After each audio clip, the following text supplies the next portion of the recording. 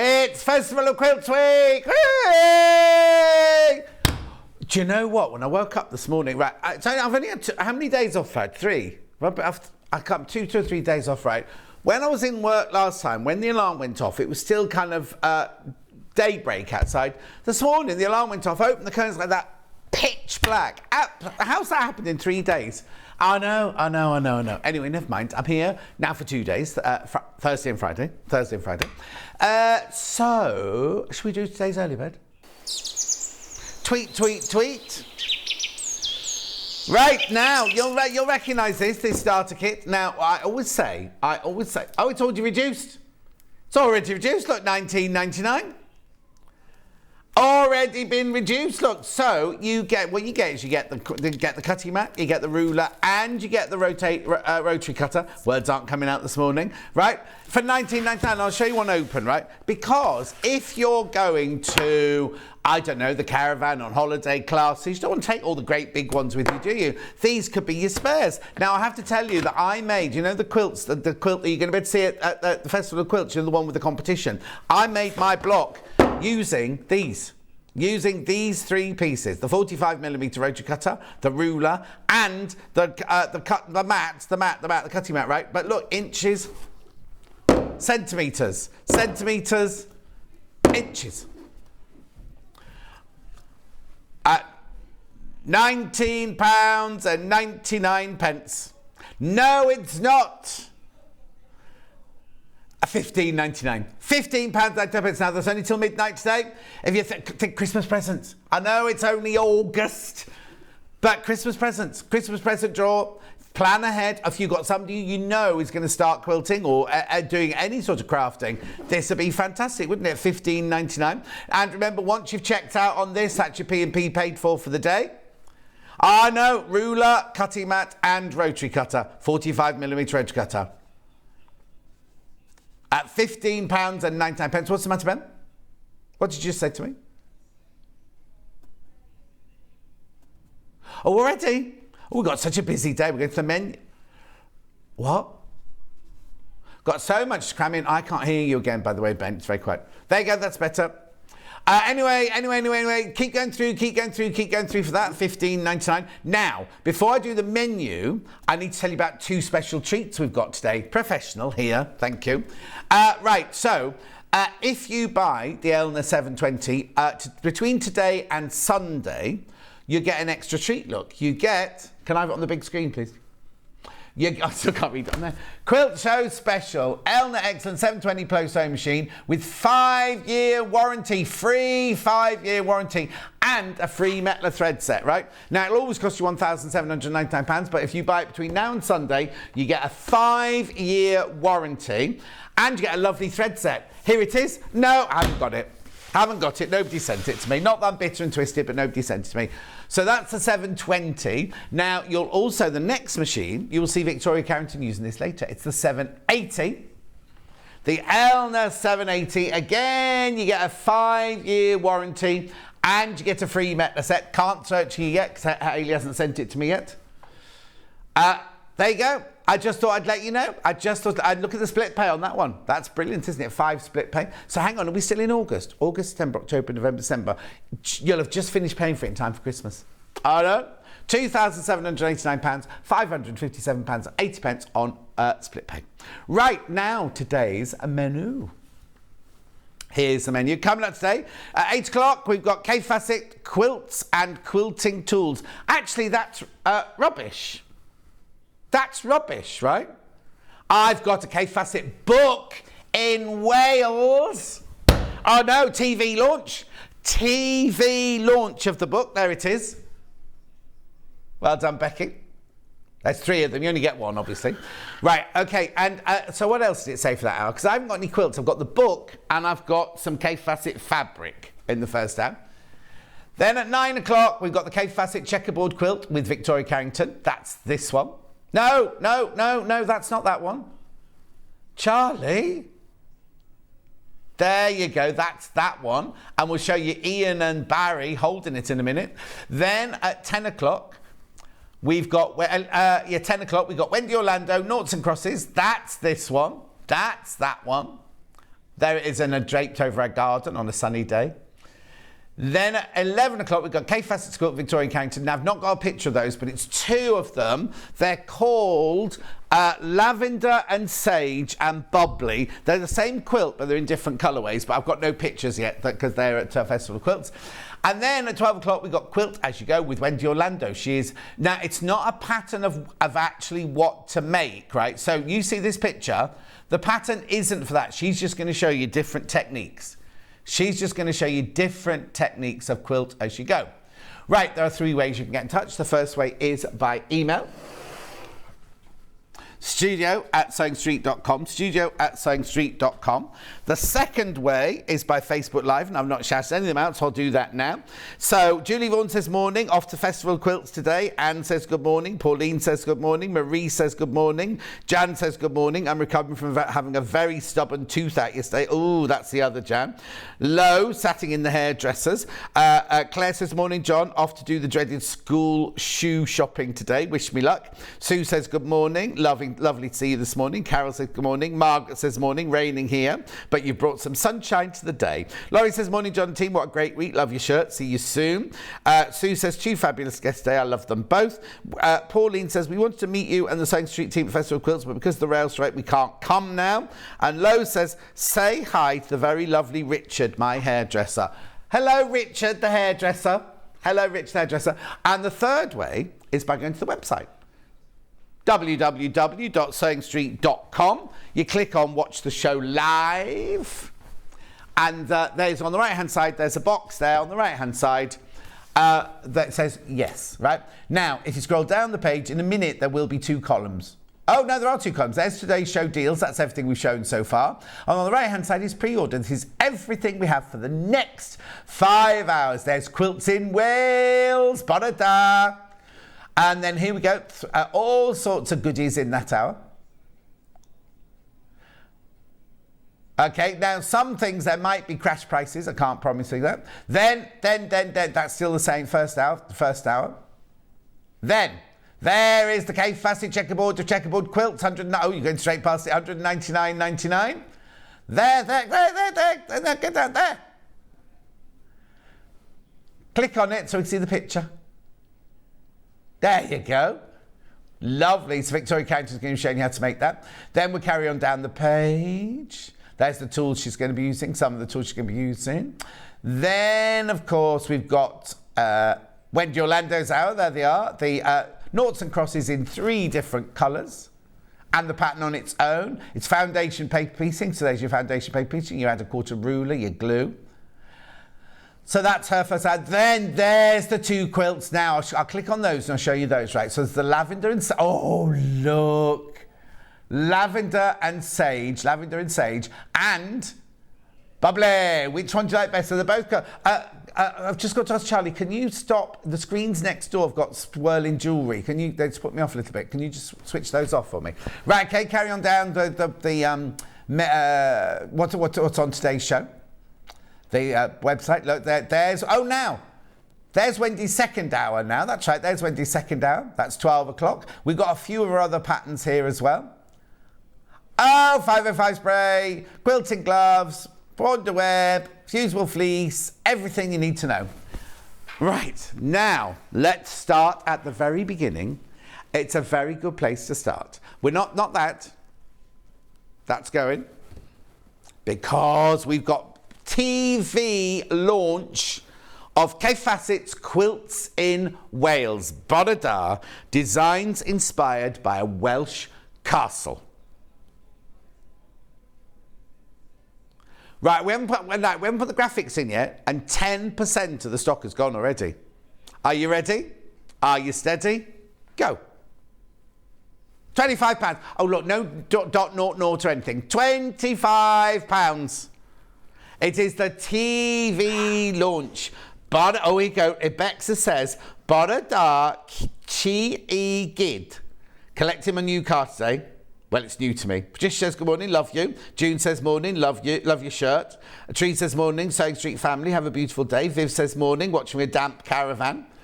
Right, what's that say? Morning, what a glorious shirt. So excited for Festival Quilt, the new cave book. Wearing my cave trousers to celebrate. See you Saturday. That's Susie. That's our Susie. She'll be there. She'll be there. One more measure on bottom, then I'll show you the book. Morning, John. Fabulous shirt. Have a great day from Vanessa. Thank you, Vanessa. Right, are you ready? Let me move those out of the way a little bit so I can see this. Oh, right, this is the first time we've opened it, right? This is it. This is the TV exclusive, £25. No, look. Oh, look. I was waiting for someone else to notice. Should we come in a bit closer?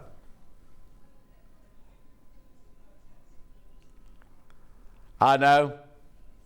I found my ring. So Lowe's at the hairdresser's made me a new one, right? But I found the old one. I told you, didn't I, that I'd not lost it? Right, okay, I'm going to blame Crazy Lorraine. Don't think she's watching yet, but I'm going to blame Crazy Lorraine. Crazy Lorraine very quickly made me this peg bag a few years ago out of gorgeous Tula fabric, but I haven't got washing line, so it's no good. So what I do is at the bottom of the stairs, I've got my thermostat, you know, for the central heating control. It hangs over there, and what I do is whenever I have receipts or anything, because I've moved my office from downstairs to upstairs, I put everything inside. All the receipts go inside this peg bag. Now you have to put your hand, it's like a cylinder like that, and you put your hand in the hole. I'd obviously put my hand in, the ring had pulled off as I came out. And then I was doing my accounts this week, and I pulled all the receipts out, and there it was at the bottom. So I've got two now. So I won't wear, I've just put two of them on so you see today. So I found the old one, and Lowe made me a new one. O&P Silver. Right, let's do the book. Let's do the book. Let's do the book. Quilts in Wales, Bodada. Right, here we go. So, which castle is it? It looks like Harlech. Oh, no, Powys. Powys Castle. Oh, look, first page, and I'm in love already, look. Beautiful. Debbie Patterson. Oh, look. That's my bedroom. That looks like my bedroom. It doesn't at all. Oh, my word. Oh, Brandon. Kaffe. Look, Kaffe's busy working. Brandon just standing by. Oh, my word. Oh, my... Well, look, there's Charlie. Look, look, look, look, look. I'm not going to spoil... I'm not going to do the whole book, because obviously I don't want to spoil it for you for when you get it home. Oh... Aren't they just... That's Brandon again, look. Kaffe. Obviously, they're not just outside... They're not just in the castle, are they? Because that's a little Tudor building there. The library.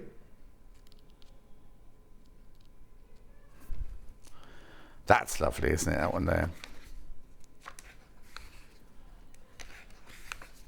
Beautiful.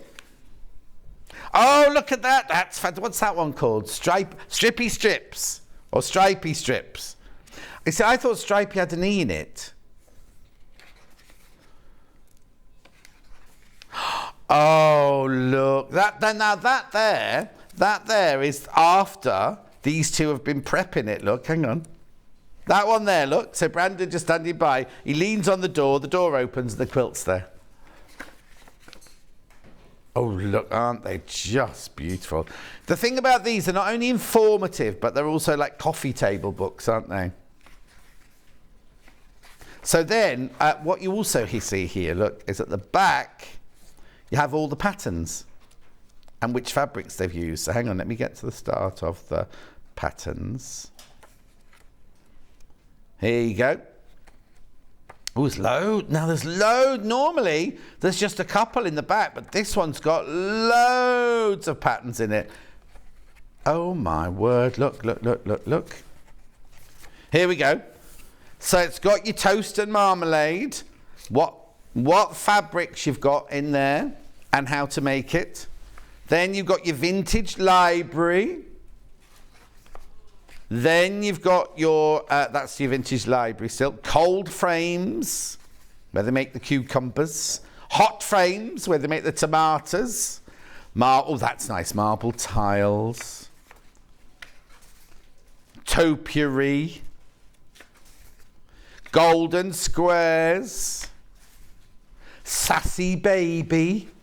How many patterns are in here? Sweet baby, plums and ginger. Oh, I'm loving plums at the moment. And then we've got the saturated red. We've got the... Oh, hang on. Is that all still saturated red, or did I miss one out? No, jumping jacks. Beautiful. Then we've got blue tiles from the toilet, obviously. Turquoise dream. I had funny dreams last night. Cobweb. What I love is the fact they tell you how to make it, all the fabrics he's used as well, look. Bubbly. Oh, bubbly. Lavender and sage. Checkerboard of checkerboards. Then we've got the sunflower checkerboard. Oh, that's rather lovely, isn't it? There's so many. How much would you pay for a Kaffe pattern? Well, if you think about it, quilt patterns are like the cheapest, $9.99, aren't they? Right, now, would you call that stripy strips or strippy strips? Because it was strippy, it would have 2 P's in it, wouldn't it? But I thought stripy would have an E in it as well. Oh, look, you've even got the template for the marble tiles. And then look, patchwork and quilting know-how in the back. That's brilliant. Brandon on that one. Oh, my word. Oh, look, and there you go. There's Conway Castle, Carnarvon Castle. So Conway Castle, I know that because that's where my friends live. Carnarvon Castle is when I filmed Prince Valiant. Never been to Powys, never been to Caerphilly, and I've never been to Fishguard or Pembroke. You see, Chester, where I grew up, is just up here, isn't it? Just up there, you see. Oh, my word, what a gorgeous book. £25, £25 TV launch. And it'll be sent out to you. We've got them, look, as you can see, we've got them. So as soon as you buy it, the process of you buying them will happen from midnight tonight when we take the money off your credit card. £25. And if you've already bought the early bird, there's no more P&P to pay. Or if you buy this, that's your P&P done for the day, whether you buy a sewing machine, whether you buy a quilt kit or anything. At £25. Beautiful. Designs inspired by a Welsh castle. £25. Gorgeous book. Oh, stripy. It is stripy. We've looked it up. Apparently it can be spelled both ways. Beautiful book. Let's see what else he's got to say in it, shall we? Where's the word? There's so many patterns. I can't believe how many patterns they put in. It's lovely, isn't it? Beautiful. It's kind of contemporary quilts in a very, very classic setting, isn't it? Love that bedroom. I've got a bed a bit like that, but it's in the downstairs bedroom now. No, the downstairs bedroom's a reading room now. It's all cosy. It's got not red lights in, but orange Indian lights in it. Yeah. Beautiful. Look at that.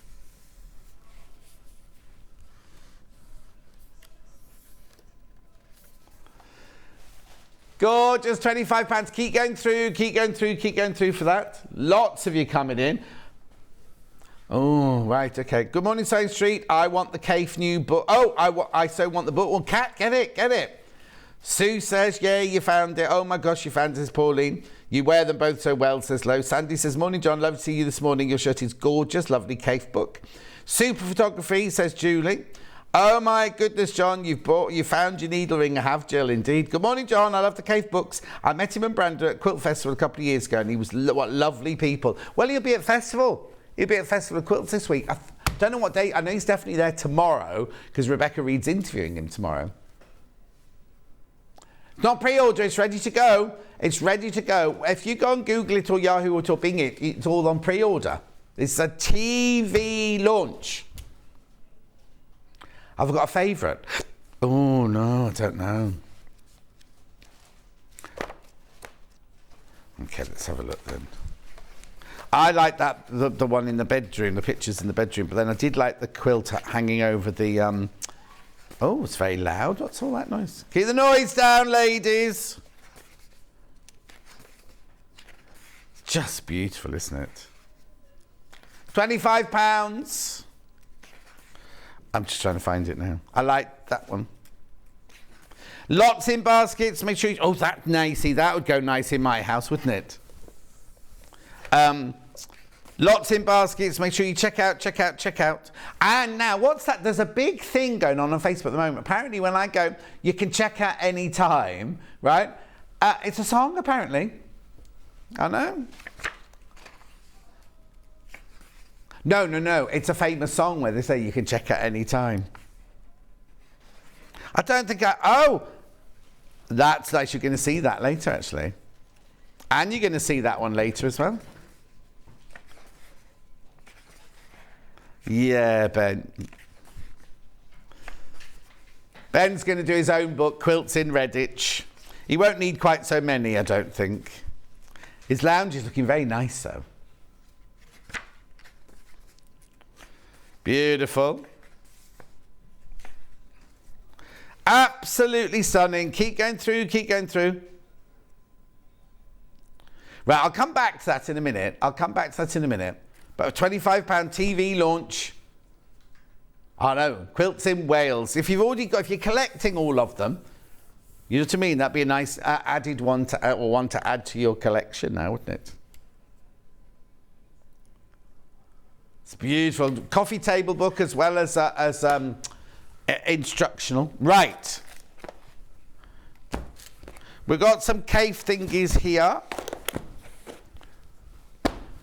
Oh, a design roll. Yeah, sorry. Okay, are they available on their own as well? Right, okay, so I've only got Neptune on its own, but we've got a special deal going on. Special deal going on here. So, I wish I wouldn't have that thing across the bottom. It's driving me mad. $89.98. You get two. Oh, what happened then? $89.98. Not our price today. £10 off. If you buy both of them, this bundle, you buy BX6648 at $79.98. £10 off. £10 off. Now, this is how yours will arrive. Let me show you what you're going to get. So this is your red one. So this is Mars. Oh, look at these gorgeous colours. Look. Stunning, aren't they? Rainbows, flowers, military ties, grandma. Now, I think these are succulent flowers, but someone else said they thought were a dahlia. So you get that one, and let me keep that together. You get this one as well. It's both of them, one of each. £10 off, $79.98. Look, oh. Beautiful, beautiful, beautiful. £10 off you buy this bundle. Hotel California by the Eagles it is, apparently. You can check out, you can never leave. It was a bit like this place, then. Oh, Shelley's not coming to Festival of Quilts this year. She's been poorly. She's very, very poorly. Oh, yeah, Hotel California. It's Hotel California. Thank you. Right, both of those for £79.98. £10 off until midnight tonight. Celebrating Festival of Quilts. Yay! Who's going? I'll be there on Saturday and Sunday.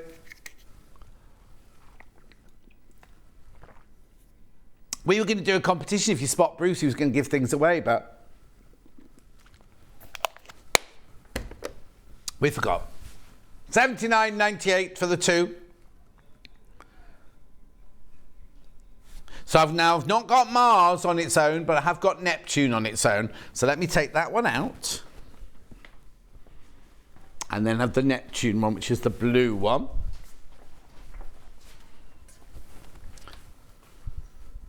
There you go, that's what yours will look like when it arrives. $44.99 normally. Not today. Oh, hang on. He's taking £10 off. He was supposed to take £5 off. He's taking £10 off. He'll get into trouble for that. There's Crazy Lorraine. There's Crazy Lorraine after me telling the story about Crazy Lorraine this morning.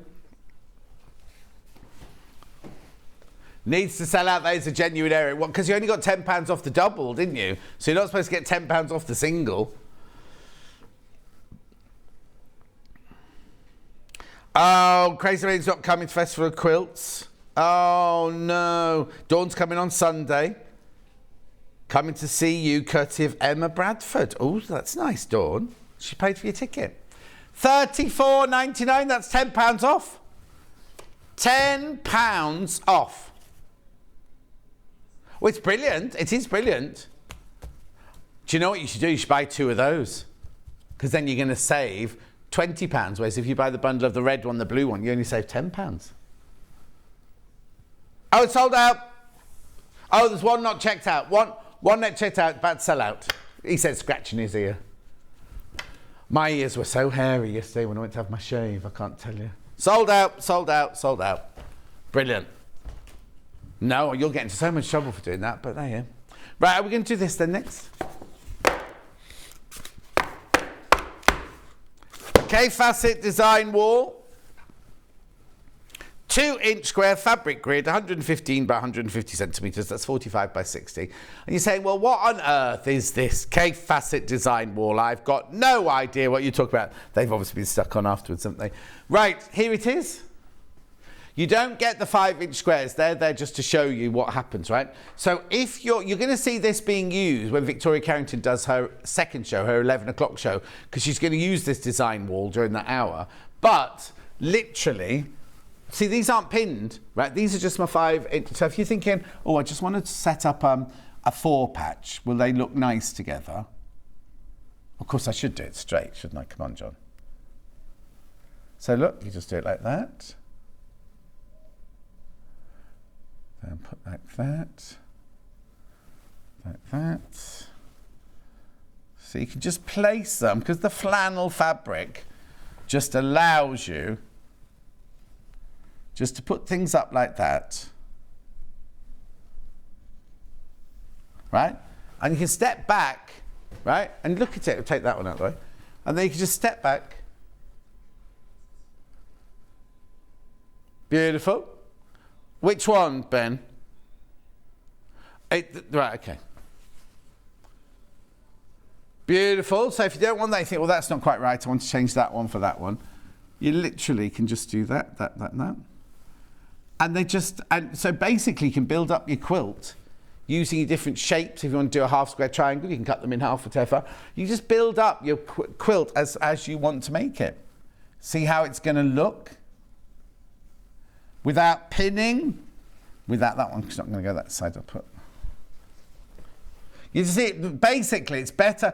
Roberta, my friend Roberta, she just hangs hers over the back of the kitchen dresser with hers. But if you can just pin it to a wall like this, it works better than leaving it flailing around sort of thing. But it's just so easy. No pins, no glue. Look, there you go. How brilliant is that? I think it's fantastic. Yeah, you want to be able to step back and look at it, to walk across the room, have a look at it. Oh, there's the other one. I knew there was another one.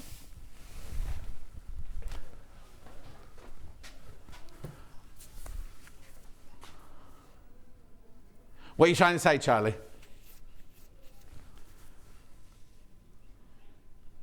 Oh, yeah, look at different angles. Go outside, look at it through the window. Do anything you want to. I learned that from Stuart, actually. So basically, it's quite good because you can't always make a decision. And also, if you make a snap decision, once you've cut it and everything and sewn it together, you're like, oh, I wish I hadn't put that there. $27.99. Yeah, go away, have a cup of tea, think about it. Then go back. Are any of those jarring for you at the moment?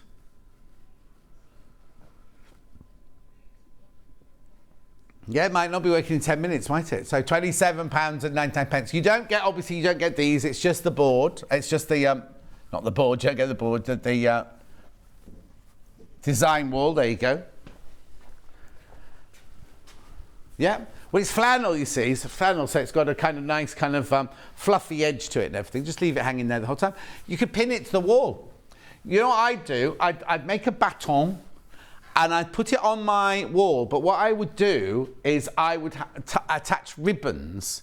So then when you're not using it, I put a baton on the bottom. You could roll it up so it just stays like a Venetian blind, like a Roman blind at the top there.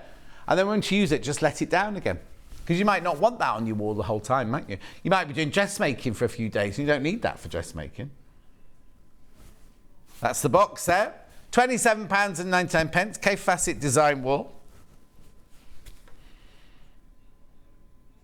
It is like an adult version of fuzzy felt, but not.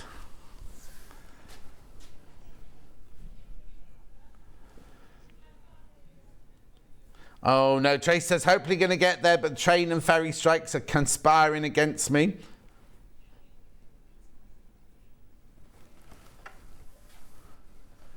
He's looking away from it though, isn't it? It's behind him. Yeah, he's thinking about it, you see.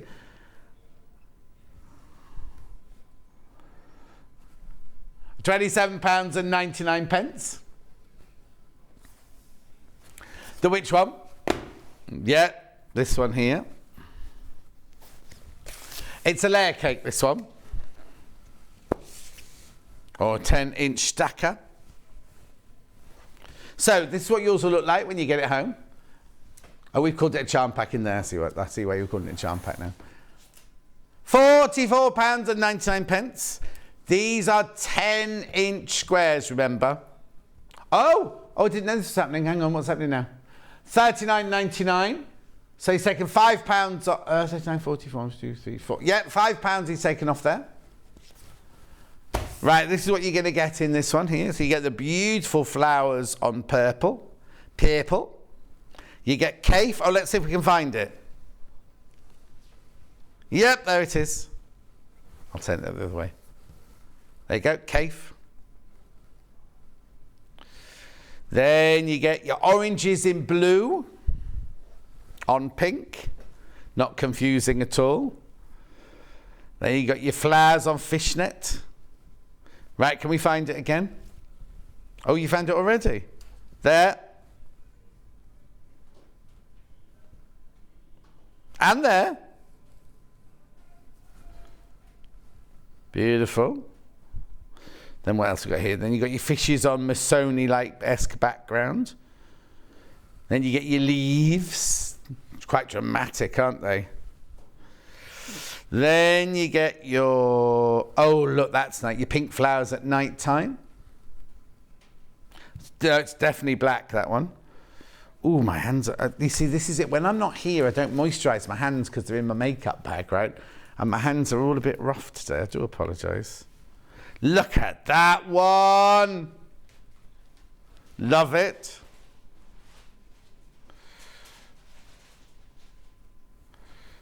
Beautiful, that's that one in the different colourway.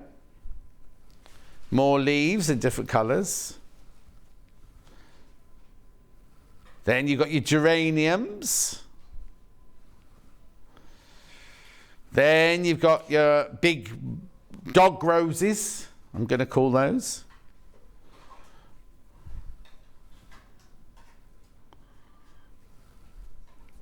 And then you've got your oranges. Oranges on magenta. Yeah, I'll put it in the notes. Yeah, Charlie and Cat came round. Charlie and Hat, not Cat. Charlie and Hat came round yesterday to look at the house, you see, because they're obviously going to move in while I'm on my holidays. I hadn't realised it was so close. I can't wait. Now, this features in one of the quilts that Victoria Carrington's doing later. I love that one. Look at that yellow background. Beautiful, isn't it? Then you've got your big daisies / sunflowers. Oh, that's what Kat used to say all the time. Beautiful. What else have we got in here? Oh, now that one's the one where if you get that fabric by the ½ metre, it goes in rows across like a folk art drawing, isn't it? Then you got more leaves. Oh, here you go. You can see the more stripes on that one more. Oh, hang on. No, hang on. Let me open that one. See there? So what happens, you see, that goes there like that when it's a ½ metre, and then it kind of goes across like in stripes. And then you've got your fishes on Missoni-esque background again. And then we've got more pink flowers on the black background. I've already done it once today, but I will do, thank you. Tap. I'm just going to put some Seams moisturiser on my hands. Yeah, you've it's on the website. Some on the website. But I'll be able to put it on my hands and then pick the fabric up straight away because it absorbs straight away. I'm not doing it today, I'm just telling you. $39.99.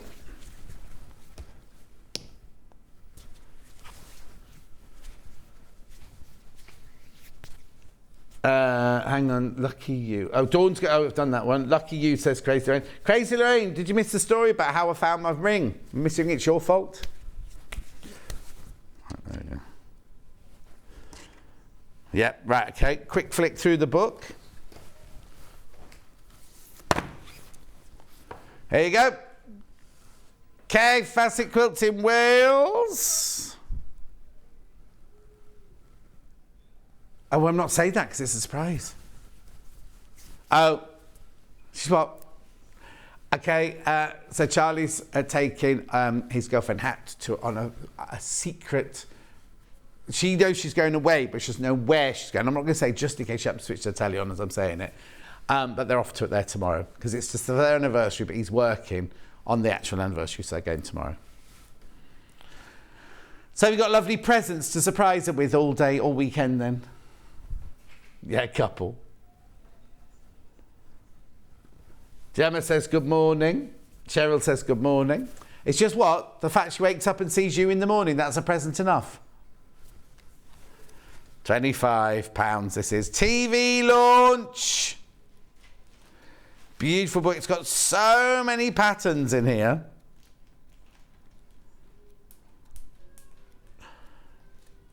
Yeah, and also I said to her, how are you going to get to work while you're staying at my house? She went, oh, I'm taking 2 weeks off. She's going to be like the lady of leisure in the house. I hope it's nice weather for you. Beautiful. Look at this book. It's stunning.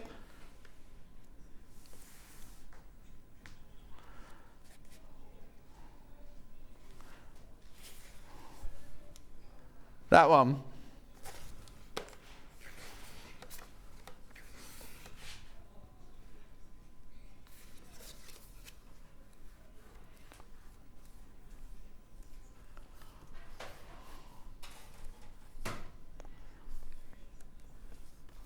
You see, that looks like a house in Lavenham, that one. Oh, it could be in Stratford, yeah. Doesn't say where it is.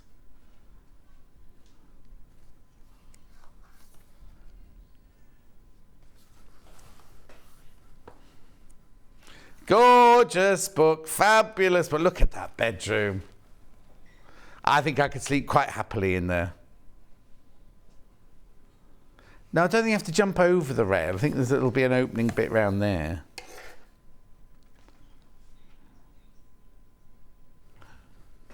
£25, brand new, TV launch. Half the stock is gone. Half the stock's gone. It's only half an hour since I showed it to you. £25. Now, we wanted this to be an hour of artistic geniuses, so we've got Kaffe.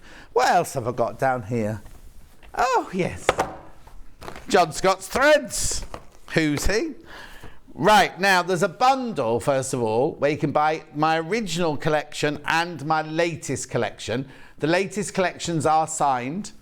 Now, if you bought both these together, it would be £100 and 98 pence. Right? Actually, I'm just trying to work that out now. Anyway, if you bought them both together, it would be £100 and 98 pence. Now, I know it sounds like a lot of money for them threads, but it works out at 61p for 100 metres. You see, now that's a brilliant price, isn't it?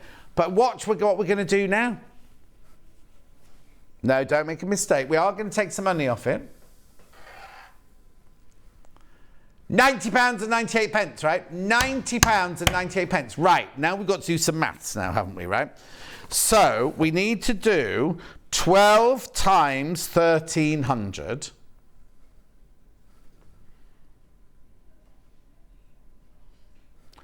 So you're getting 15,600 metres of thread for that much money. So you need to What? Oh, it's in the graphics, Ben. Right, okay. So now you need to divide that by 15,600. No, that's not right, is it? You need to divide 90.98 by 15,600. Works out at 58p now for 100 metres. 58p for 100 metres, that works out. No, but then that's only for 1 metre, so then you multiply it by 100. Yeah. You see, so, what was it, 57? 58p for 100 metres now. Where can you buy 100 metres of thread, cotton thread for 100 metres? Orifil, it's Egyptian cotton taken all the way to Italy. Now, I've got one of these open somewhere. Yeah, I've got this one here. Right, so this is the garden collection. This is the latest collection. Yeah, so now, what's lovely about this, you can keep the cover. You can slide the cover off. Not all of them can do that. And then you can... Oh, a bit of sellotape. Right, here are the colours. So what I chose was... I chose 3 variegateds. And then so that is Pink Taffy, Marrakesh, and Tramonto Azoagli. And then I chose colours to go with them. So I chose the paprika, the dark turquoise, and the pale yellow. So these are the ones that Delphine used to quilt. Remember on my birthday show, we did the Buddha. We did the Buddha quilt. Well, that's what she used. That's what she used to quilt that with.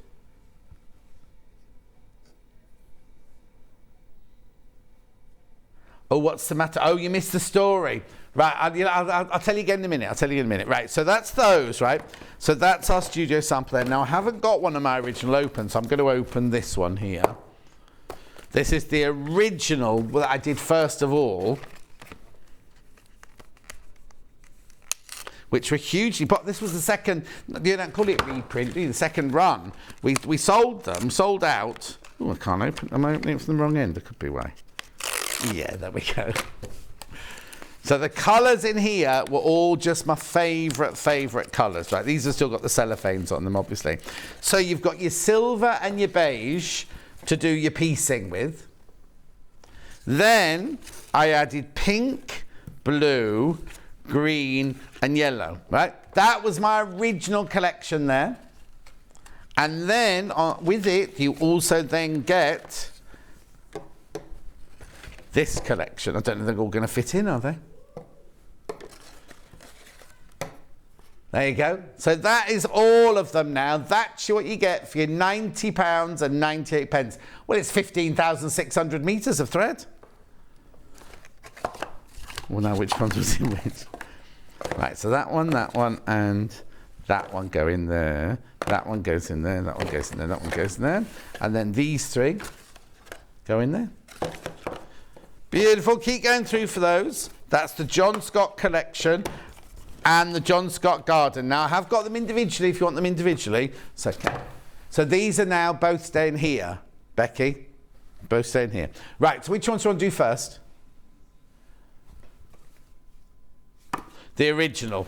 Right, now here's the original ones. Now these are not signed. These are not signed. That is how much this box costs. £52.99. £52 and 99 pence for the original box. There's your colours in there. Oh, hang on. Oh, you got to do it in the overhead. Okay, do it that way up. There you go. There you go. There's your colours.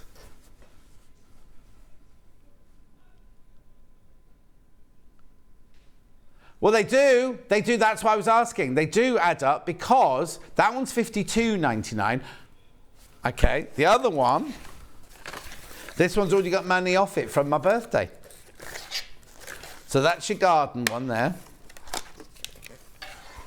So 50. Oh, no, you're right. That's not supposed to be 43. Right. Hang on. Right. Okay. This one is meant to be 47.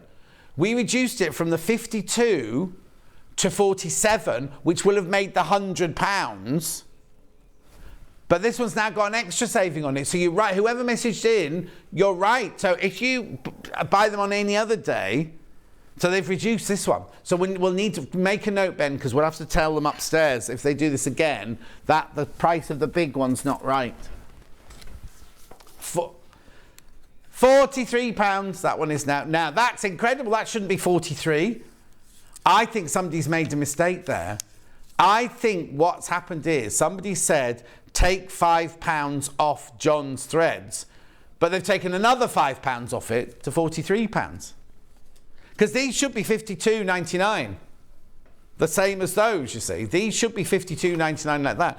Right, okay, so let's just work out now. So 43, right, so divide 43 by 7,800. 55p for 100 metres, that works out at. Tell me where you can buy 100 metres of thread for 55p. Here, obviously today, but not normally. That's not normal. Oh, hang on, so here we go. Morning, John. I've both set threads. I love the colours, use them all the time, but I've barely made a dent in them. Great value, gorgeous, from Katie. Mo said, see, that's the thing. There's 1,300 metres on each spool. So they're going to last and last and last and last, aren't they? Yeah, 1,300 metres on each spool. £43, that's wrong. These should be... Well, no, exactly. These should be £52.99, £53, right? They've taken £5 off originally. Hayley's obviously said, we'll do the £5 for Festival of Quilts as well. And someone else has taken another £5 off. And it wasn't Ben this time. But you're right, if you add 43 and 50 and 52 together, it doesn't make the 108, but it will do if they're not at the normal price. Oh, loads of you got it in baskets. Loads of people got it in baskets. Very, very popular, this one. I'm not surprised. At £43. On the birthday show, we sold 250 of these on the birthday show at the full price. At £43. Oh no! Tell your friends, tell your friends, tell your friends. And actually, because Ben didn't crash the price. Oh no, they'll most probably put it back up because they'll realise they made a mistake. I was going to say, because he didn't crash the price, it won't go back up at midnight. But I think when management find out, it will be amended. Something will happen. Keep going through, keep going through, keep going through. Make sure you check out. You can check out any time, but you can never leave, whatever they say in that song. I guess I could do.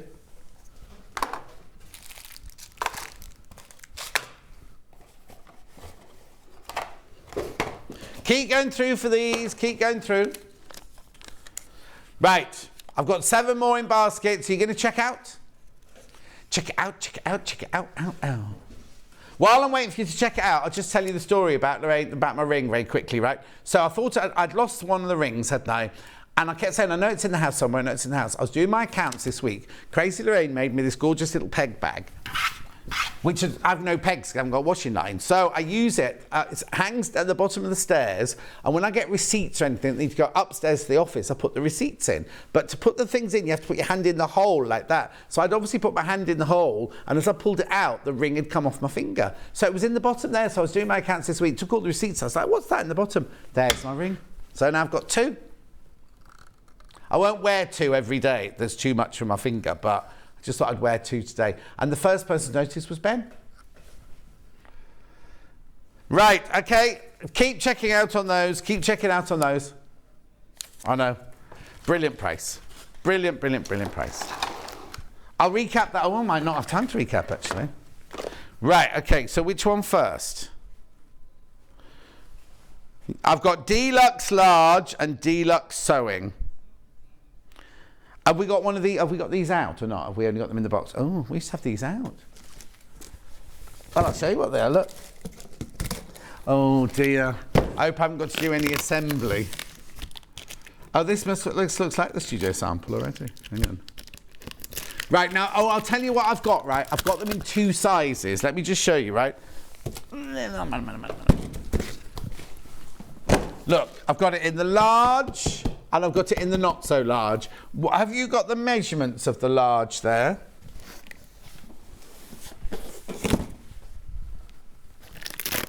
while I just open the box. 33 by 59 by 47. No, hang on, and that was the outside, and the internal, 27 by 53. We should have thought this one through, boys. Hayley will go mad. She hates it when we open bags on her. Here we go, here we go, here we go. I've got to put it together now, though, haven't I? Oh, you spoilt the surprise. Yeah, there you go. Right, so what you get... Look, there you go. Now, the trolley's brilliant, right there. There's your solid bottom for the inside. There's your padding for the inside. Hold up. And here's your bag. So what you do... Oh, look at the size of this bag. Are you sure? This looks enormous. Look. So what you do is there's your bag. So when you're folding away, it folds away like that. This goes inside here like that to create the big bag, right? On the bag, you've got a little slidey thing like that because when you get your trolley like this, now, I don't know this, I've never done this before. There's a little button there, right? Press the button and that... Watch your face when you do that. So that opens up like that. That opens up like that. And that's, right, that's it, I think. No, that doesn't need to go back down, because what you do is you slide the bottom of the bag, right? There's a flap on the bottom of the bag, you're not going to see that, through there, and then you push that down so your bag is completely held onto the base, right? Then you can move the base around, but then look at this, right? Hang on, I need to work out how to make those go straight up. There you go, like that, they click into place, and then... So then there's also on the back of the bag, that one there slides over here like that, so that the bag is completely and utterly fixed to the trolley. So nobody's going to lift your bag off and carry off your bag or anything. And look at the wheels. Really lovely, sturdy wheels under there. I know. Brilliant, isn't it? Absolutely brilliant. Oh, you'll see loads of festival quilts because people just fill them every day with their shopping and everything. So that, for $74.99, brilliant, brilliant, brilliant price. Right? Put your sewing machine... Well, actually, I'll show you on the box because they put their sewing machine... You see, if you didn't put the thick waddy, you fit even more fabric in there, couldn't you? If you were going shopping. But look, it's big now. I'm sure it's big enough to put your 680 in. There it is. Oh, there, you can see the picture there. I don't think you'd fit in that then. Are you that bendy? Okay, it's got a huge zip on the front as well, look. Show you from the upstairs camera. Lovely big pocket on the front there. Really lovely webbing handles. So much space inside. Let me see if I can put that in there. Okay, we're going to test in the break because Ben says he can fit in here.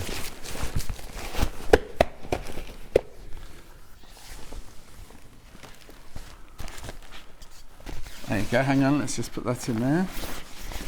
There you go, look at the size. Look at it, it's enormous. Look. Right, hang on, I've got a 680 here, I think.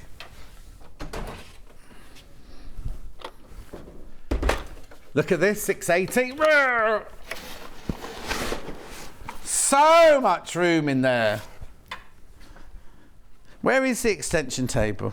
Doesn't matter. Fit the extension table, your boat, the foot, everything in there, couldn't you?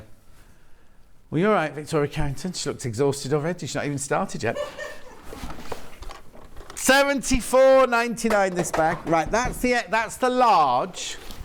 That's the large. Now, I wouldn't call the other one small by any means, but it's slightly smaller.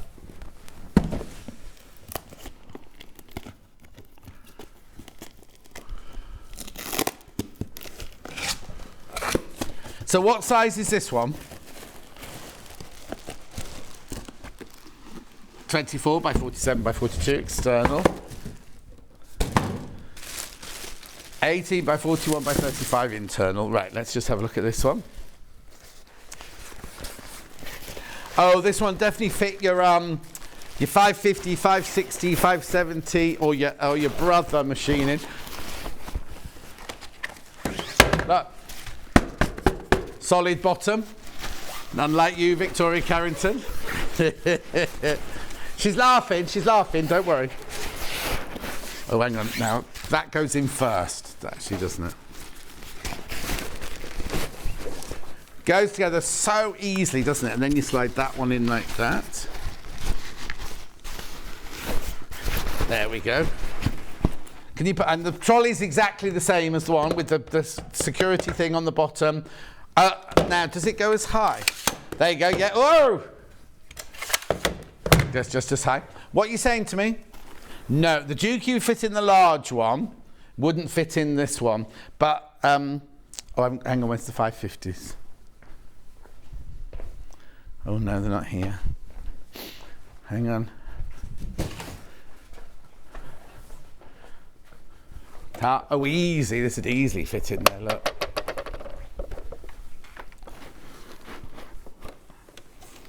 There we go. Easy. There's your 550. 550, 560.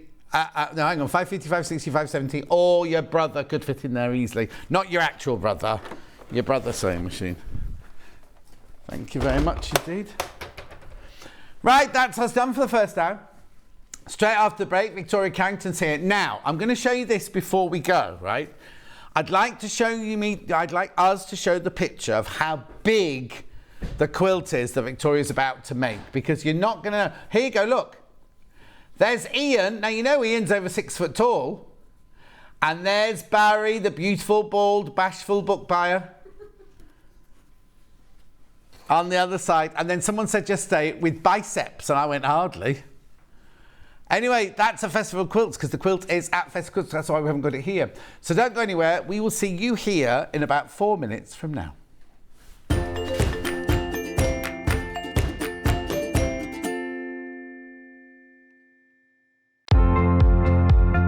Hi, I'm Jo Carter and I'm a soft toy designer and I quilt as well. I've been sewing for as long as I can remember. My great-grandma, my nana, my mum all sewed, and so it's something I grew up around. If I was to give some advice to a new sewer, somebody who wanted to try it, that would be to watch a few tutorials, but then to just give it a go. And try not to focus on achieving the perfect end result. Instead, at first, always, focus on enjoying the process and learning a new skill. Sort of those perfect results will come in time, but developing a love for sewing, I think, is a really great way to go. And a tip I've been given that I still use today is make sure you have plenty of seam rippers. It's frustrating enough if you have to remove some stitches, but then if you can't lay your hands on a seam ripper and you have to hunt around for one, that makes it doubly frustrating.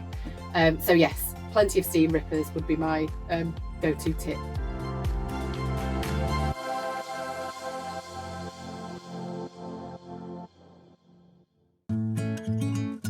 Stuck for ideas for the perfect gift? Why not get them a gift card? You can buy Sewing Street and Yarn Lane gift cards loaded up with anything from £10 to £500. Shop our gift cards online at www.sewingstreet.com or www.yarnlane.com, or purchase them via our UK call centre on 0800 001 44 33. Sewing Street have our very own app. You can now watch and shop from anywhere. Simply download the app from your app store onto your smartphone or tablet, then log in or create an account, and you're done. You can watch us live from anywhere, browse all our recently played items and pre-orders so you never miss out on any show deals, and message the studio to say hello at any time. And remember, you can check out as many times as you want and only pay 1 P&P all day.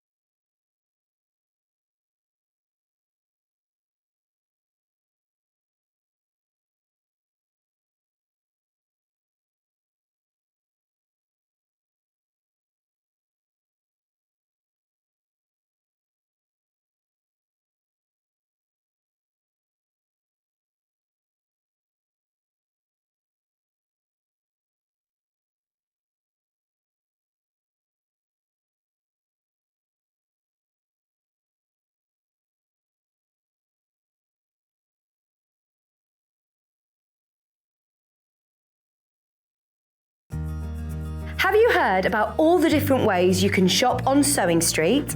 You can shop on our website, sewingstreet.com, and you can also order by phone by calling our friendly UK customer service team. Just call 0800 001 4433.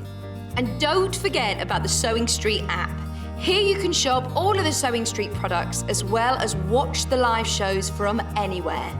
You can download the app onto your smartphone or your tablet by simply searching Sewing Street in your app store. And one final thing, no matter how many times you check out on Sewing Street in one day, you will only pay one postage and packaging. Happy shopping! Stuck for ideas for the perfect gift? Why not get them a gift card? You can buy Sewing Street and Yarn Lane gift cards loaded up with anything from £10 to £500. Shop our gift cards online at www.sewingstreet.com or www.yarnlane.com, or purchase them via our UK call centre on 0800 001 44 33. We know that shopping online can be a confusing and sometimes daunting task. And sometimes all you want to do is talk to a human being. Our family-run customer service team are on call 24/7. Full of friendly, warm-hearted individuals, all trained to make your shopping experience as easy and enjoyable as possible. Not only will they take your order, they'll also help and guide you on your shopping journey, so you never miss out.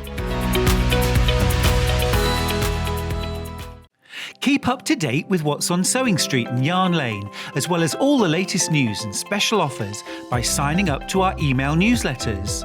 For Sewing Street, head on over to www.sewingstreet.com, scroll down to the bottom of the homepage, type in your email address, click the envelope, and you're done. It's exactly the same for Yarn Lane. Head on over to www.yarnlane.com, scroll down to the bottom of the homepage, type in your email address, click the envelope, and that's it. You are now subscribed to both Sewing Street's and Yarn Lane's email newsletters. Never miss out on the latest news and special offers ever again. Are you a fan of Sewing Street and Yarn Lane? Why not join our growing Facebook fans pages?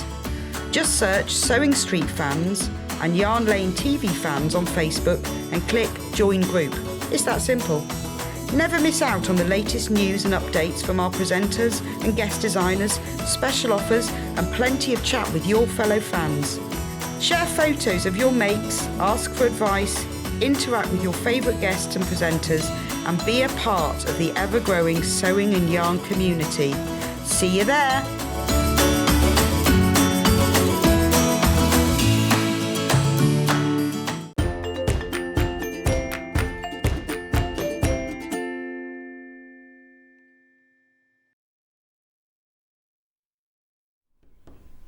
Now, it's more cave now, but Victoria Carrington's here. Wave, say hello. Hello. That's your camera. Look at the camera. Nice top. Thanks. Did you make it yourself? Got it yesterday. Did you? Where's it from? Next. Next. Oh, it's very nice, isn't it? I used to be the face of the corporate face of Next. Did you? Back when I was famous, yeah. Yeah. Oh, I know. I met Tom Jones. At their Christmas party. Tom Jones sang at their Christmas party. Really? Yeah. Anyway, now, normally, behind Victoria, we'd have today's quilt hanging, wouldn't we? But because it's so brand new and because it's just being launched and everything like that, it is on at Festival Quilts right now. So let's have a look at some pictures of it before I show you the box. There's Ian and Barry. Look at the size of it. Oh, no, don't look at the size of it. Look at the colours.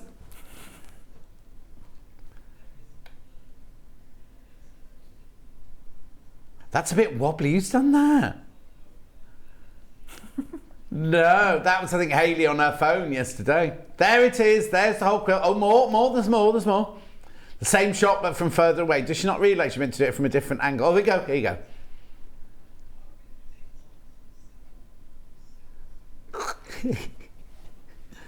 It's like it's done like, you know, like what was that in the woods, something project, film, Blair Witch Project was it called? Right, it's like that, isn't it? Ooh. Anyway, this is what you'll be getting. Right, let's put the graphics in.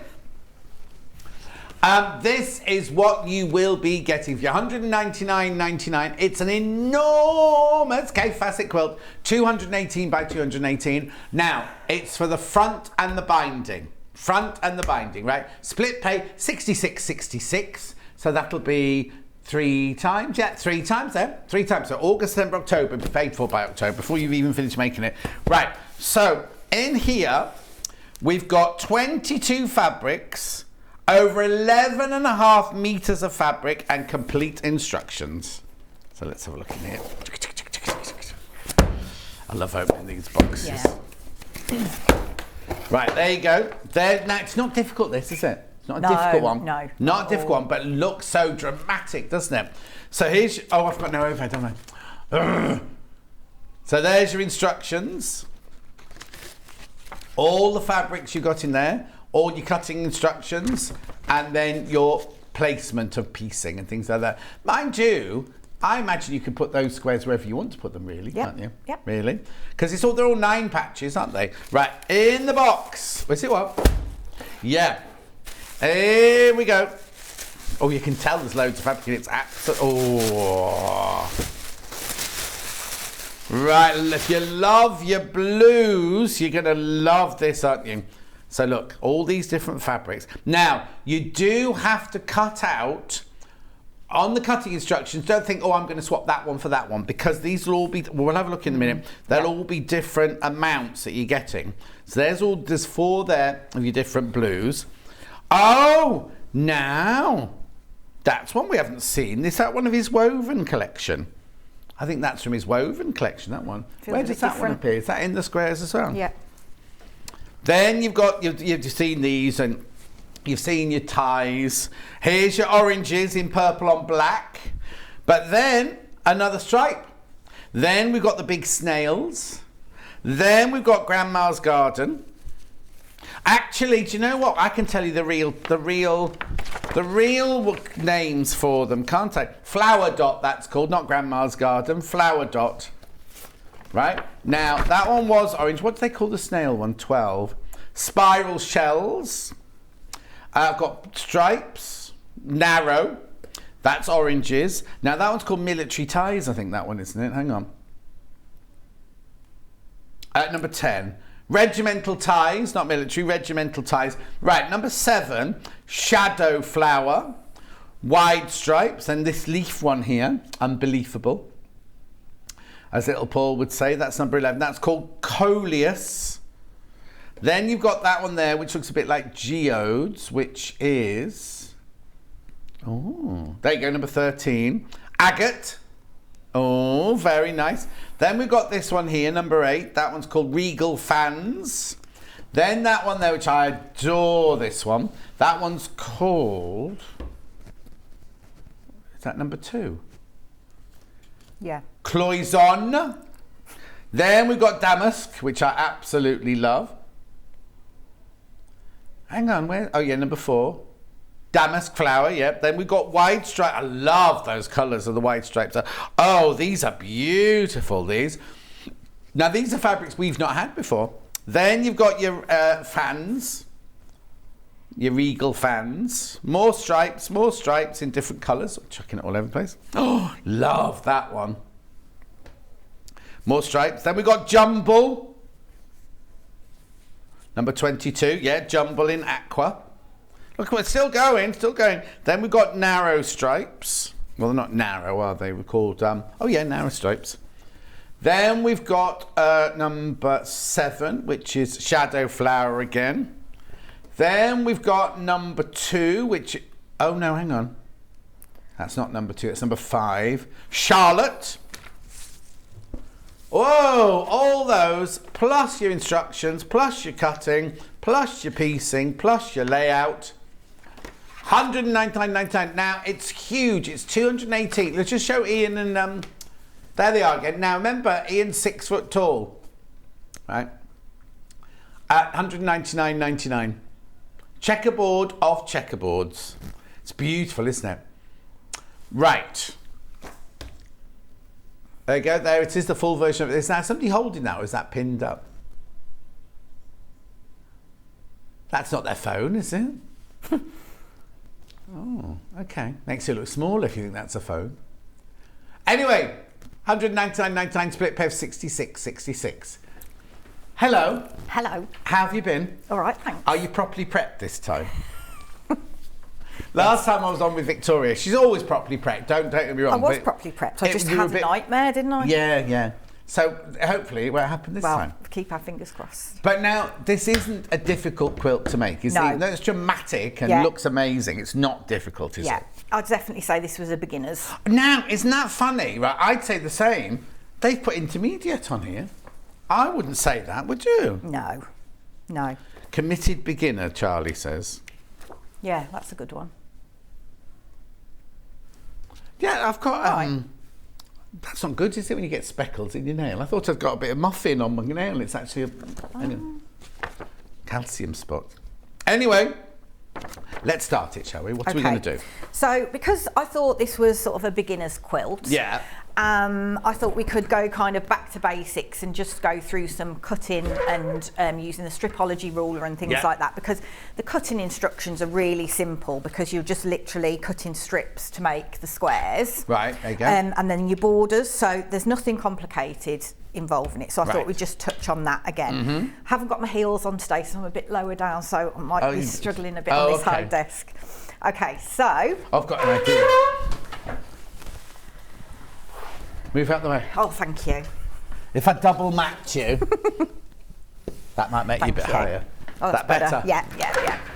Okay, so when you, first of all, if you want to, say you fancied these fabrics and thought, I'll give quilting a go. Yeah. And the main things you need are your 24.5 by 6.5 inch ruler. Okay. Which is sort of the standard one that everybody starts with, okay? And then as big a mat as you could possibly facilitate. Are we doing graphics yet or not, Ben? Oh, getting back in now. All right then, we'll bring you the graphics in a minute. I want the graphic for the ruler first of all, please. But don't, Charlie, don't.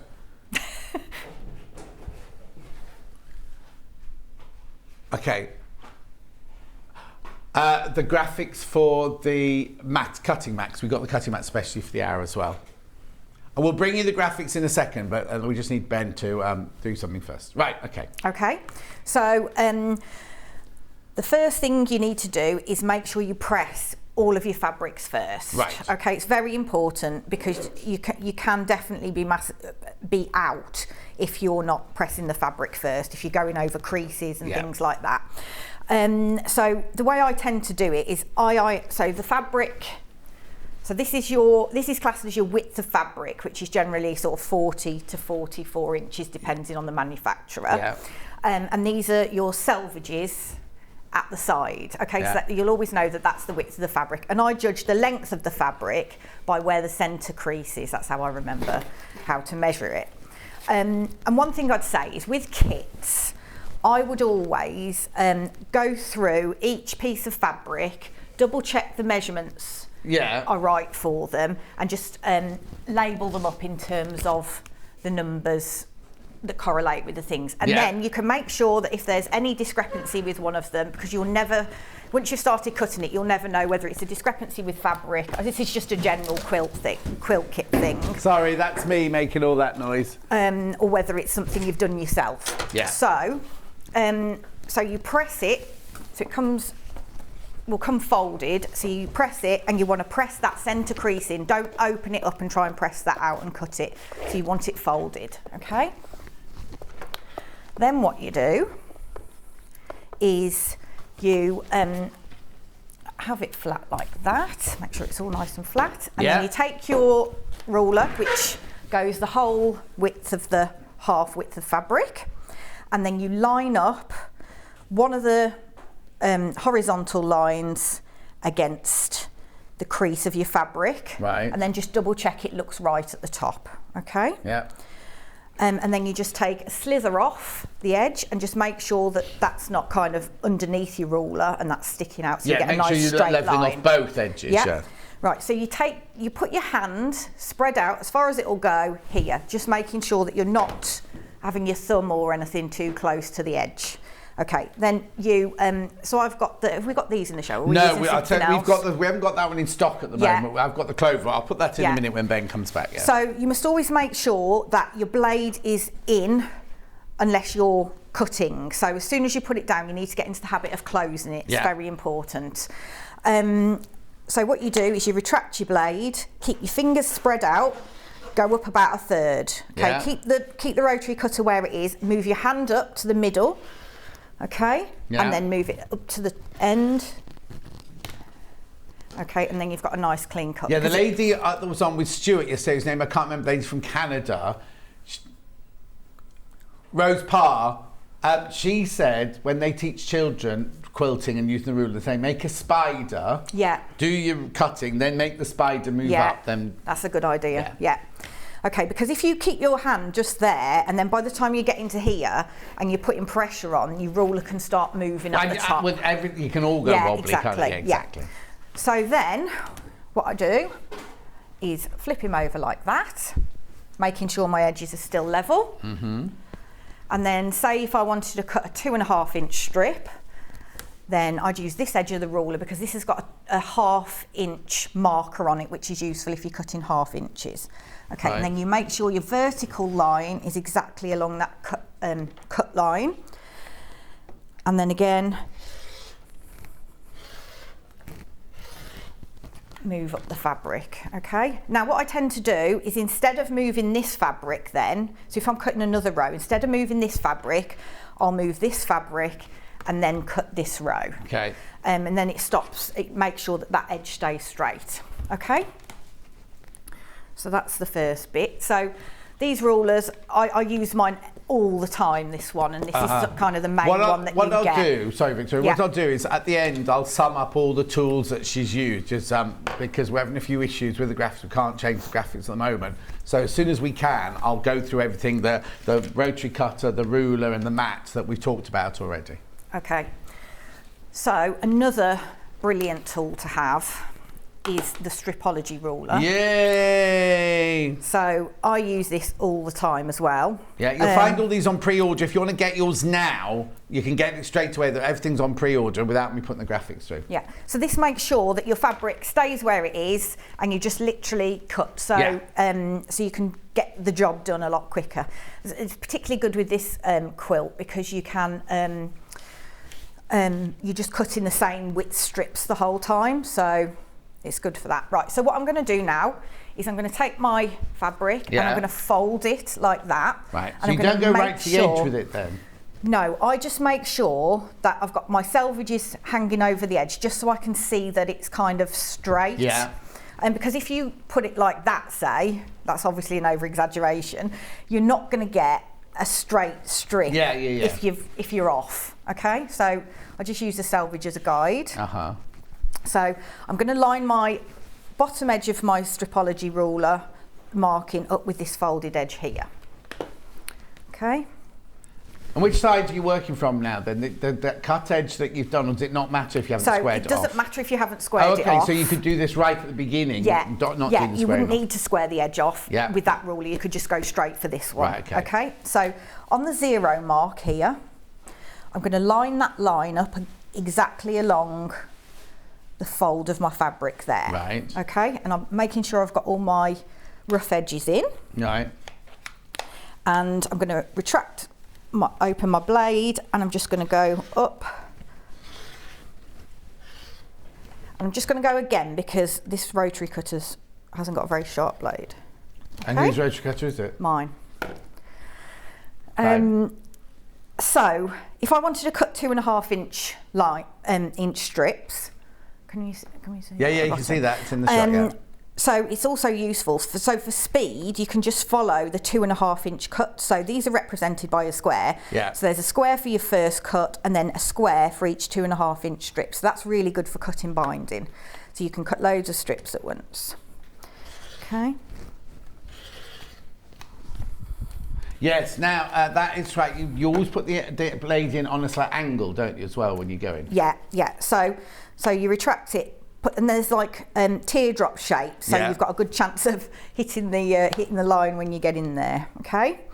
So then obviously you can do. There's also 1.5 inch markers. So you've got your stars across here. So if you want 1.5 inch strips, you just cut along where the stars are. Yeah. You can do full inches. You can do half inches, and there's also a 1/4 inch marker here. So you can do like 1.25 inches or 1 3/4 inches on it, so it's really versatile.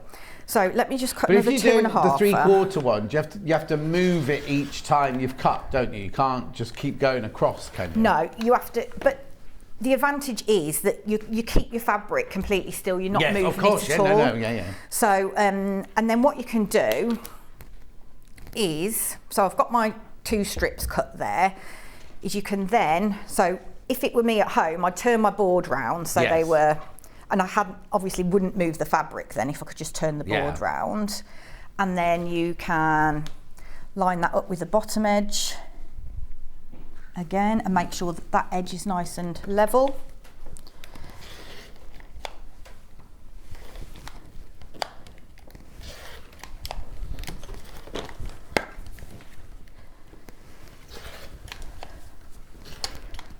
And what are you doing now, cutting the squares? So I'm just going to cut squares now. So are all the squares for this, are you cutting them for this quilt?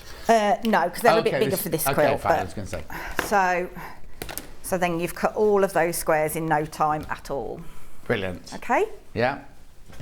So that's a really good tool. So, next job. If you make a block.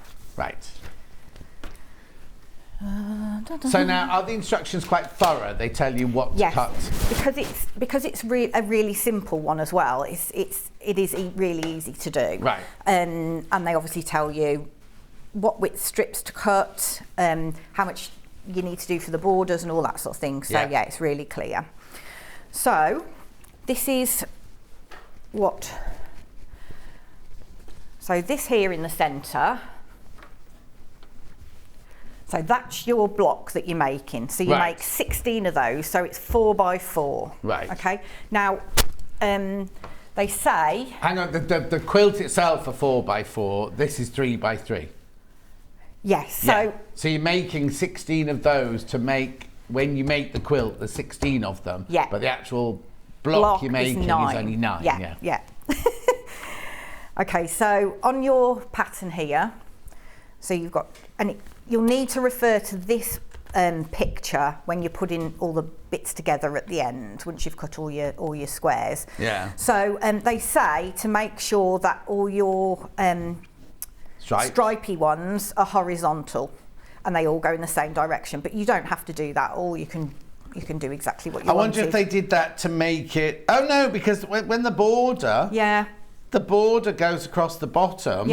Isn't. I was going to say maybe it's because all the stripes on the whole quilt all go the same way, but actually they're not, are they? Because the ones on the border aren't. No, I'd probably rotate every other one. Oh, would you? So you'd still make the blocks. So you'd still make the blocks with all your stripes going sideways. Yeah. But then twist them when you're sewing them together. Yeah. So you wouldn't. Sorry, I'm interrupting again. No. You wouldn't put some in one block like that one there. You wouldn't do some up and down and some side. You could do. Yeah, do whatever you want. Just wondering if that might look. Well, no. What you can do is use your design wall. Yeah. And put it out, couldn't you? Really, and then you can see, couldn't you? Yeah. So, so this one is just like a mini sample that I've just put the borders on. So you obviously wouldn't put the borders on until the end of the big quilt. Unless you're making 16 big cushions. Yeah, you could do. That'd be good, wouldn't it? Be lovely. If you had like a craft stall or something, you could make a load of cushions from it. Okay. Oh, I was thinking of if you did a yoga class or something like that, you could have all the 16 in the class and everyone could have their own cushion. Posh yoga class. You'd have to make sure you washed them after that. Oh, yes, yeah. I don't think you get very sweaty doing yoga though, do you? It depends how you do it. Also, you could do hot box yoga. Do what? It's when you go into a room and they turn all the heat up and it's like boiling hot, yeah. Right. So. Right, so the squares on this are bigger than the squares that you were just cutting, weren't they? So Can these you are the still do actual them on your size squares. stripology? Yeah. So they're a full unit rather than like 2.5 inches or whatever. Yeah. They're a full unit. So I'm just going to position these. Which one am I making? Here we go. Okay.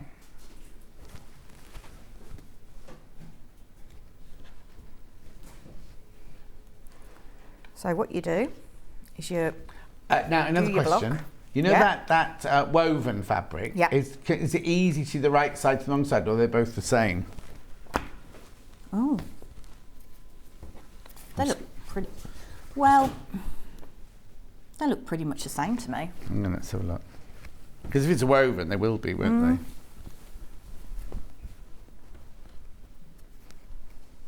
So the threads, the colour rather than them printing on the Yeah. top.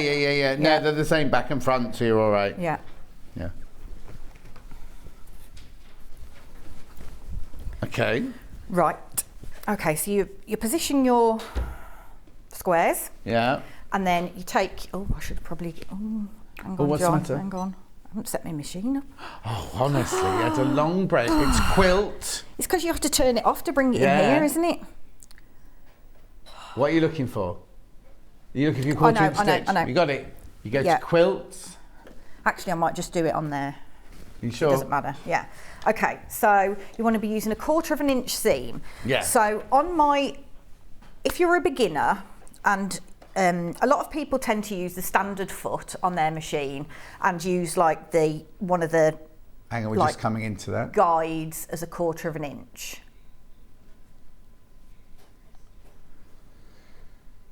There you go. So what? Okay. Yeah. So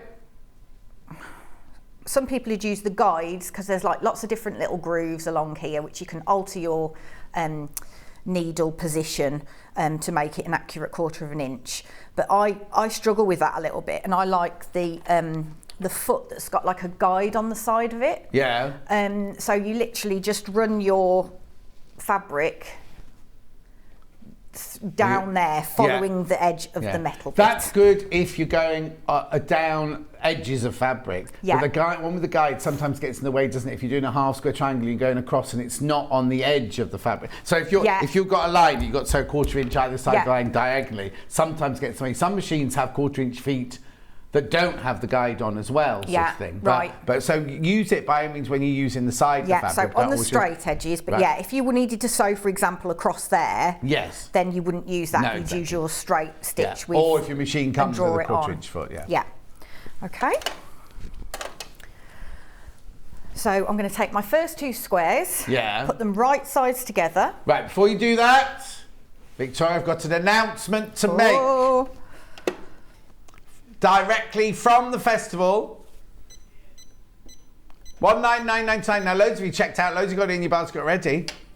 179.99. You're saving £20. Saving £20 now. Look at the split pay, £59.99 over 3 times. Ow. It's £179.99. Make sure you check out now. Make sure you check out. Right, okay. So back to the sewing. So I've put those right sides together. Yeah. And I'm going to stitch a 1/4 inch seam. Make sure you sew the right seam as well. Down there, yeah, exactly. So you want to make sure they're nicely together so the edges are lined up. Because the thing is, if you think, oh, that'll do, and it'll look all right at the time, but when you get further down the line of the project, then it ends up becoming more difficult if you haven't done things accurately. Okay, so we're going to stitch a 1/4 inch down there. Okay. Now, with patchwork, you reduce your stitch length. So it's normally set on a standard of like 2.4 or something. So you reduce it down to 1.8. So that makes sure that the stitches don't come adrift at the edges, because you're doing so many patches, you don't want to be back stitching and then forward stitching. Also, that machine and my machine, if you set it to a 1/4 inch foot, it automatically goes to 1.8 stitch. Yeah.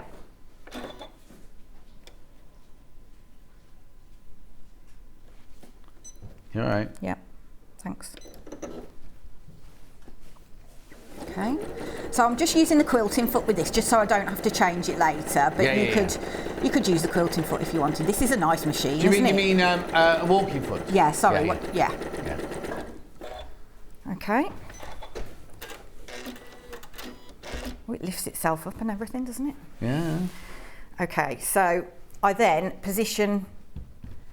I keep them positioned as I go, Of course, just yeah. to make sure that I'm not going adrift. Yeah. Okay, and then I've moved that one onto there. Yeah.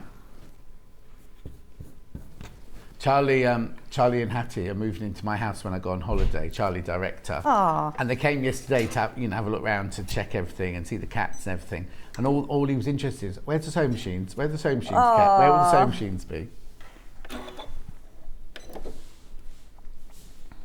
And then afterwards, like when we got home, and then Miss would go, oh, I forgot to ask, do we have to water the plants? Oh, I forgot to ask, do we have to lock the door? Oh, I forgot. So all he's interested, he only came over to see the sewing machine. Where are you going? Huh? Where are you going? Oh, just Kefalonia. Oh, nice. Getting a few holidays in this year, aren't you? 2. Okay, so again, so I've done that line. I'm going to do the next line.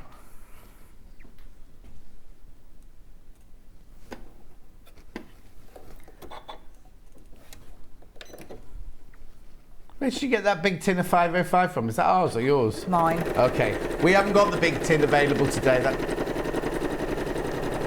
Yeah, I got the little tin coming up on there.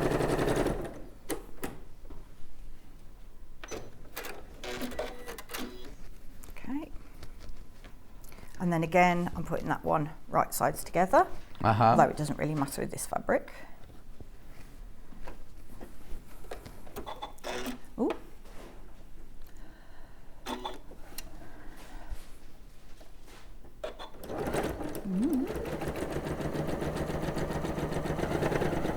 The what, sorry? Oh yeah, one cat went out. Luther was in a bad mood yesterday, so he didn't even stay. He wasn't even around. And then Ghost, when we went up to see Ghost just ran off. It was National Black Cat Day yesterday as well. Oh, was it? Yeah. Ah. Black Cat Day.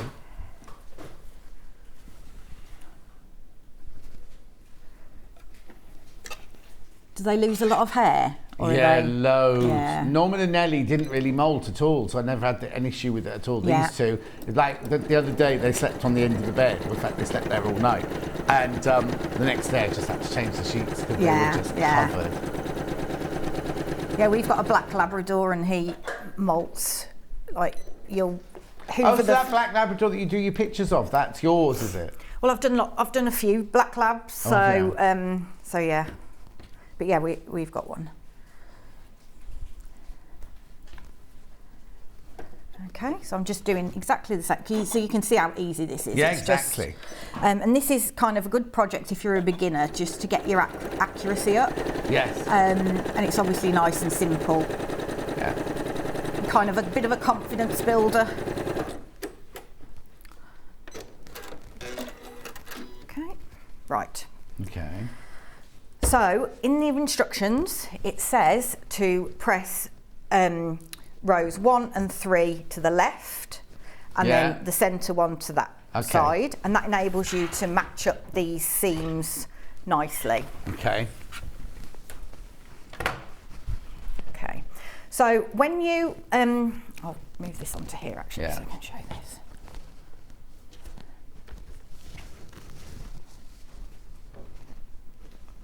Okay. Okay. Oh. So when you're pressing seams, it's quite tempting just to go like that and press them that way. Yeah. But what can happen then if you do that? You can get like like a little pleat, and it's impossible to get out. Right. Do you know the story about when we were at Quilting? We used to have to press for you, didn't we, back then? Yeah. And I did exactly that on a Joe Carter quilt that she's then cutting things out of. Yeah. And it literally folded over. We didn't see it, and then she cut it. And of course, when you cut it, then it cut a great big V. Yeah. She couldn't use it or anything. Yeah. Yeah. Yeah. So. So did you set your seams first, or did you? Yeah. So I'm going left with this one, aren't I? Oh, I've got all disorientated. Okay. So the first thing you do is set your seams. So you use your iron, and I use a dry iron mainly. Okay. That's good. No. Thank you. So you set your seam, so that make sure that the threads are nicely kind of knit together. Yeah. And then you put that outwards like that, and then we're going to press gently in that direction. Okay. But obviously don't like push it, you're just pressing. Yeah. I just said it's no Thank steam. you. Okay. So you're pressing, not ironing. Okay, so again. You'd have to lift it up. Stop it. Okay. But you know what I've started doing at home? I was ironing my shirts yesterday. Leaving I was it down. leaving it lying down, going off and wandering, thinking, what's that funny smell I've left? Because I've got so used to this one now. Okay, so I'm taking my other piece, and again, I'm setting the seam. Yeah. And then pressing it away from me. So now both of these seams are going in that direction.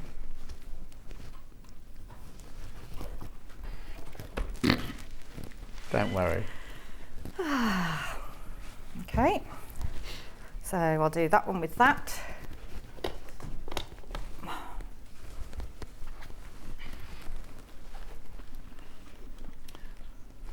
What am I doing? What? What am I doing? Don't know. You're the expert. I'm not sure anymore.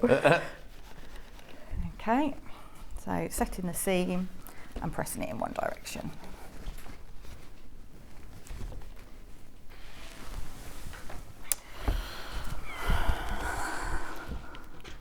Okay, so my centre row now needs to go in the opposite direction. Obviously, it doesn't. You could just turn them around. I don't know why I'm making such a big deal of that. Well, no. You make a big deal of it because with this one you could just turn it around, but most of them you can't just turn it around, can you? Because they've an order. Yeah.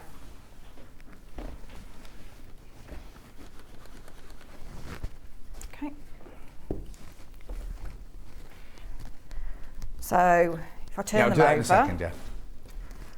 Because I know a lot of people know this already, but if you haven't done quilting before. Right, so these are going in this direction, that there, that there. So this enables you to, when you join them together, you can nestle the seams. Nestle.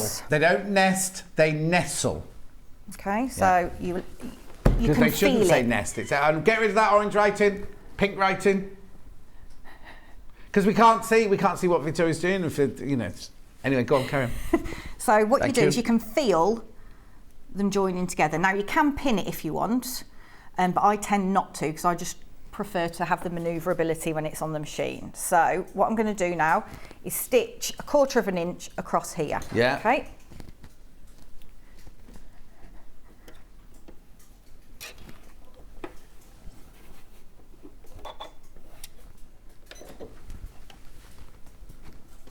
My foot pedal's a bit far away. Okay.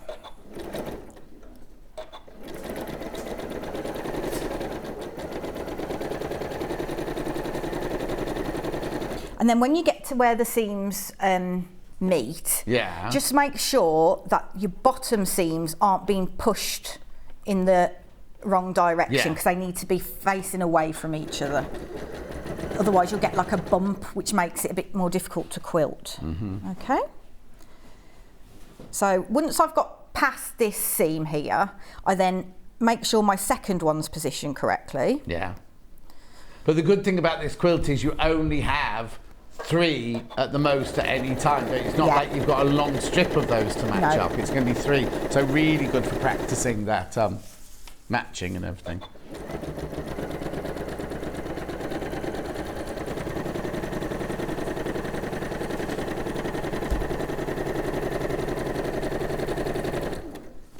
Okay. Brilliant.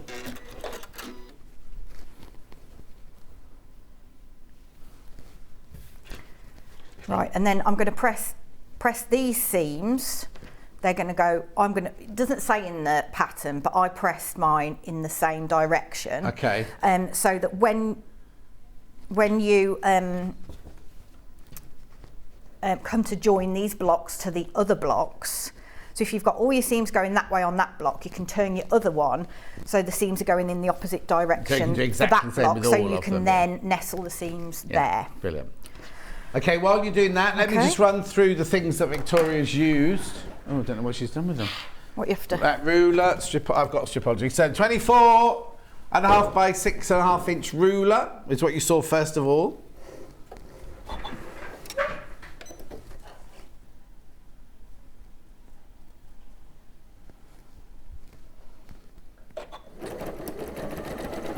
You've got the non-slip grips on there, you've got your 1/2 inch on one side, 1/4 inch on the other side, you've got all your angled lines on there and everything. We've not got that on the graphics. Okay, stripology was the next thing you saw. This is a stripology squared, but they all do the same job. This one you can square off your blocks afterwards with as well. £52.99. I've taken my glasses off, I wonder why everything's gone blurry.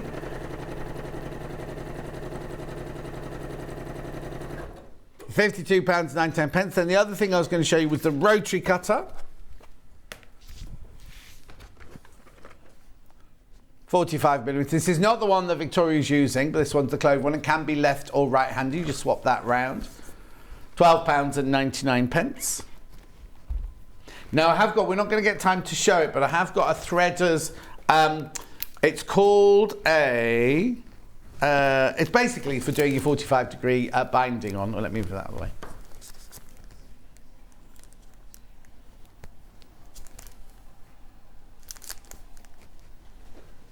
Maybe you put it in, it was in a different hour.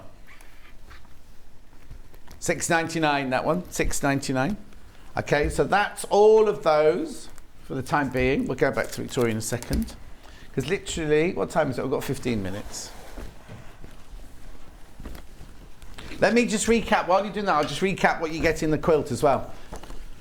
So this should have been £199.99, but we got a call from Festival of Quilts saying you can do £179.99 to celebrate Festival of Quilts. Checkerboard of checkerboards, it's called. You get an awful lot of fabric. Look at all these you get. Loads of fabrics. I like the fact you get all these woven straws in there as well. So you'll recognise all those from the Cave collections. But then you've got your woven straws in, and you've got your damask. You've got your lovely woven straw in turquoise, you've got the midnight, you've got that lovely teal there, you've got the olive, and then you've got your light aqua and pink, and then you've got your regatta kind of colours there, and then all your other fabrics there. There's over 11.5 metres of fabric in that bundle. It's a huge quilt. There they are, the boys holding it up, 218 by 218 centimetres. When you think about a double quilt that you buy, like a continental quilt, is 200 by the cover you buy normally is 200 by 200, isn't it, for a double bed? So this is 218 by 218. Right, okay, so next please. Okay, so once you've made your 16 blocks, you then join them all together as we've talked about. So I've pressed the seams all in this direction. So right. The next time you put one onto it, by the side of it, you'll turn the other block that way, so then you can do the seams like that. Okay, so next thing you need to do, once you've joined all those together, you need to put your borders on. When you've done all 16 blocks together, and join them all together. Yeah, okay. You then take your border strips. This is an inner border, this one, isn't it? Yes, there's two borders. Is it still borders. called a border, even though it's not the outside one? I think it's border one. Oh, border one. Okay. But I'm bored of you, but you know. So what we do here now, this is when I first started quilting. I went to a lesson, and I could not work out what if this wasn't long enough and this was a different length, how on earth I was going to get how you would sew that onto there. You'd be like, so because I've used quite a generous 1/4 of an inch seam here. So if you're using a generous one, this might shrink in slightly. Right. Because everybody's machine's different. And if you find that this is longer than your quilt, then you need to stretch this ease it, we call it, ease it, not stretch ease it in to fit the length of your right. strip. Don't sew it on and cut the end off the border. No, so you don't want to be doing this, so sewing it along like that and then cutting it off, because you won't get a square quilt. Okay, so we're putting the smaller borders onto the side. Are you? Yeah. And then, Yeah. Well, no, I wonder why you're doing the side first, not the top and the bottom. Do you always do the side first? Or is it just... yeah, the shorter ones tend to go on that on the sides. Yeah. And Remember, then the this is longer this, ones you're not on the doing top. it on the single block like this. Yours will be on the 16 blocks that you've sewn together. Yeah.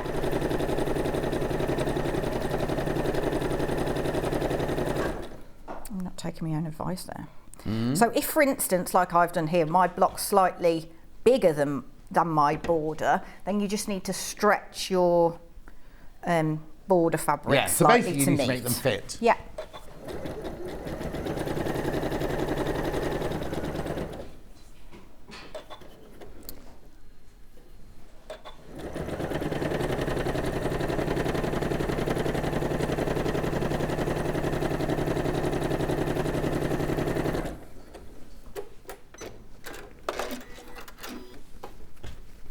Okay. So then you, I could have probably done them both at the same time, but still. Okay, so then Well, it's all right, because in a minute we can jump to your the quilting one one. that you've made, the quilting part, yeah. Okay, so what you do then, so you set the seam again and then press outwards. Okay, so what we do is, so then you add your, so you fix your other one on the other side. Yeah. And then go top and bottom. So by the time you've got your seams in there, that will fit. Yeah. As will that one. Yeah. And then what you do for the outer border, you've got like little fussy cut cornerstones, yeah. So you basically, so make sure that, because they're from this fabric. Oh, yeah. So you make sure you cut all your squares first, and then what's left, you then fussy cut your flower out of. Okay, so for example, what I would do, so if this is what I've got left, I'd take my ruler, because I think it's 6 inches you need to cut this. Yeah. So I'd take my ruler, pick a flower, and then just, I'd look where my 6-inch mark was. Yeah. Put in pretty central, cut around, and then Twist, turn it yeah. round and obviously cut it that way. Yeah, we read a message saying you put your gloves on first, then you put your hat and shoes on afterwards. Who's that from?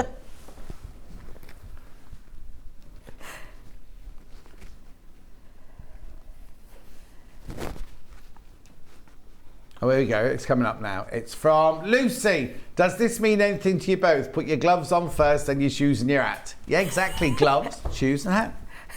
I'd put hat and shoes on. Do your 2 sides. You just said you put your sides on first, then you put your hat and your shoes on. Yeah. Yeah, that's a good way of remembering it. You won't remember that. I can't even remember to put the iron down properly. No, exactly. Right, so when you made your whole quilt... Yeah, so then you obviously... Oh, so yeah, with sorry, this, no, sorry, no, I've just... no, Oh, ignore the fact that I've just taken... Imagine your board, your first borders on. Yeah. Okay.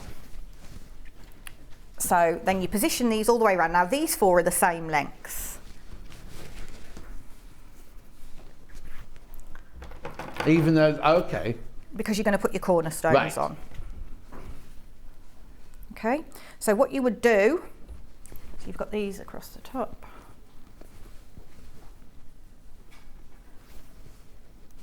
Okay. Cornerstones. I couldn't fussy cut these. Oh, I mine see. was You did too little small. ones, yeah. So what you do is you attach your side borders first. Yeah, your gloves. Then you stitch these onto the ends of that one, and then you stitch that row like you've just done with your inner border on there. Okay, so that's the top pretty much covered. Okay, so I'll do some quilting. Shift all this.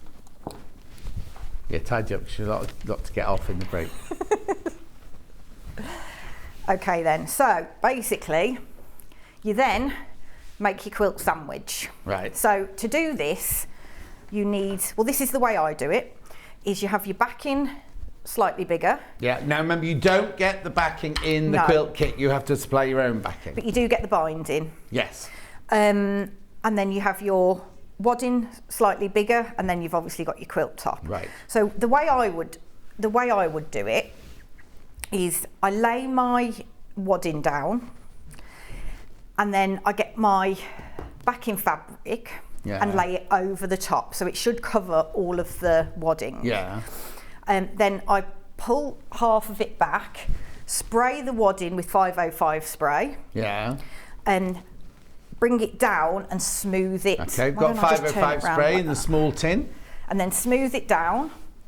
And then what I do then is go around the other side, pull the backing back, again spray the wadding. You spray your wadding rather than your fabric in case you get like a blob of it or anything. Right.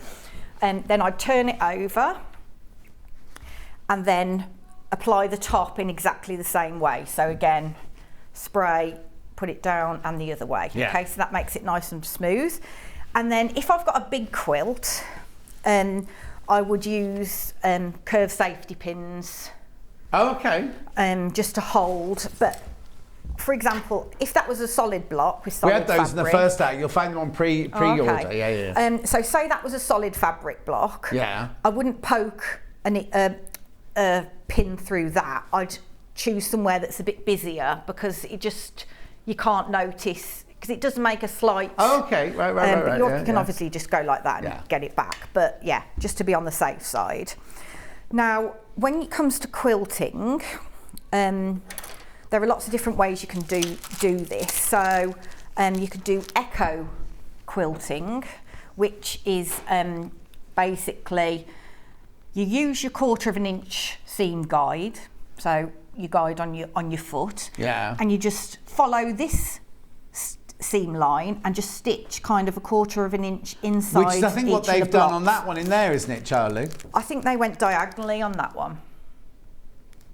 It's right at the beginning. It's the first bit of filming. You see the quilting on the. There you go. Have a look here. There you go. So they've literally just gone round the edge by 1/4 of an inch. Yeah. Is that what you were saying? I think they've done that on the borders, haven't they? And then they've gone diagonally. Oh, and they've gone diagonal across there. Across there. So, so I'll show you how you would do that. Okay. Now, which Hera marker have you got there? The skinny one or the fat one?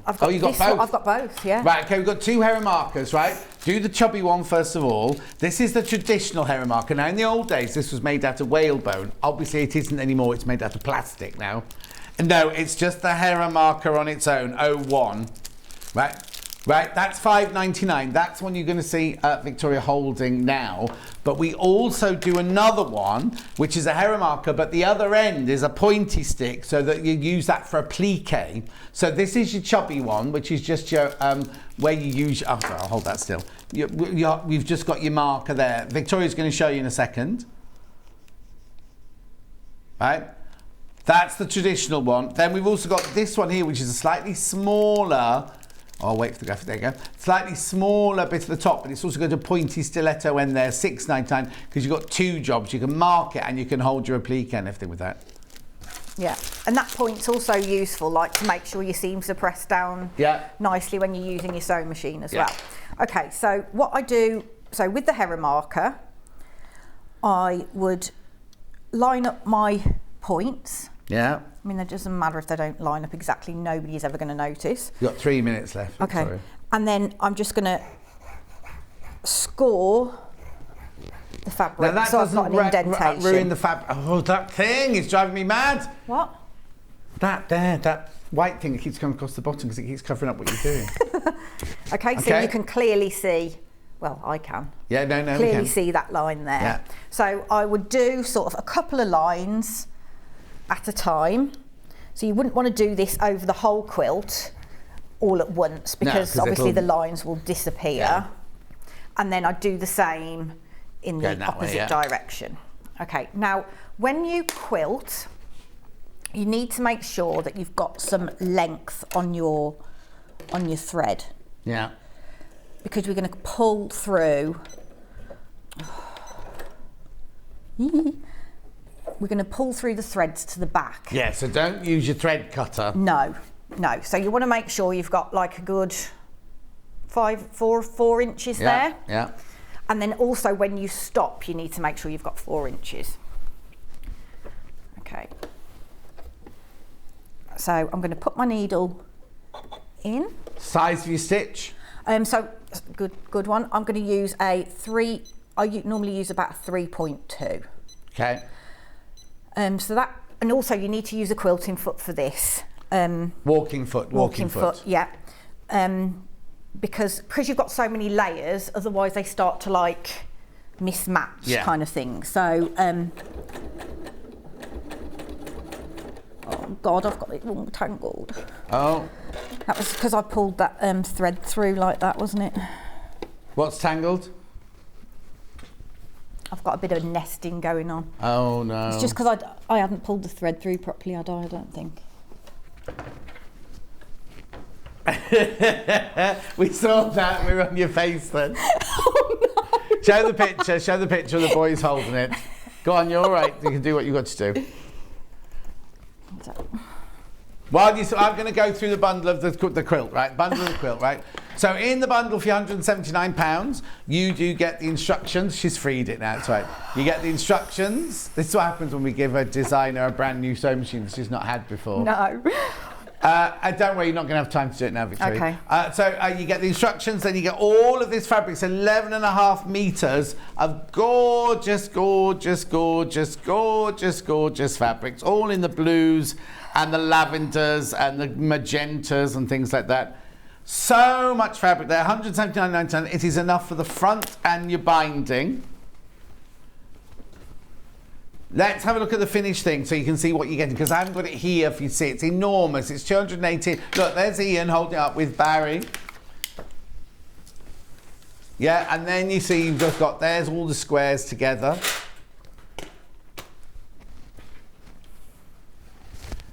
You can check the next time. Yeah, I could. Yeah. Yeah. Victoria wants to show you how to pull the threads through, but we've run out of time, that's all. £179.99, split pay £59.99 over 3 payments. Gorgeous. There's 10 seconds left of the. You see the cornerstones there. They're fussy cut with the actual flowers on the corner there. Beautiful, beautiful, beautiful. £179.99. Oh, you can see someone's foot in that one as well. Anyway, please check out that. Lots you've got to sit in your basket. Please check out on that. Now, coming up after the break, we've got Wendy Orlando. Now, I haven't seen Wendy Orlando since we moved studios. So it's months and months and months we've not seen her in the studio. She will be making her very own Noughts and Crosses one. That's coming up here. We'll just show you that one, Sat. They're not the graphics for it, obviously. Ignore those graphics for that one. That's what Wendy's going to be doing straight after the break. So don't go anywhere. We will see you back here in 4 minutes from now.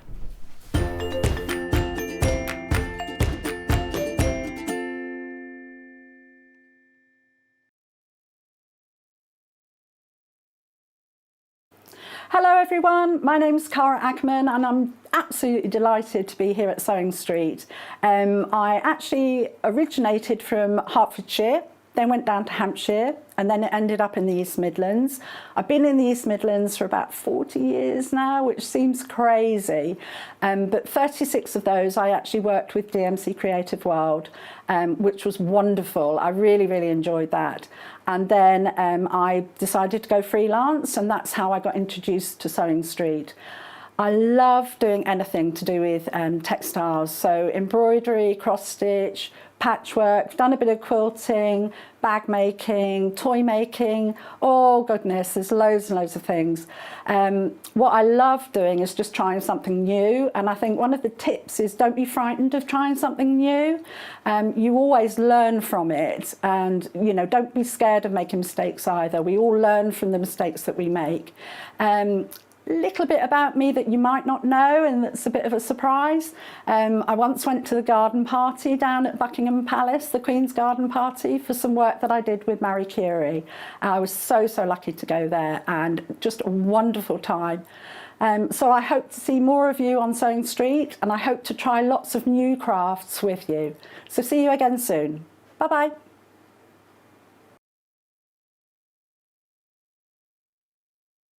Hi, it's Yvonne here. As you all know, I was born in Carrickfergus in Northern Ireland, and we're getting to that point in the year whenever I get to go home. From the 1st of September, the Stormont Hotel in Belfast becomes the home of Quilt Fair. which is an event that together with my friends Margaret and Helen, we have reintroduced into the island of Ireland. We are really looking forward to this, our second event. We have retained many of the features that you liked from last year's show. We have those nice wide aisles, we have all those expert traders, and our free talks and demos in our schoolhouse. In addition, this year we have added our creative workshops, which Sewing Street have so generously sponsored for us. So this year we have added in 2 exhibitions. One of them, Old Roots, New Shoots, is from the Irish Patchwork Society. And the other exhibition is the work from our traders. It's entitled, This Is What We Do. So I really hope that I will see a lot of you there. We thank everyone for their continuing support in this venture that we have to create the best little quilt show in Ireland.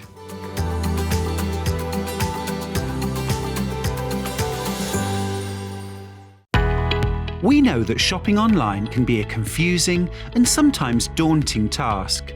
And sometimes all you want to do is talk to a human being. Our family-run customer service team are on call 24/7. Full of friendly, warm-hearted individuals, all trained to make your shopping experience as easy and enjoyable as possible. Not only will they take your order, they'll also help and guide you on your shopping journey, so you never miss out. Sewing Street have our very own app. You can now watch and shop from anywhere. Simply download the app from your app store onto your smartphone or tablet, then log in or create an account, and you're done. You can watch us live from anywhere, browse all our recently played items and pre-orders so you never miss out on any show deals, and message the studio to say hello at any time. And remember, you can check out as many times as you want and only pay 1 P&P all day.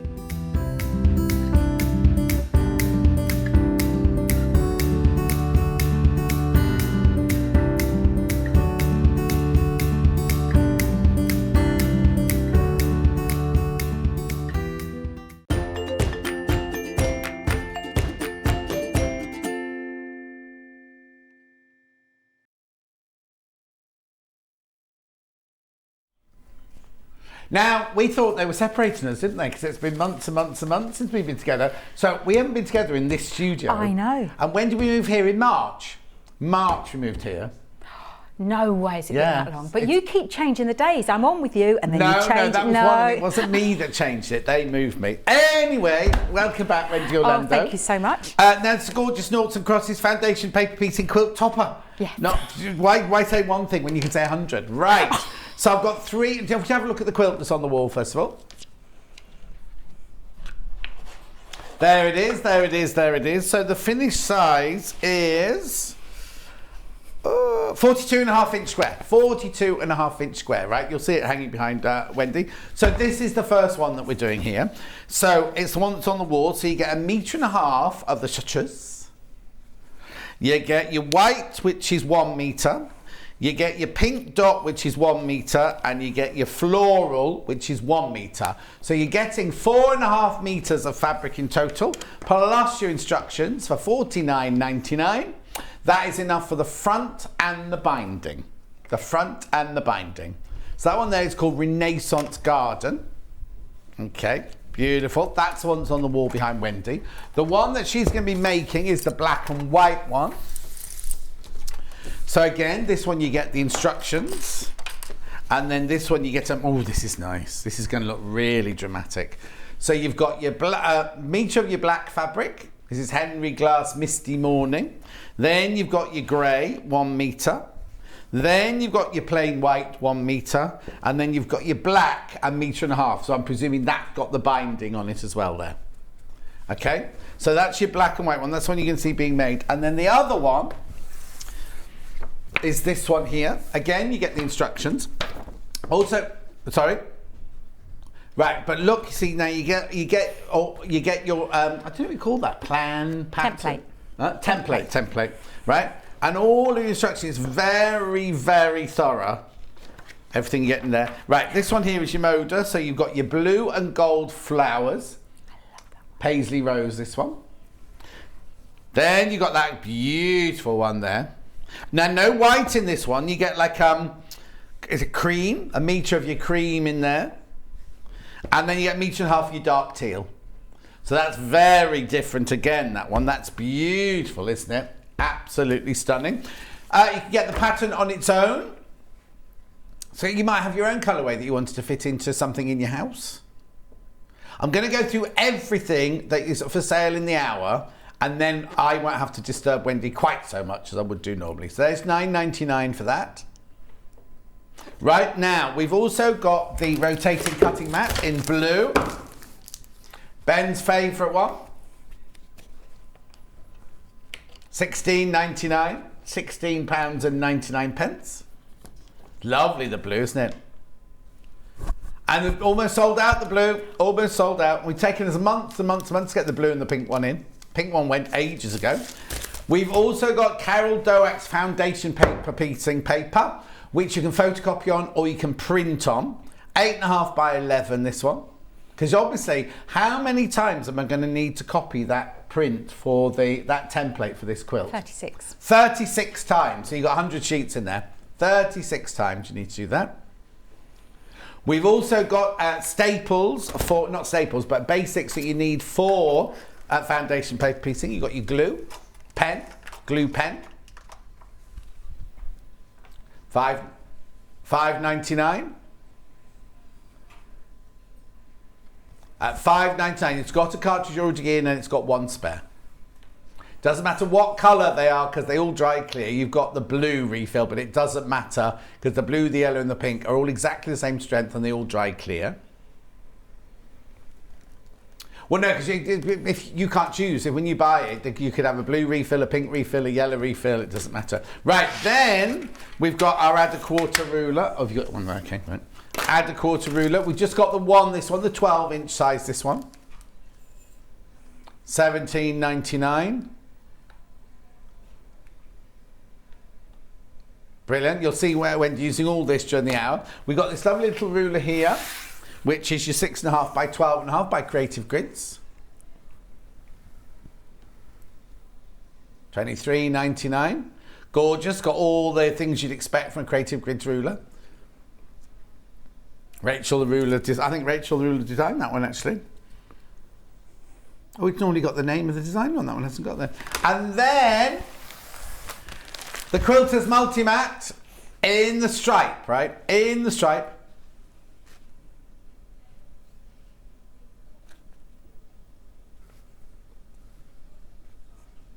Something's going wrong. Can't find the graphics for that one at the moment. Oh, is it sold out? Oh, well, we'll still use it, but anyway. Right, okay. So, Wendy, what's your inspiration behind this quilt?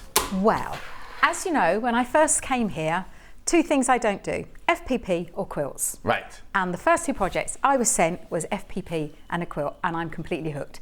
Absolutely love it. FPP is short for foundation paper piecing, and it's a technique where you use the paper as a foundation and it gives you the most incredible intersections, joins, without having to do Y seams or anything like that. And for those of you that are a little bit, I don't think I can do it, this block looks quite complicated, but it really isn't. And this quilt here is made from just one block. Right. And it's what you do with the block and how you position it that can change the look. So the one that I've designed here has got 9 prominent noughts. Right. But if you twist it round, then you can make the crosses more prominent. So it depends how you want to do it. But it's just one. So once you've mastered one block, you just keep going and going. Perfect. And behind you, we've got a cushion. So if you don't want to make... This one you mean? Thank you very much. So you can just use 4 and make yourself a cushion. Okay, we're just coming close on that one.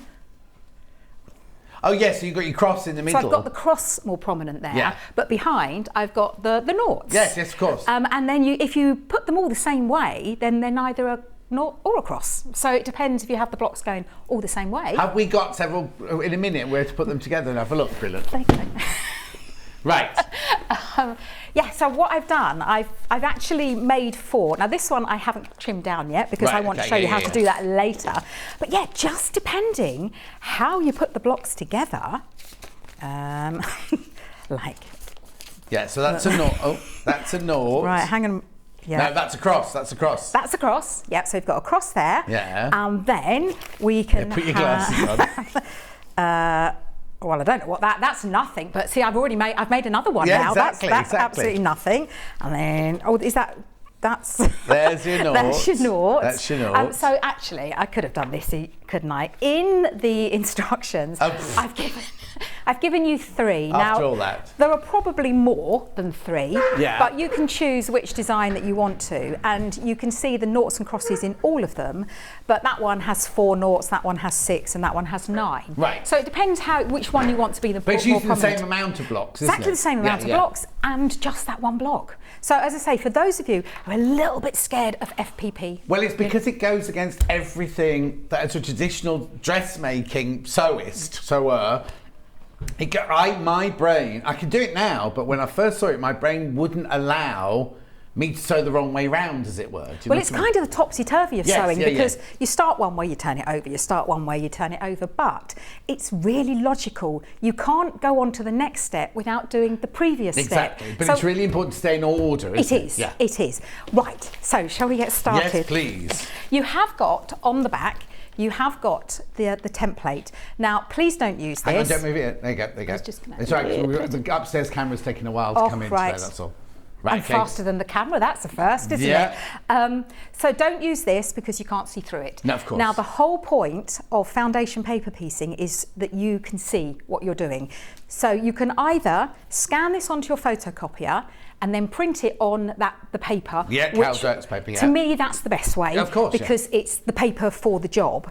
But if you do that, when you scan it out, you just need to make sure that your printer is set so that it scans it the right size. Yes, so do a tester one first Yeah, to make because sure. sometimes printers think they know best and they just scan it Or out. sometimes we don't click, because I've been printing all these things up on Portrait recently, and my printer, I went to do my receipt for my parking at Festival of Quilts on Saturday and Sunday, and it still stayed on landscape rather than portrait. And normally it would just automatically do itself. So just check you've checked all the right bits. And very often, I don't know why, they set themselves at 97%. Yeah, exactly. So you want it to be 100%. But if 100% might not be what you want, print it off.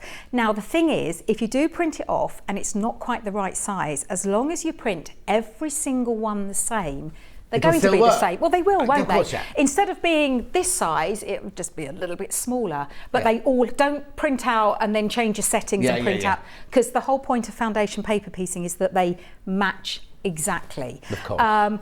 But if you are going to print it out on photocopier paper, get the cheapest, thinnest paper you can. Oh, yes. Because you want to be able to see through it. Yeah. Now, I have actually done it on the greaseproof paper, but that was a little bit of a faff trying to get it through the machine. Right. So I would say use that paper as a first, if not have the thinnest paper you can. Okay. Brilliant.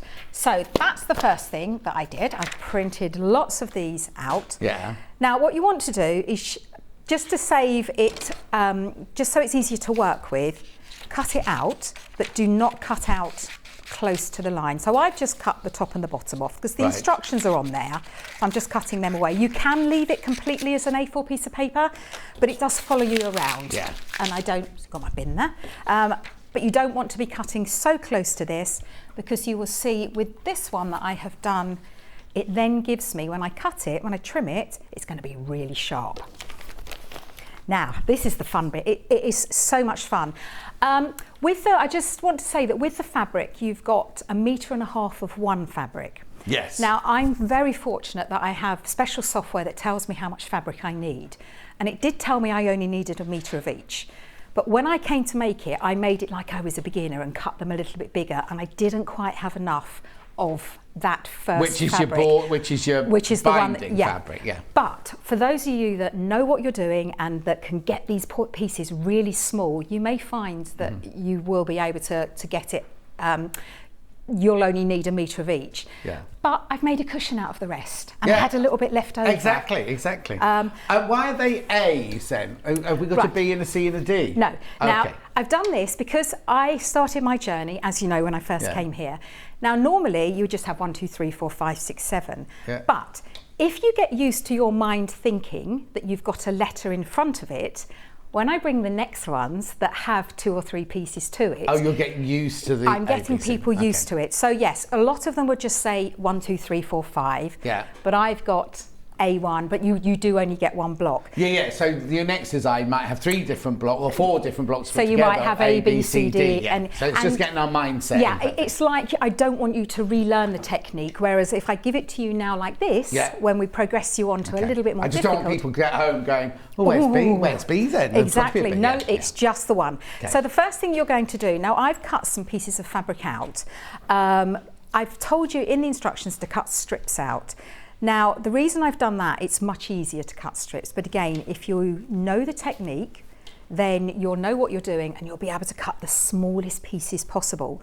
But the strips I've told you to cut, you'll have more than enough for the width. What we need to do is we need to nick one of these from you, because Charlie's learning all different techniques. We could, because this is quite a simple one to do, Charlie. You could do this one as your first foundation paper piece in. Yeah, okay. Absolutely, because the finished result looks really complicated, but it's just 1 block. And I haven't put any difficult angles in there for you. Right. So the first thing that we do, you're quite right, we have got an A there. You can ignore the A if you want to. But we're looking for A1. Now, foundation paper piecing is very simple when you know the logic. I need to sew on the lines, so I need to see the lines, which means I don't put my fabric on that side. Because if I put my fabric on the lines, I can't see them. So I need to turn it over and put my fabric on this side.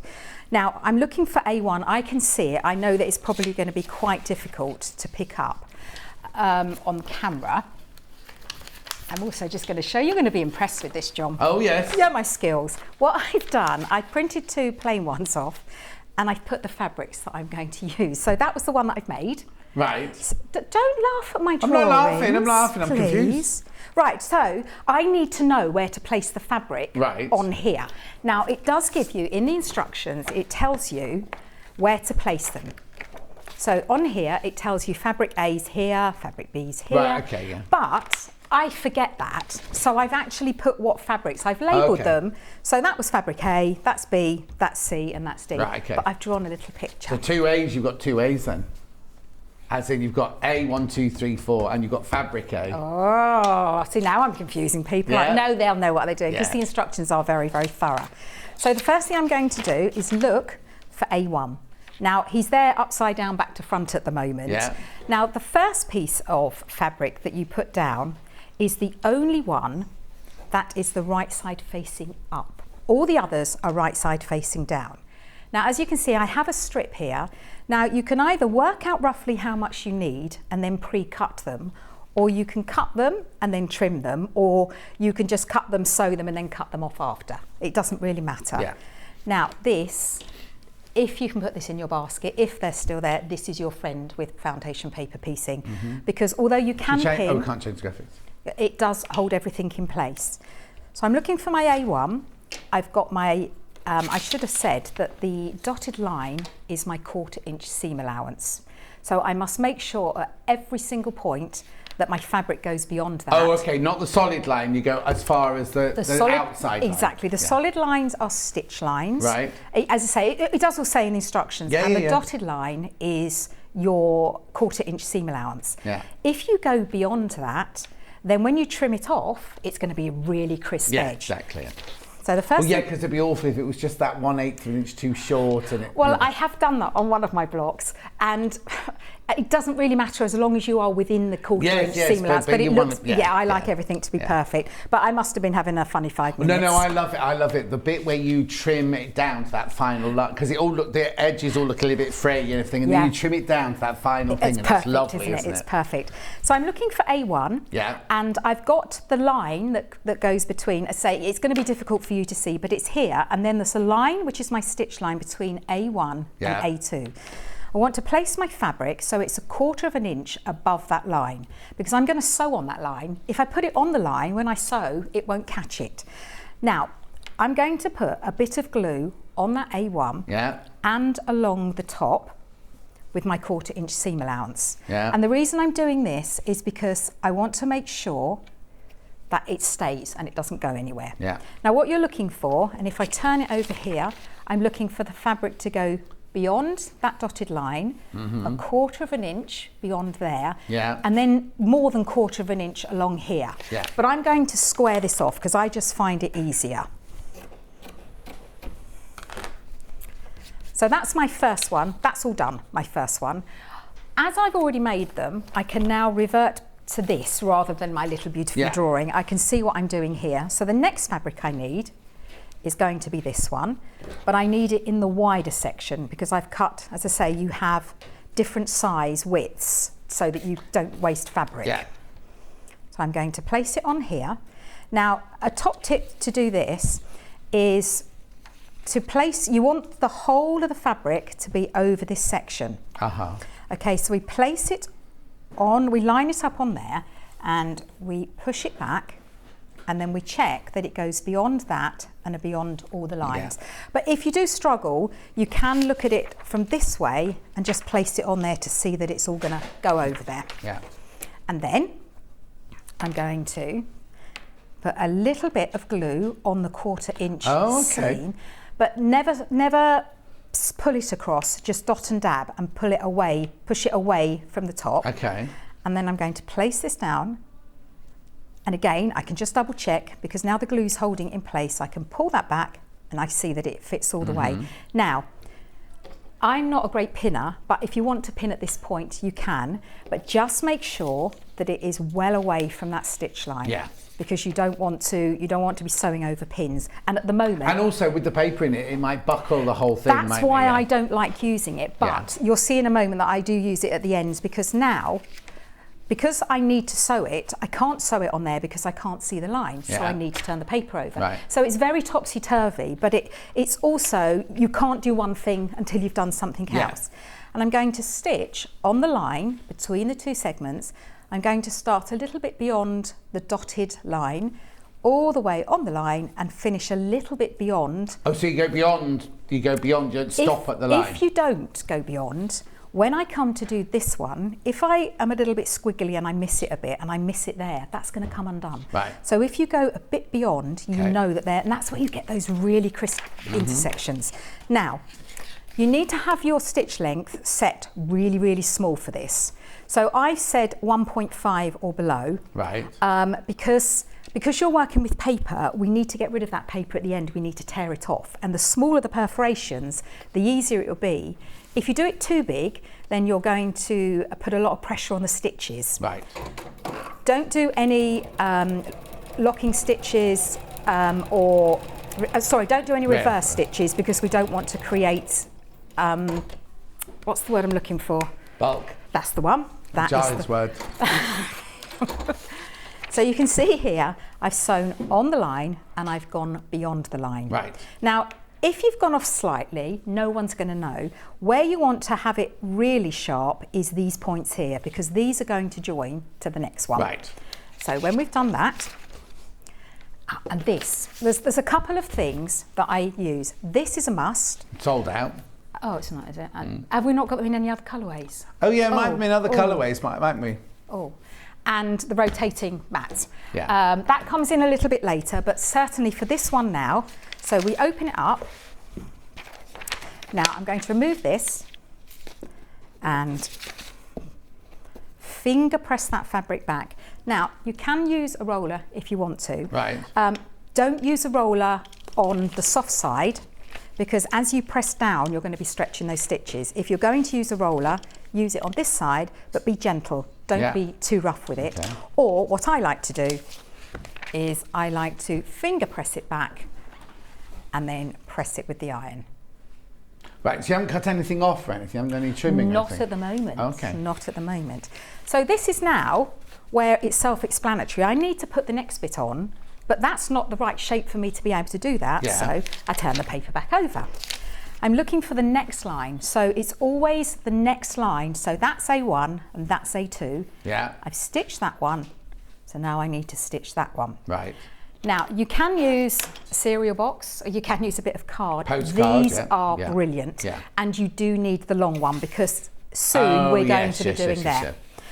So you offer it up against the next line and you pull the paper back, and then I like to take the ruler out and just press that. Yeah.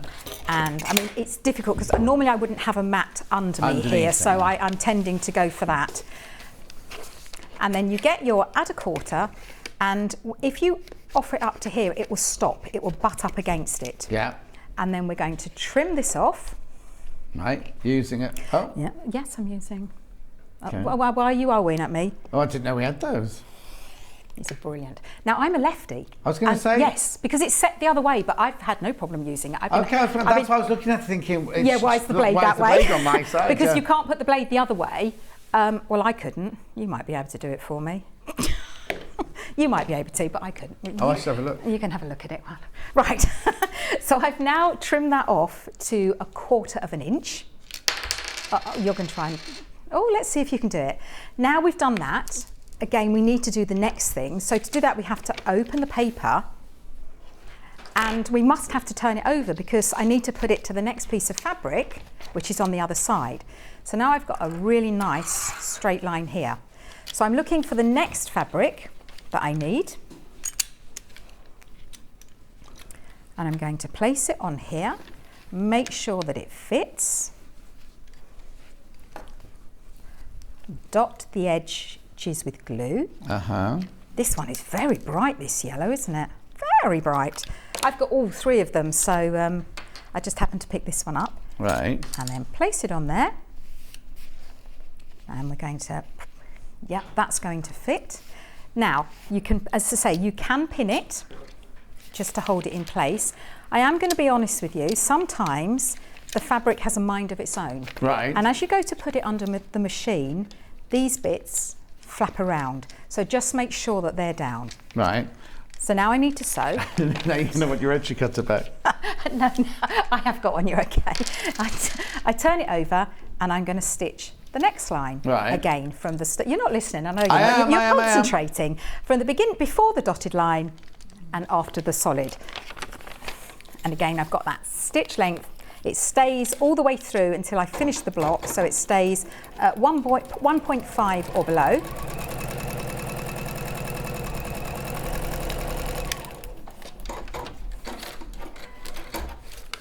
And we'll turn it over, and it's just a repeat of the process. So I'm going to finger press and pop it back and press that in place. And once you get into the swing of it, you can get a real wiggle on here. But just remember, if you've got one of these mats, to change it each time so that you've got the mat or the pressing, depending what you're doing. Yeah. So I need to put the next one on, but this one's not the right size, so I need to turn it over to trim it. Find the next line that has not been stitched. So I've done these 2, I need to do this one. And then trim off that edge. And now I'm ready for the next piece. I know you're humming without listening to me. No, I am listening. No, I know I'm you're not. intrigued by this. It's fine. Flipping... I know it's annoying you now, isn't it? So I'm going to cut that one off.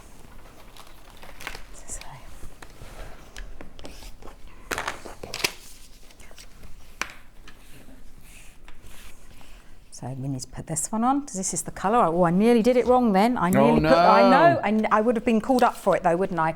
Don't worry, everyone out there is very eagle-eyed, so they would have pulled me up. This is the central one.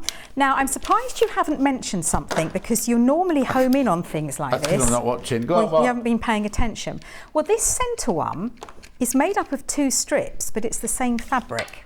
And I thought you were going to say, well, why haven't you made this centrepiece? Let me have a look. Well, yeah, see, I'm surprised you haven't picked that up. Oh, yeah, why haven't you done that then? I knew you were going to say that. Well, that's because I want this block to be used and used and used and used for loads of other projects. Right. And it also works really well because the widest strip is 2.5 inches, which you can use your jelly rolls with. So if I did a wider section in there, it would have been too wide for a jelly roll. Yeah. There's normally method in my madness. Yeah. And you hate waste, don't you? I don't like waste. I mean, I look like I'm being a little bit wasteful here, but I just want to make sure for the purpose of the demo that I have enough fabric. Yeah. But at home you'll have plenty of time to check this, just checking it fits, which it does. Pinning it in place. So I need to stitch it, and to do that I need to turn it over, otherwise I won't be able to see the lines. So starting beyond the dotted line where there is one, there won't always be a seam line. That they're not necessarily. Right. And going beyond the stitch line. Oh, that one was following me, that one was. Right, and this is where you do need to remember to change your mat, because now I'm finger pressing this back and pressing it. How to keep a man quiet. Yeah, give him a toy.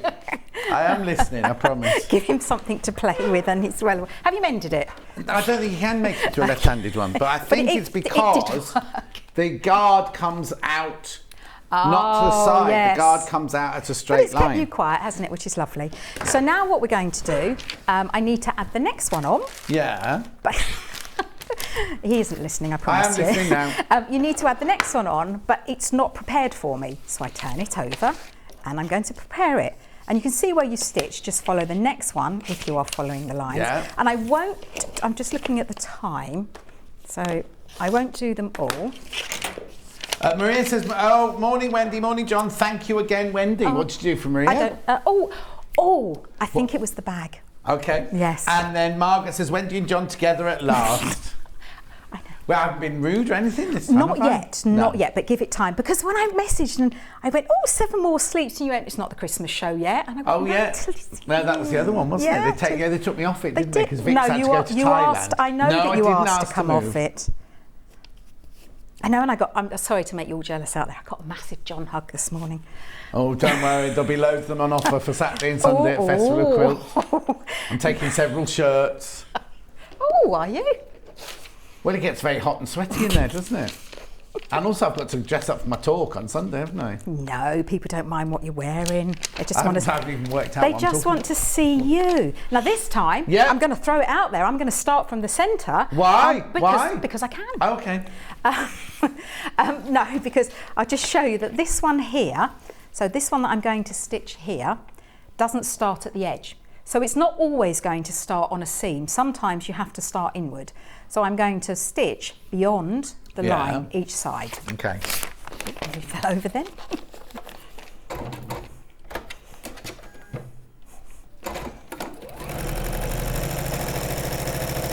Now it does take a bit longer because you've got a short stitch length, it takes longer to get down the line. Yes, but that's exactly. fine. Doesn't matter. It doesn't matter. These are so much fun to do. And, you know, I really want to show people that actually FPP is not hard, but it gives you the most incredible results. Well, I was telling a story about my friend Shamoya Mary, who when I first, she used to buy jewellery from me when I worked at Roxco, and then when I first went to Sewing Quarter, she was like, I'll watch, but I haven't sewn anything since, I was at school. So she bought a couple of kind of toy things, and they just didn't work. They ended up in the bin. And then we did the balloon quilt that Lucy Brennan did, the balloon, which was FPP and everything. She bought it, and her brain clicked into it straight away. And she now designs her own FPP because she's got so into it. She absolutely adores it, sort of thing. Oh, it's so I think such fun. Once you get your brain round, you're doing it the other way round, then you can suddenly think, and you get such precision. And you can do, there's not one on here, but you can do a minuscule triangle that you'd never ever in a million years be able to piece. Never. But you get it and get, Jenny Smith does I think it's a koala bear or something like that. Oh, yes. And it's Jenny Smith, and it's just round the nose and everything like that, and it's the tiniest little triangles, and they're all, because it's FPP, you can do all neck. Well, if you're going to Festival Quilts, go and look at the FPP quilts, because you'll realise how incredible and precise they are. Because you actually think you can only, this is very angular, but you can get those curves by doing really tiny pieces. You can get beautiful curves, But it's just such fun because you can do 1 or 2. I mean, I can make one of these in about 10 minutes. Yeah. The quicker you get at them. But also, it's like I say all the time, sometimes you want to come in and think, I just want to do 10 minutes of sewing just to get my brain back into going from work into getting the kids' tea or whatever you're doing or anything. And one of these blocks, if you've got all the fabric cut out and the block there ready to go, you could just do one, then you've got your sewing bug out of the way for that day and everything, and you can carry on with everything else. And before you know it, you've actually got the whole blocks done. Yeah. But you don't have to make a quilt out of it. No. You can make your favourite, you can make bed runners out of it. A bed runner, yeah, that's fine. Cushions. Yeah. You can make lots of cushions out of this because you would only need 4. Or you could make a big floor cushion with 16. Yeah, could do. So, and once you've got the pattern, you can do what you like with it, really. And that's, you can see, all it is topsy-turvy. Yes, and once you get going, so after you've done the first 2, you'll be absolutely fine. It's just that getting the first one the right way up and everything like that. Always remember that the first one always is right side of fabric facing up. The remaining ones are always right side of fabric on top. So once you've got that first one, now FPP paper doesn't like to be unpicked. Right. So just maybe you'll get away with it once, maybe twice. Yeah. But try and be as accurate and sew on the line as you can. Sorry, I left my thing. That one didn't stitch. Right. I thought you were looking a bit bemused then. Oh, I'm always looking bemused.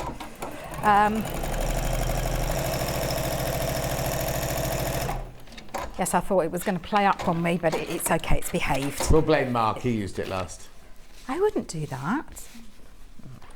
I did take the thread out though, so I have. It's my fault. I threaded it. Yeah. Lo says she can't get her head round FPP. Well, let's give it a go, Lo. It's brilliant, absolutely brilliant.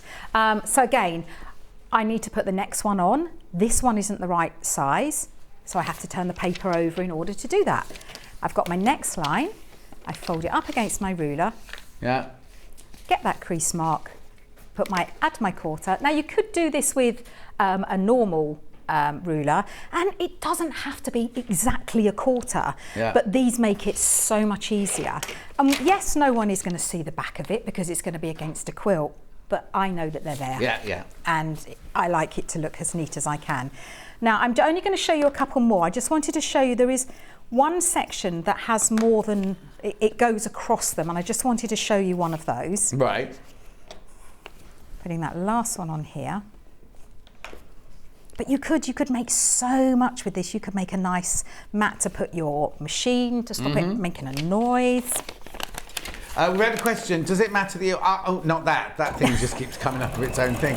Does it matter if you put the iron over the glue pen? No, it doesn't at all, because the glue pen, at first the glue is enclosed in the fabric and it's going to disappear anyway, but it just makes it a little bit softer, that's all. Yes, and it softens the glue, but you're right, it dries clear. Yeah. So even if it splidges out onto your fabric, you're not going to see it. You won't see it. I've never seen anyone glue. I've seen them glue the first one down, but I've not seen them glue the seam allowances together. The reason that I've glued the seam allowance is because as you do your topsy-turvy, where you turn it and pop it under the machine, you need to concentrate on these ends. If you don't get these ends flat, they're going to buckle in here. I've done it so many times. So another added pressure is that I've had to pin the edge, and you can't pin the edge because you need to sew on it. Yeah. So by putting the glue pen on there, you just I'm not saying it's wrong at all. I've just not seen it. Are you telling me off? No, not in the slightest. No, it's your first show. I can't show. First show in the new studios. I can't shout at you. I know you can't shout. You can't shout at me today. Have you got those in the right order? Don't stop it. Yes, because actually it's symmetrical. So you go up and down. Now this was the one. These are the two that I wanted to show you. Now. This is number 9. If you don't do it in order, if you think, oh, when you get to the end, I forgot to do that one, it doesn't matter. No, but as a general rule, you need to go 1, 2, 3, 4. Yeah. Now, always do that. But for something that's sitting on his own, all on his own, that's not going to matter. Try and do it in order, because as I say, I'm trying to teach you then to learn the process. But I'm going to do this one, not this one, purely because I want to show you what happens. No, that's fine. Now, so I've got all these horrible bits here, so I'm going to turn it over, And this is the line I'm going to stitch and do next. Right. So I put my ruler along here and I fold the paper up. But what you will see is all that fabric is trying to come and join the party. And all that's because is I've sewn beyond the stitch line. Gently tease it down. Don't yank it because you don't want to compromise the paper at this time. So you pull it back, take the ruler out and fold it, nice fold. And then we put this, and this is where you need the large add a quarter because that covers that beautifully now. And when I get rid of all those, I've got the most gorgeous line of edge. Yeah. Now, what colour is it next? This colour. So I'm just going to do this one. And I've suggested in the instructions that you cut them strip by strip. Don't cut loads and loads of strips out because you might find that actually you don't use them all. Yes. And I promise you that once you've done 2 or 3 of these, you'll be confident with the cutting, you'll know the technique, and you'll be able to save fabric. And I'm all for that. You know that. Also, I need to tell you that the striping thong has sold out, but we do have it in the blue dot. Have we got the blue dotty one? I've got the blue one at home. Yeah. I was going to use it this morning, and I thought, no, better not, because we haven't. No, we've got a blue dotty one now. That's my one I've got at home. Yeah, there's the blue dotty one. Yeah, that is my actual one that I have. Only because the stripy one sold out, that's all. I will. I do that. I love them all though. They're always open because I'm always using them. Right, let's put to you. Oh, that's like being at home now with this one then, John. Oh. Right, I'm going to pop this on here. Now this is quite a large section. This is the largest section that you'll be stitching. And what I do for this one is I don't want these ends to go floppy. I'm just securing that end there, and then I do the same there. And because I've glue penned the here, that's not going anywhere. Yeah. And also, as I say, make sure you're well down, because when you turn it over, don't forget that that's 1/4 of an inch down from that top. Yeah. Morning, Wendy and John. You make it look so easy. I can't get my head round it, says Rosina. Oh, I promise Louise you. says, hello, John and Wendy. Do you need to use a particular sewing machine needle for FPP, please? Thank you from Louise in Dublin. Yes, you do. Oh, just well, you asked Louise because she wasn't going to tell you. The one that's in there. But then you change it after you. Yeah. The thing is, I just use my universal one that I use all the time, but it's not going to have such a long shelf life because you're penetrating the paper. Yeah. But I don't use a particular type of needle.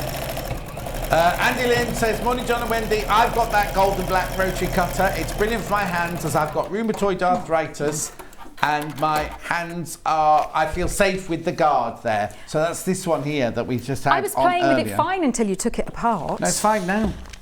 No, I know you put it back Here you together. go. This is the guard she's talking about. Here, look, you see. Look. That's your guard there. See, your finger never goes anywhere near the blade. That's not the graphics for that. It's got the lock on it and everything like that. How much is it? Yeah. 10-line gold rotary cutter. Sorry, Wendy. 12.99. That's wow, good. that's really good. Very good price, that. Then, yeah. I was expecting it to be more than that, So actually. was I. And I've been having to play out there, and as I say, I am a lefty. Yeah. And you're right. No, you're right. You can use it on left or right because the blade comes straight down. It's not coming at an angle or anything. Yeah, brilliant. Yeah. Now, I'm not going to sew anymore because you've got the concept. It's literally the topsy-turvy. Right. But look at that. I would challenge anyone to do that without the foundation underneath. It's not going to look as crisp as that, is it?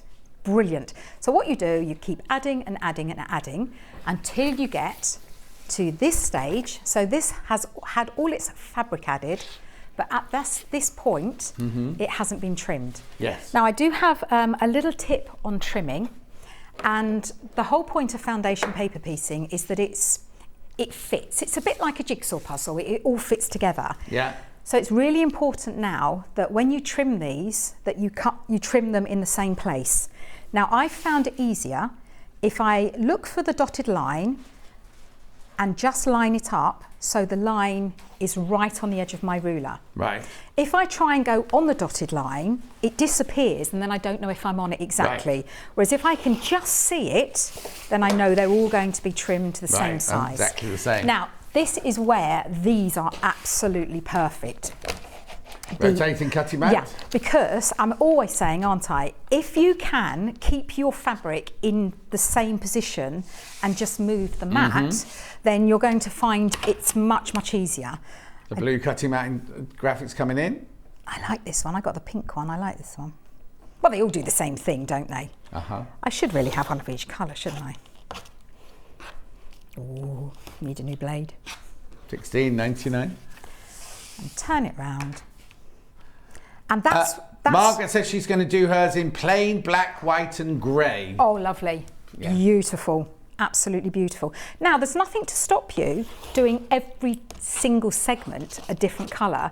The only thing is you're going to lose the effect of the noughts and crosses. Yeah. But what you could do is you could do 4 or... No.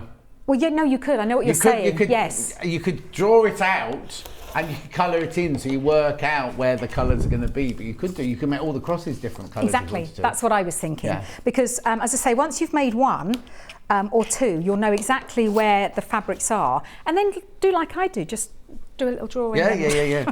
And that is it. I love it when and that's the bit I love when you trim it down like that. But how easy is that? And then you've got your 4 pieces. Now, I'm going to make this into a cushion, just because I can, because I don't like waste. Right. So I've made that one into a cross. Right. So shall we make this one into a circle? No, that's a cross. There we go. So shall we make that one into a circle? A circle. A circle. Okay. Right. Now, in the quilts, you see that, sorry to interrupt, but that would look gorgeous in oranges and yellows, like a sunburst, wouldn't it? It'd be really uplifting as a sunburst. Oh my goodness, because... You know what I mean? Like you do, yeah. I hadn't even thought of that.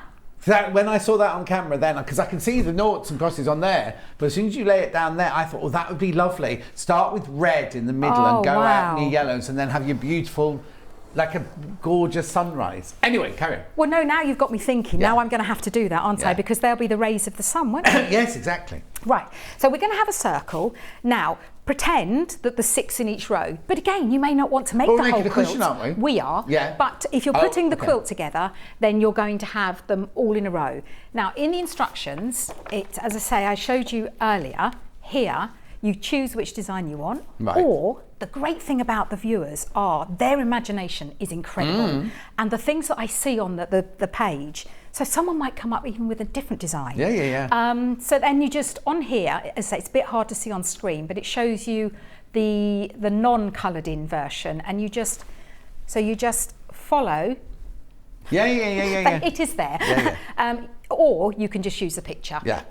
But lay them out first in their rows, and then you would join them in their rows. But I'm pretending that these are a row of 6, but we're just going to join the first 2. Now, this is where it just blows my mind, because as long as you've trimmed them together, you place the pieces of paper together. So at this point, you do not remove the paper. You leave the paper in situ. And because it's solid, then, and you've got your stitch line, you don't even have to worry about your 1/4 inch seam allowance because it's all done for you. You're sewing on the line. Yes. Now, what you can do, if you want to, is just to make sure you can put a pin through to check it comes out the other side. Now, with that, I haven't done any of that. I just put the pieces of paper together. And if you look closely, there are a couple of points that are maybe off. Now, that was because I faltered when I was sewing. I didn't quite sew on the line. Right. So, and I know that. I know that. But for me, it's all about just sewing. It's about having fun. And the threads come out. I know. I don't know what it's doing to me today. Oh, my machine's had a right old workout this week. Goodness me. You've been busy. Oh, yes. It's been hot as well, hasn't it? Yeah, it is very hot in my room actually, but I would sew 24/7 if I could. Now you can increase the stitch length slightly if you want to. I know it's just being silly. Yeah, okay. It's just, I know how it feels today. I know how it feels. Now, I've said this before because machines have done this. If this happens, completely rethread it. Don't think, oh, well, it's just the top or it's just the bottom, because I've tried that and whichever one I thought it was, it wasn't. Yeah, so yeah, exactly. I'm just going to rethread that now. Right, while you do that, I'm Yes. just going to go through the three bundles of the quilts you've seen. The one on the wall, which is your Renaissance Garden by Mary Jane Carey for Henry Glass. So you get a metre of the pink floral, you get a metre of the pink dot, you get a metre of the plain white and a metre and a half of your green, because that's also for your binding, plus your instructions, $49.99. 4.5 metres of fabric plus your instructions, $49.99. We've then got the one that we're doing there, the black and white one, which is in the lead. $49.99, so you get a metre of your white, you get a metre of your pale grey swirl, your paisley, your black swirl, and then 1.5 metres your black, because your black is also your binding, plus your instructions, $49.99. And then we've got the blue and gold version. Now this is lovely. So you've got your teal metre and a half, because that's for your binding. Then you've got your gorgeous Henry Glass flowers there. Moda flowers there. Then you've got your lovely sprig flowers. Then you've got that beautiful cream colour, plus your instructions, $49.99. If you want the instructions on their own, $9.99.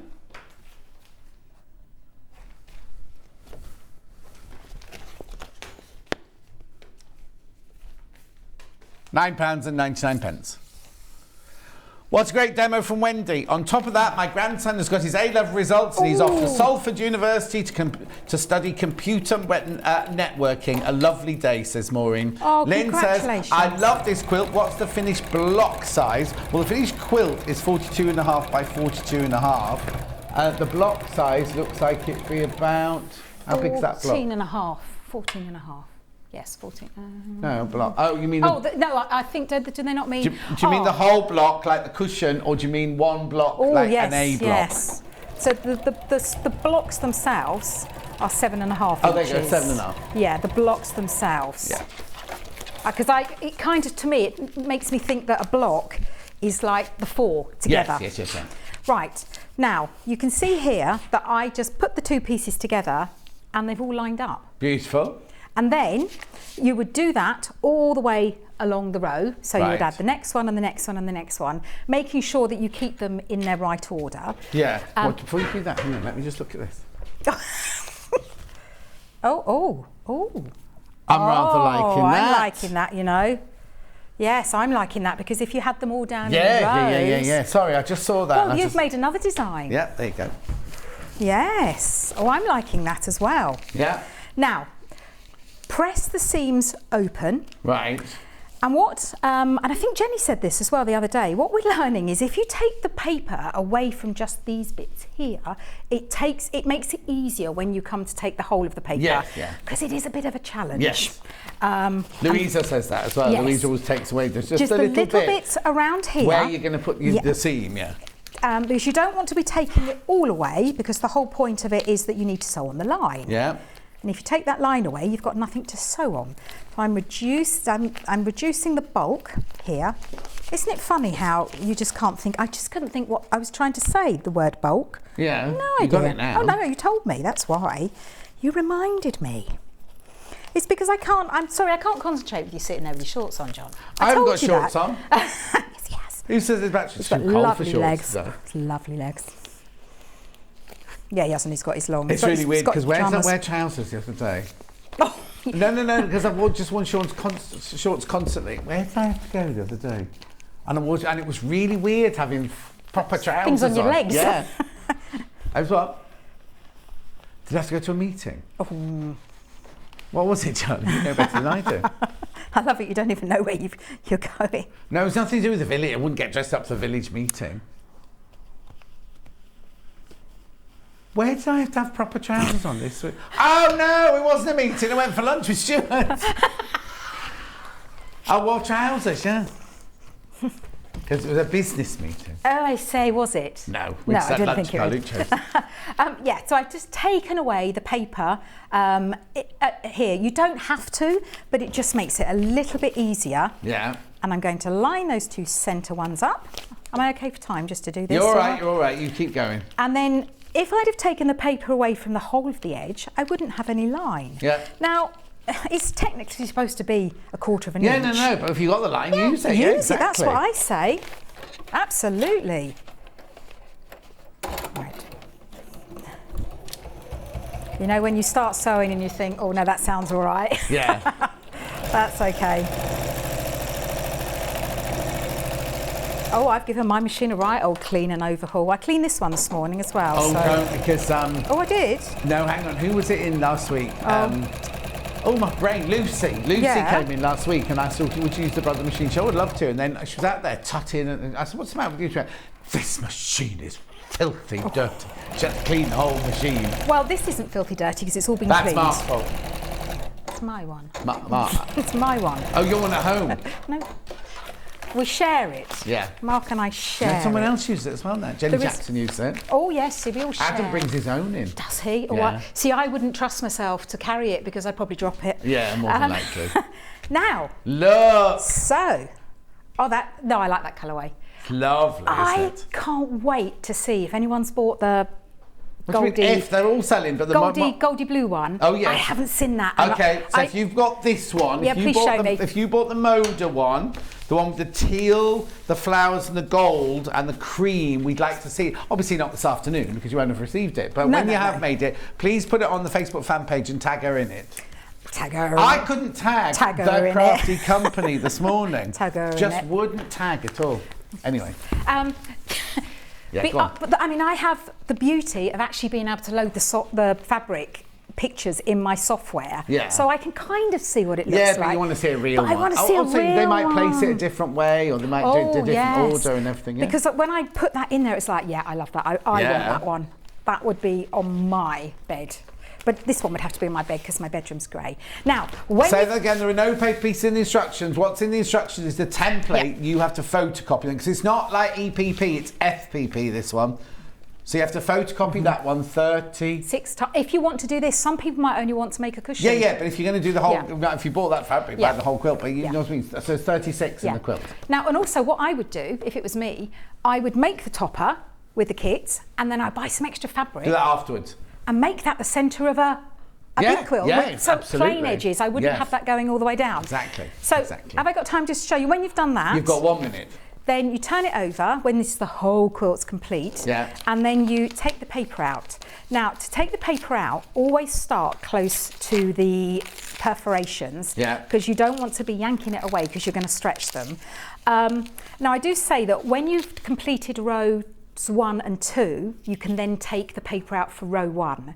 But you can't row 2 until row 2 is attached to row 3. Yeah, so I wouldn't take any paper out till the end. But it would make it quite heavy. Yeah. Because you're working with like 36 pieces of... I did it without taking them out first. Yeah. So that's all that you do, is take them all out and then give it a jolly good press. Yeah. And then you've got your...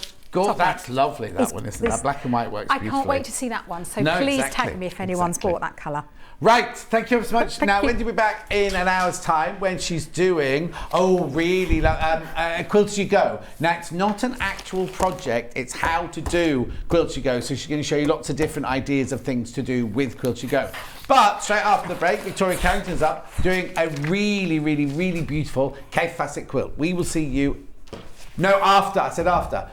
We will see you straight after this 4-minute break.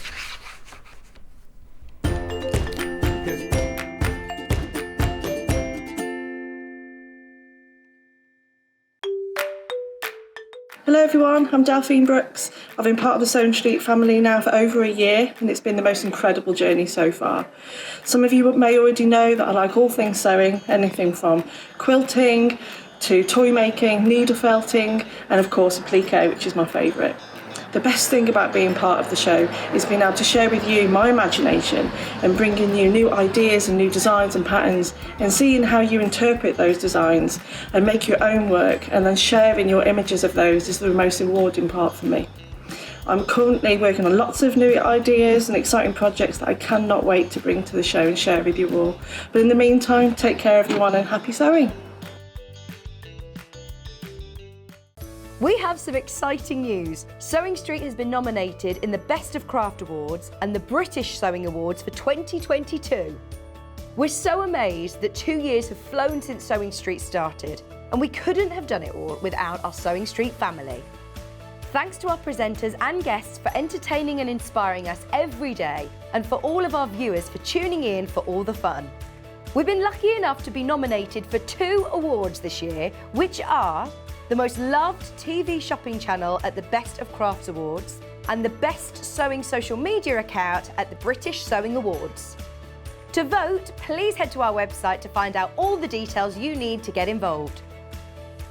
Thank you for your support and votes. Stuck for ideas for the perfect gift? Why not get them a gift card? You can buy Sewing Street and Yarn Lane gift cards loaded up with anything from £10 to £500. Shop our gift cards online at www.sewingstreet.com or www.yarnlane.com, or purchase them via our UK call centre on 0800 001 44 33. Have you heard about all the different ways you can shop on Sewing Street? You can shop on our website sewingstreet.com, and you can also order by phone by calling our friendly UK customer service team. Just call 0800 001 4433. And don't forget about the Sewing Street app. Here you can shop all of the Sewing Street products as well as watch the live shows from anywhere. You can download the app onto your smartphone or your tablet by simply searching Sewing Street in your app store. And one final thing, no matter how many times you check out on Sewing Street in one day, you will only pay 1 postage and packaging. Happy shopping! Follow Sewing Street and Yarn Lane on Facebook and Instagram to keep up to date with what's coming up on the show, as well as being the first to know about our amazing offers. Get involved with our competitions that are exclusive to social media, and pick up some top tips from us too.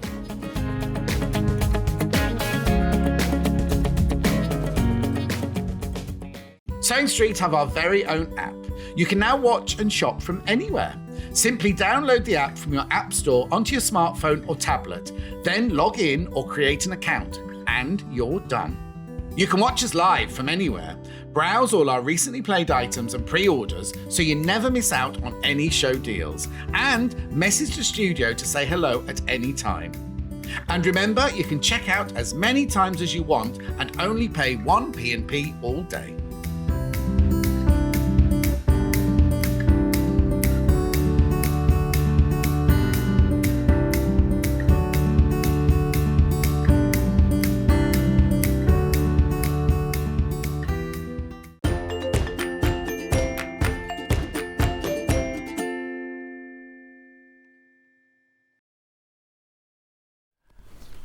Now, I've got a few, before we start this out, I've got a few things I've got to say. First of all, Phyllis is watching. She watches every day. She's a bit upset because she can't go to Festival of Quilts this year. Phyllis, we're all sending you lots and lots and lots of love to you and to your daughter, because it was your daughter that messaged in.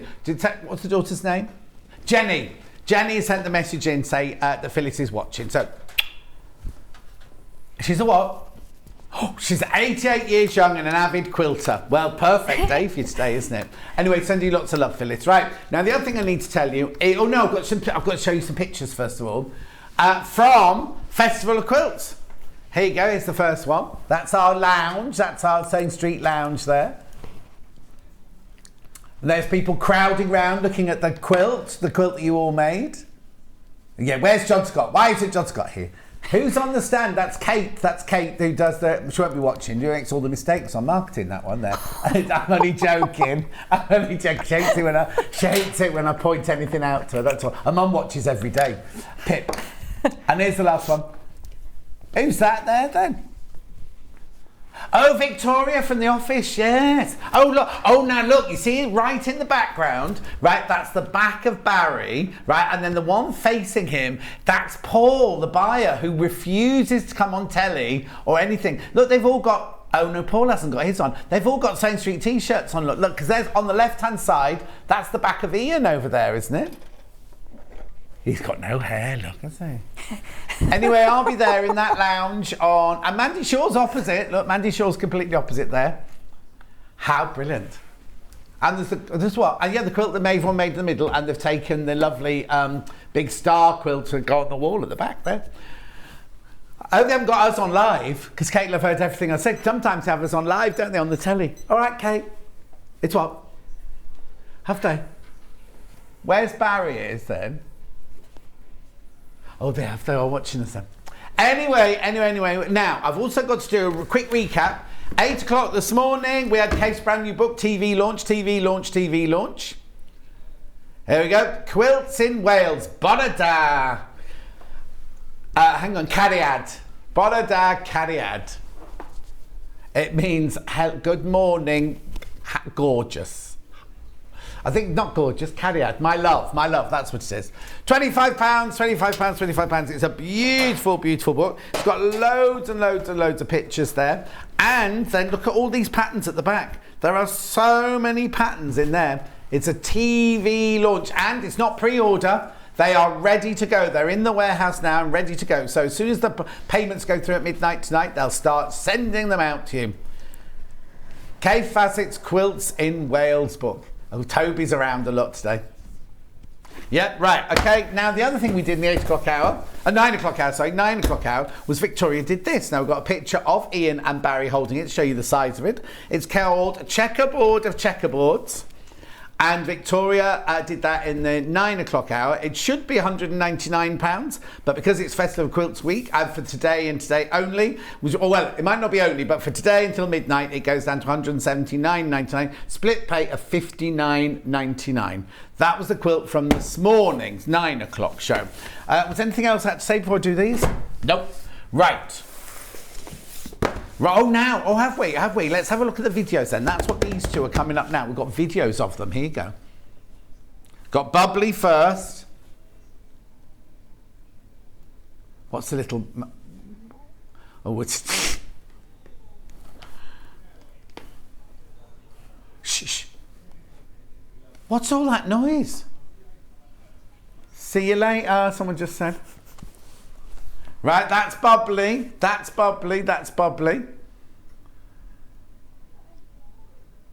Hang on. Was that done on someone's phone, was it? Oh, that was a bit wobbly there. I do apologise if you're watching on a big telly at home.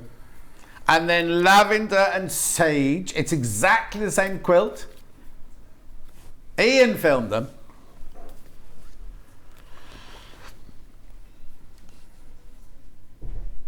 There is no sound with these. Hayley said sorry, but Ian filmed these. He doesn't understand, does he, that if you're watching that on a big telly at home, you've most probably just been sick with seasickness, haven't you?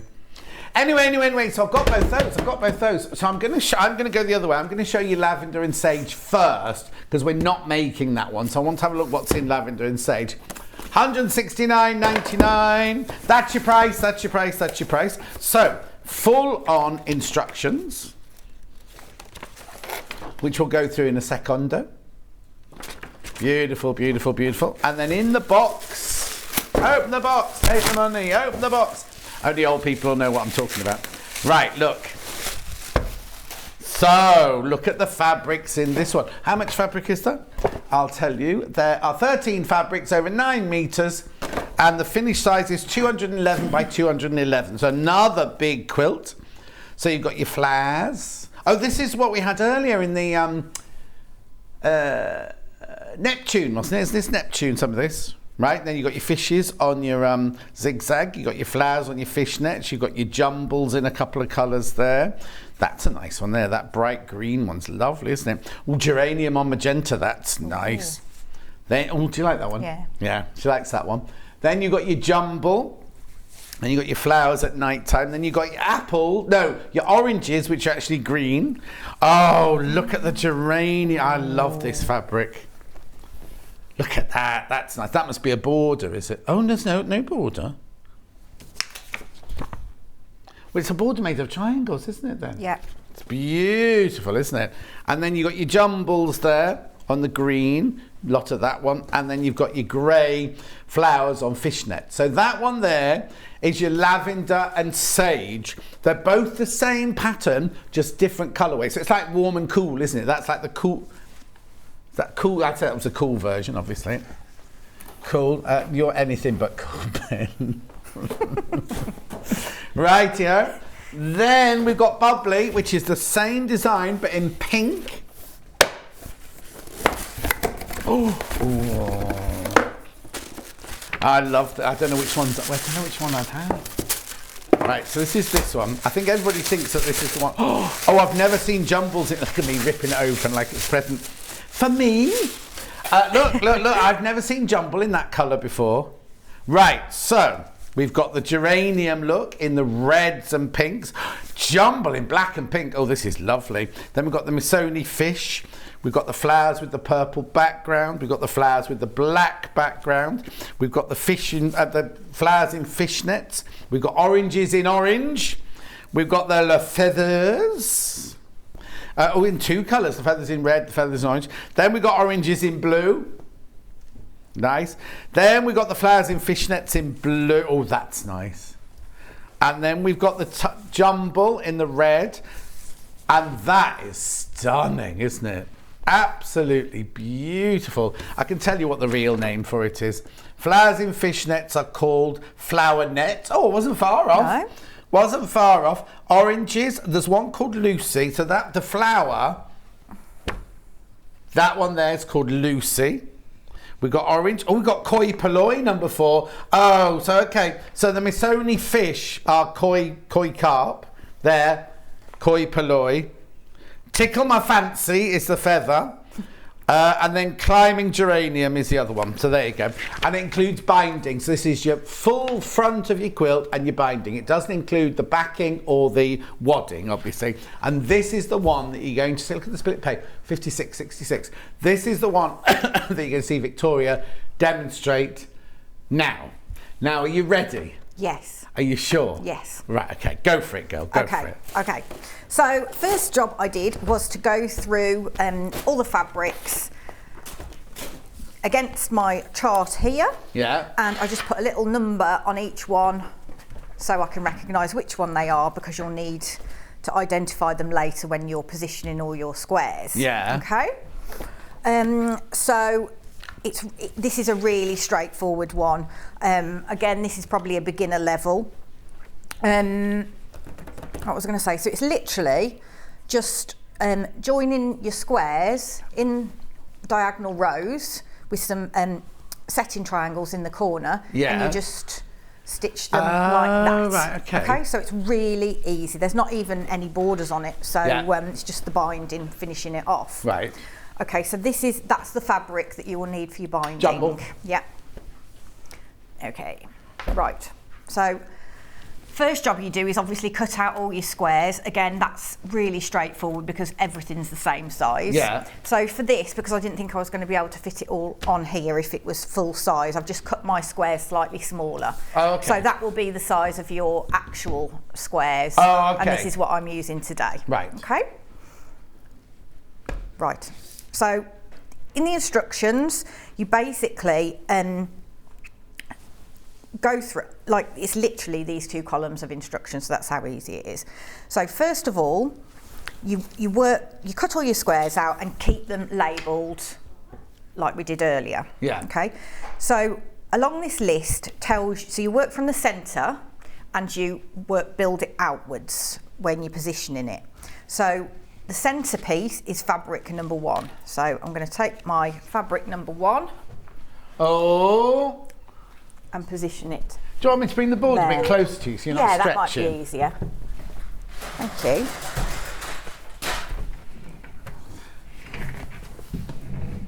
Is that enough room? Yeah, thanks. You sure?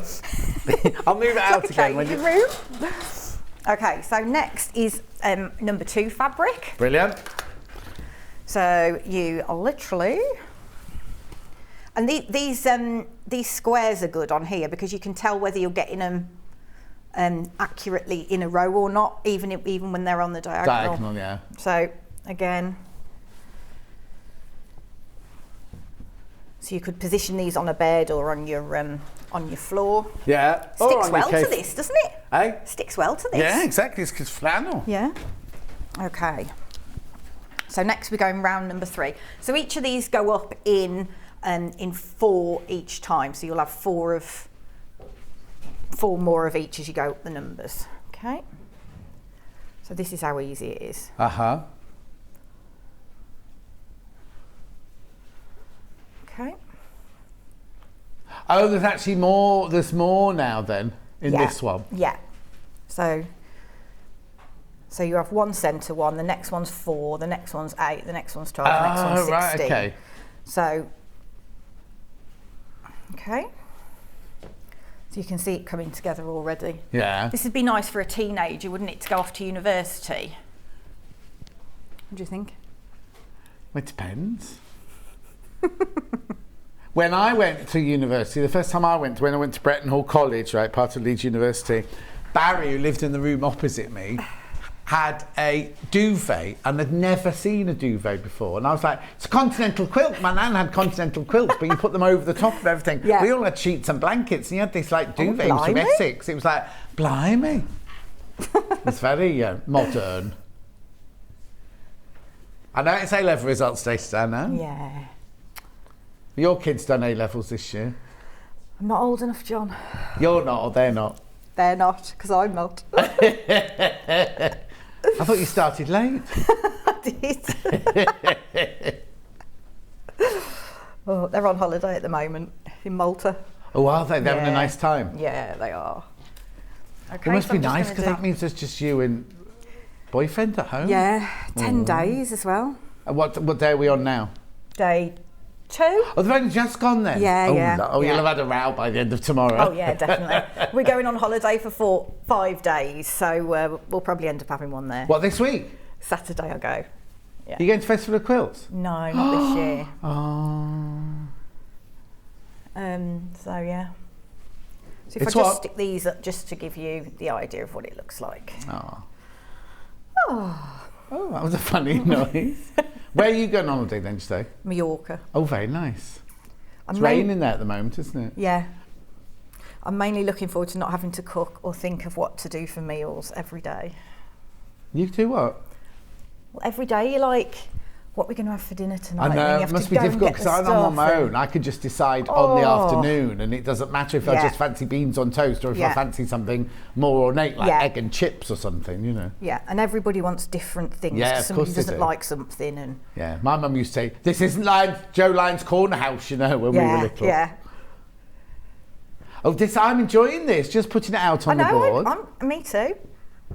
Okay, so there you go. So you do that with the whole quilt. We're only doing it with that Yeah, little bit so now. you do So the you do it whole on the quilt. right? And then what you do? So then you probably cut these first off. Okay. What so are these then? Now we're going to make the little triangles. Oh, the bits that go in here. between, yeah. Okay, so you take your squares that they've told you to cut the size. Yeah. And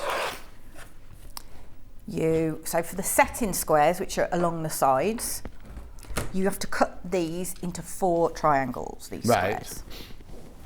But it tells you what size to cut the square and everything Yeah. like that, doesn't it? Yeah. Jacqueline says, good morning, John. Car in for an MOT and now switched on for the lovely Victoria Carrington. Love her and her demos. Thank you. Hello. Right, hang on. Louise has asked... Oh, no, about the sewing needle. No, exactly. And the sewing nuts are obviously feeling better. She doesn't use anything special, but I don't use it for anything else afterwards. That's for the going through the paper on the FPP. Right, okay. So I've cut that into 4. Yeah. Okay, and then you just position them in there. Now, these might look a bit weird because they're slightly bigger. Yeah, because they're not looking like... Just because that's just the way it is. Yeah, of course, yeah. Just the way it is. So hang on. It's only red round the outside on that. Oh no, I'm thinking the other one, aren't I? I was thinking the green one, yeah. You use your the same as the binding fabric for these setting triangles. Very noisy Yeah, out there, it's isn't very it today? noisy. Can someone go out and tell them to be quiet, please? Although I can't talk because me and Wendy were being noisy earlier. No, you were in the first hour, being Yeah. very loud. Sorry. But you're our guest. You're not disturbing anyone but me, you see, which is fine. Oh, is it Wendy Orlando making the noise out there now? It's not coming from there, is it? No. Okay, so just imagine. Oh, I love it. I love the fact you make it up like that. Yeah? Yeah. And it's so easy. Yeah. I think when you do anything on point, it always makes it look Yeah, more now we haven't like got you've Y put a lot seams or anything more- like that to do, have no, we? No. So we're literally going to stitch them Oh, in I rows see. like that. Okay, so to make the corner pieces, you have smaller squares, and you Right. cut these into 2. And you cut So it you're two. not Oh, you cutting cut them it to two at a time 4. because you need 4, yeah. Yeah. So the reason it's like this. So are all the squares all the way through it? The squares in the middle are all the same size, are they? The squares in the middle are all the same, Same size, and then those are bigger triangle squares to cut for those triangles, and they're a different size. So in fact, for the whole thing, you're only cutting 3 size squares, Yeah, and and the cutting some of them binding. into half to Yeah. triangles. Yeah, exactly. So yeah. Who was it? And then you Was just it put Wendy them on the Orlando? corners.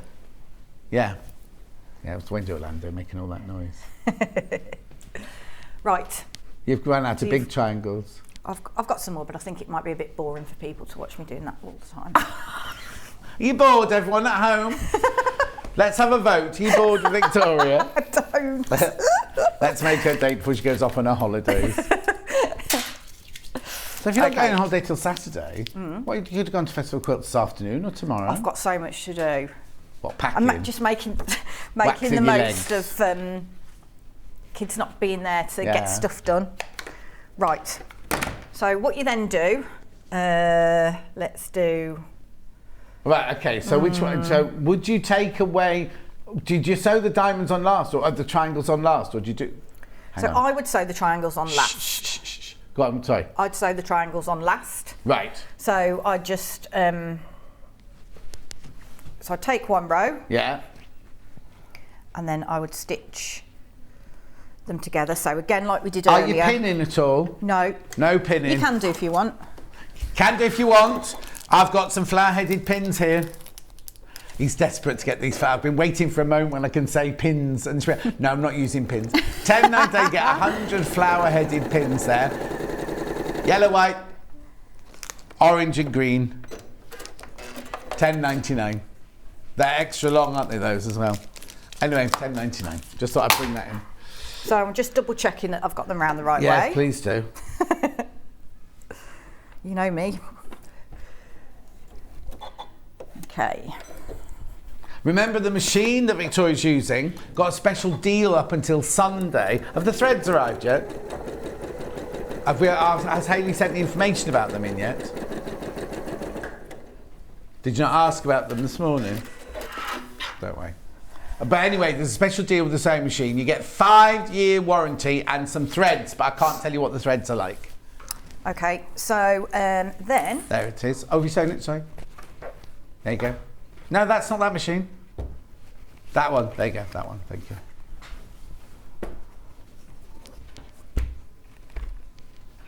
What's the matter? Remembered? Yeah. Okay, so then what you do, so we're going to press each row in a different, in alternate directions. Okay. So say that row goes that way, you want that row, the seams Yeah, going don't that forget way. you'll have a whole quilt out there on Yeah, yours. yeah. So actually the whole quilt won't actually fit onto No. this, would it? So No. you'd have to work it out line by line, Yeah, as it so were. Yeah. I'd go sort of like, Quarter. yeah, like work that way. Yeah. Okay, so I'm going to press, so I'm going to set my seam Yeah. and then press it that way. Yeah. I'm going to pull that back, set the seam, press it that way again. Right, yeah. Okay, And then you put it back on the board. then you put it back up. Well, you can do, or you can set it aside. Yeah. Right, so if I'm just trying to think of the best way to do this. So if I'll do this one now because Yeah. I've shown you how to join those squares. Yeah. So let's join those and put a corner on. Okay. Anna's loving your shirt. It's from Next, Oh, Anna. thank you. Good treat. Anna. Go and treat yourself. It's from Next. She needs a treat. She's not been very well, Anne. Oh. She's getting better now. I only bought it yesterday, so they'll still have them. You feel like what? I only bought it yesterday, so they'll still have them. Oh, they've still got them. I thought you said, I've only bought it yesterday because I feel like, and then you didn't say anything. I was wondering, it's a bit wintry. It's because all the summer clothes. I know. I went to buy shorts and T-shirts for my holidays, and all the winter stuff's in. I couldn't get a swimsuit. So I'm going to have to literally, I hope the seams are good on it. Let's put it that way. You know my sister-in-law, Julie, she bought a new swimsuit when she was on holiday. Luckily, she was only on holiday with Mike, her husband, and she put the swimsuit on, she came down and she went, oh, this swimsuit really doesn't fit at all. You went, you've got to turn back to front. How on earth can you do that? Well, I don't know. I know, exactly. And a couple of boobs on the back. Goodness knows what was going on there. Right, so what I'm doing here is I've taken my square and I've positioned this triangle on top. Now, you need to make sure the corners butt up together. Okay, so the corner of the triangle. The right angle corner. The right angle, yes. The right angle corner is the same, like literally sits on top of the corner of the square. Yeah. So you've got this overhang, yeah, but you need that to make your 1/4 of an inch seam allowance around the edge. Yeah. Okay, so I'm going to press that. Okay, and then I'm going to do the same on the other side. So you need a mirror image of it, so I've positioned that on there like that, so when I sew it, it will be like that. Yeah.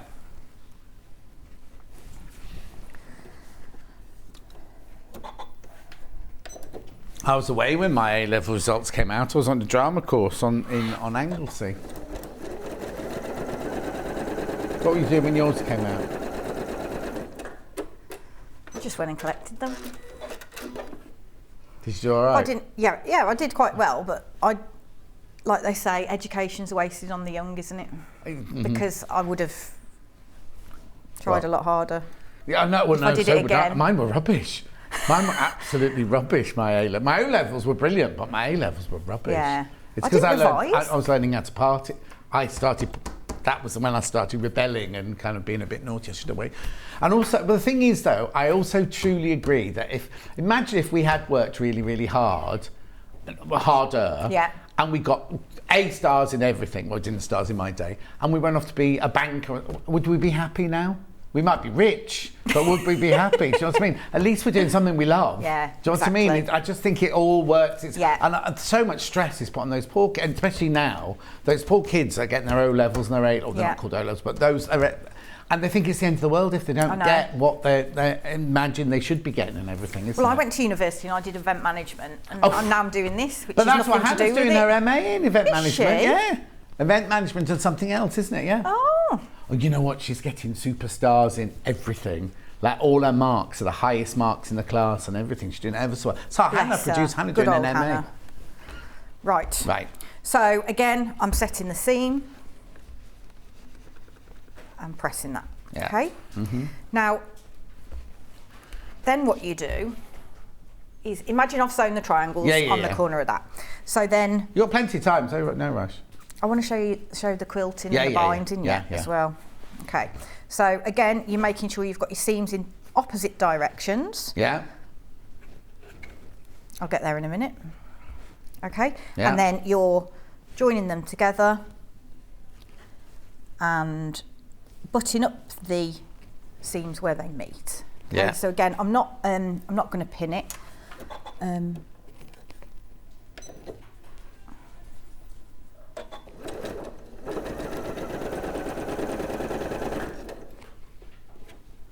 So as you go along, just make sure that they're nestling together. What are they doing? Nestling. I keep changing what I call it. Yeah. No wonder Charlie's confused. Okay.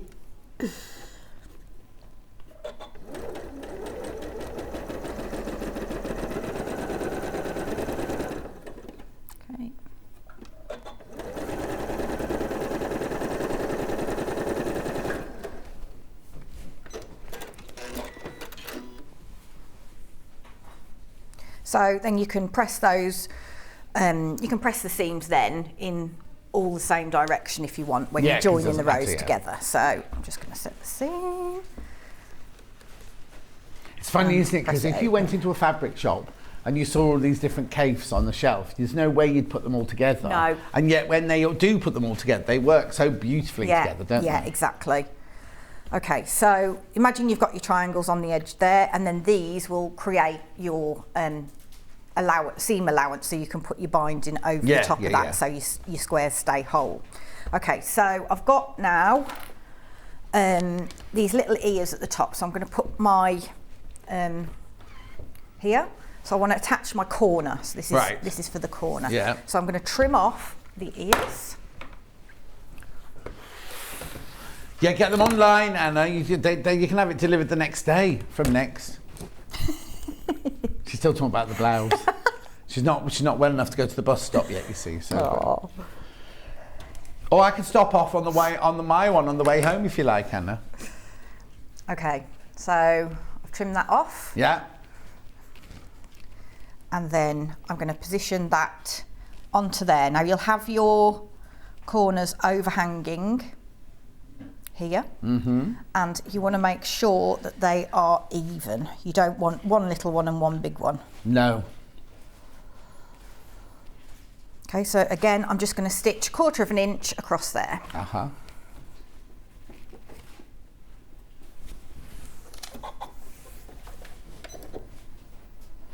There's a square from your quilt this morning, you still. Just leaving debris everywhere, aren't I?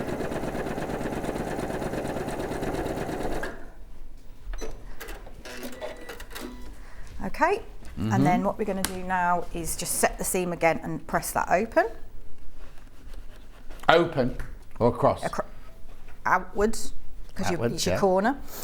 And then, so once you've attached all of your bits together, you've got these little ears, so I would then just go round the quilt and trim those off. But what you're going to end up with is a square, or a great big square, but the line's going diagonally across it. Correct, yeah, exactly. Okay.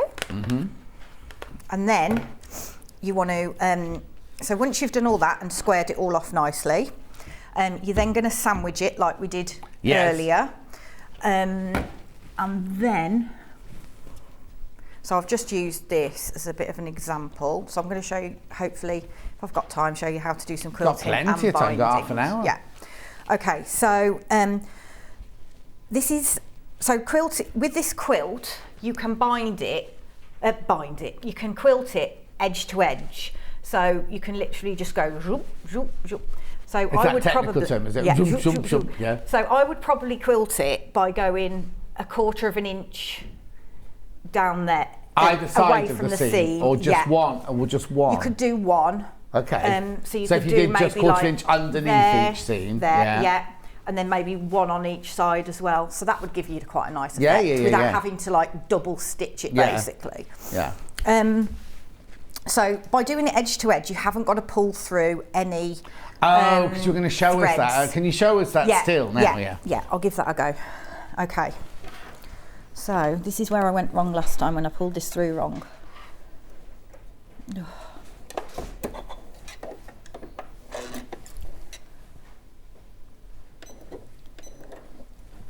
Okay, let's try this. So what you want to do is you need to make sure that you've got about 4 or 5 inches length on your thread on your sewing machine. Then, so imagine this has got a border on it and you're going to start somewhere in here. So you're not doing the edge to edge, so you need to have your ends to pull through the back to tie them off, otherwise they're going to come loose. Right, so if I just go there. So then you put your needle down. Yeah. And then you increase your stitch length. I normally use like 3.2. Right. And then for this you'll need, when you quilt, you need your, I'll keep calling it a quilting foot, walking foot, yeah. Or even feed foot. Yeah. To make it, all the layers go through.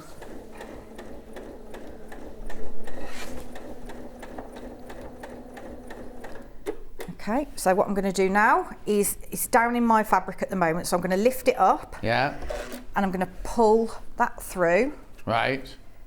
And then cut it off. So I've got a good length here as well. Okay. So then what you do is, where's my needle? So you then, when you're on the back and you pull the back thread, it will bring up a little loop from the front. So you put your needle into the loop and then you pull that through. Right. Okay, so now that thread has disappeared off the front. Right. And is now at the back.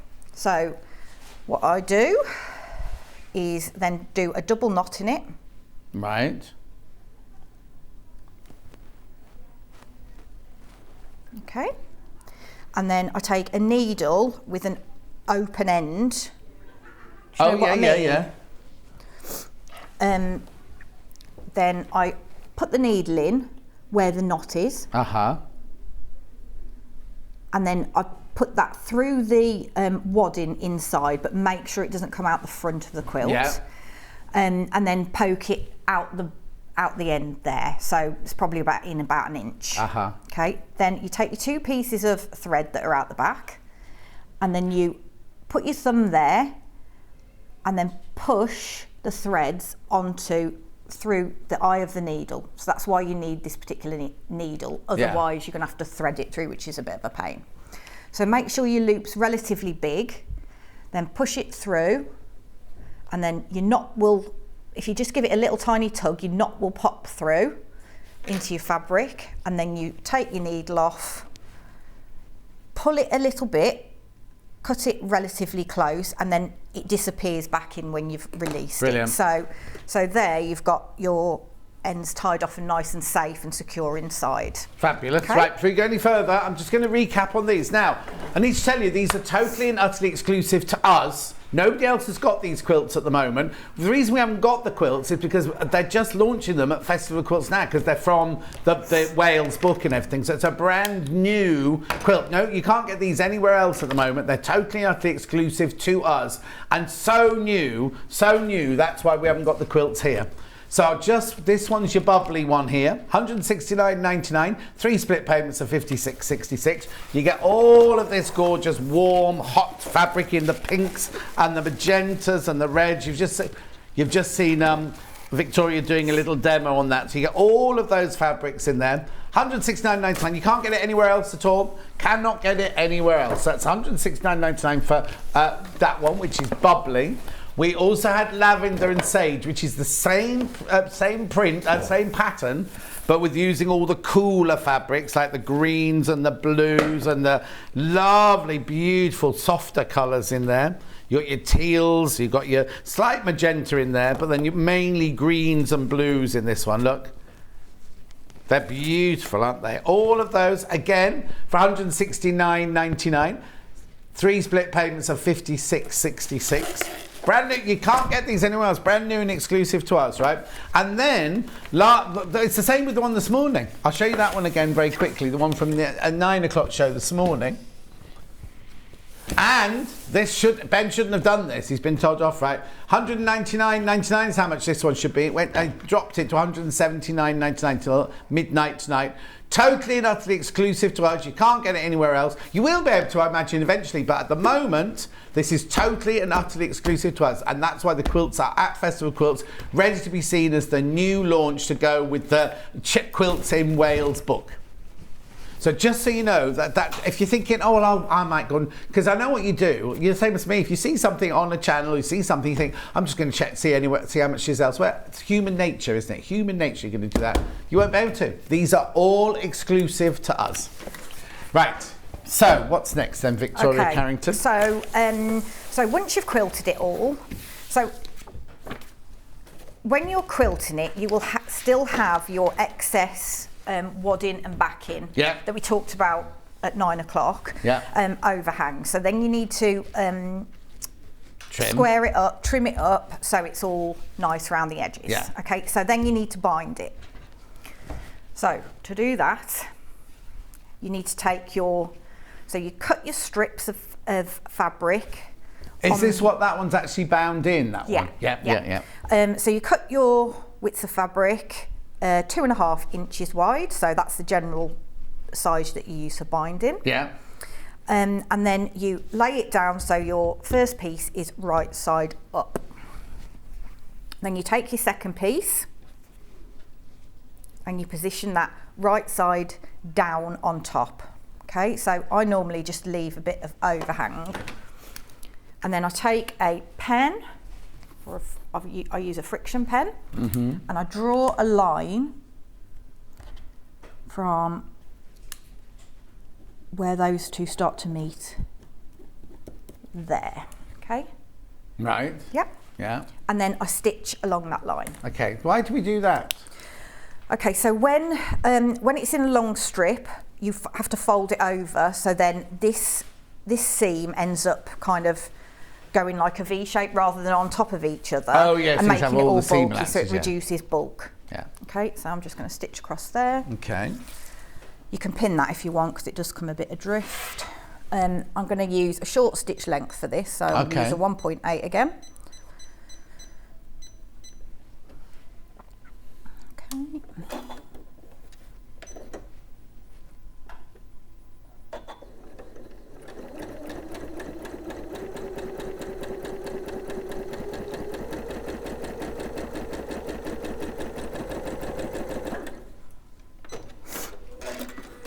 Okay, so then you take it and you cut in these smaller triangles off, right, and leaving 1/4 inch from the seam line, from the stitch line. Okay. So then what you do, so before you start pressing it, so then you take your bit that you've already stitched together, yeah, and then you get your next piece. So let's just pretend this end bit's the next piece, and then you go again. Right. So you just keep repeating yeah. that, however many times the pattern tells you to cut, how many lengths to cut. Okay. So then you take your, have I got that in the right place? Yeah, yeah, yeah. Take your binding, open those seams up, and press. Ooh. Bit of a shoddy job of that.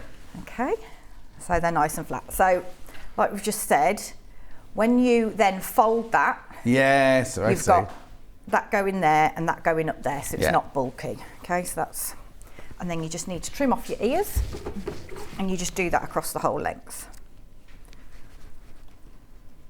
So you just made a really, really, really long piece Yeah. of 2.5 inch wide fabric. Exactly, yeah. And then what you need to do, so you take your lengths, you get your wrong sides and put them together, and we're just gonna make a fold down the whole of that length. Oh, okay. Now it's best to use a steam iron. Oh, you want steam now? Yes, please, John. Thank you. I don't think there's any water in it, but... Okay, so just take your time, make sure your edges are meeting up well. Yeah. Sorry.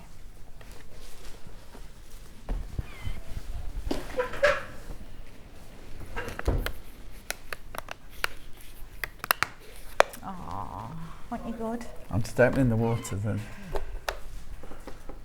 Oh, that's good. Because normally you have to put them under the thing, it's a getting side. at an angle, There you go. and it's all pouring down your hands and all over the wire. There you go. Okay. Yeah. Is it steaming yet? No. Not yet. It's doing it pretty well though without the Yeah. steam. Been very, very popular, the Liso iron. In fact, when Charlie came to my house, he went up to the dressing room and the ironing board said, he went, "Have you not got the Liso iron?" 169.99. 3 split payments of 56.66.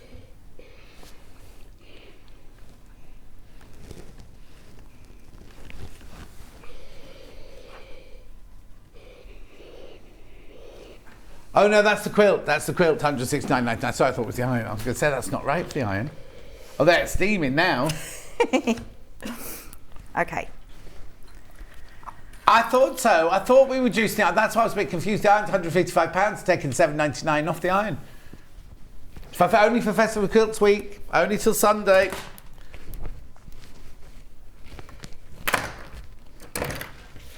Right.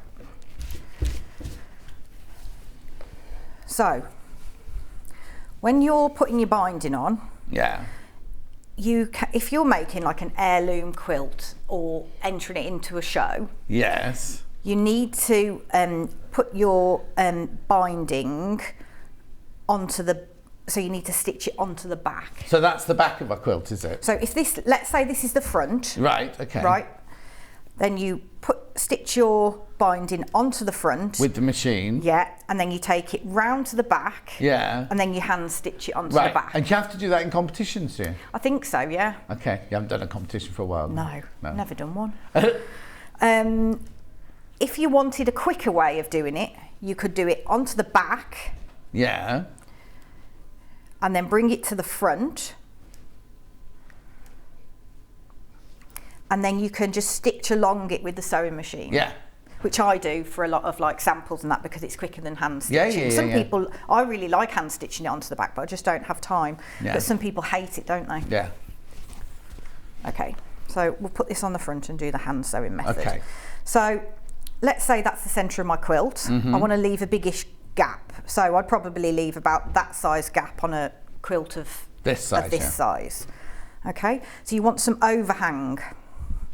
Okay, so I would start sewing sort of about here, and then I'd have this loose. Yeah. Right? So... This way you'd use your flower-headed pins? Yeah, you could do. Yeah. Or clips. Oh, you're not going to pin any of it then? No. Fine. Yeah. Right.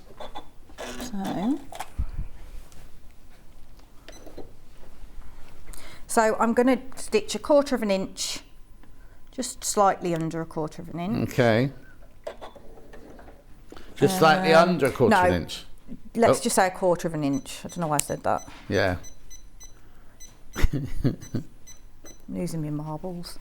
Right, and then we're just going to basically stitch down. Oh, hang on. Probably best to show you this first before I start. That was me, sorry. Okay, so what we're going to do is I'm starting here, and I'm going to stitch down to where it's about 1/4 inch away from the edge. Yeah. So to gauge that, what you need to do, so stitch down as you're getting closer. So I'd get about there on with my needle down, and then you fold back the corner diagonally like that, and then I finger press it. Right. Okay. So I know that when I get down here, as soon as I hit that crease, I've got to stop and just do a couple of little back stitches and take it off the machine. Right. Okay. But I wouldn't fold it until you get nearer to the corner. No. Because otherwise, it'll kind of stretch and stuff when you're stitching it. So, okay.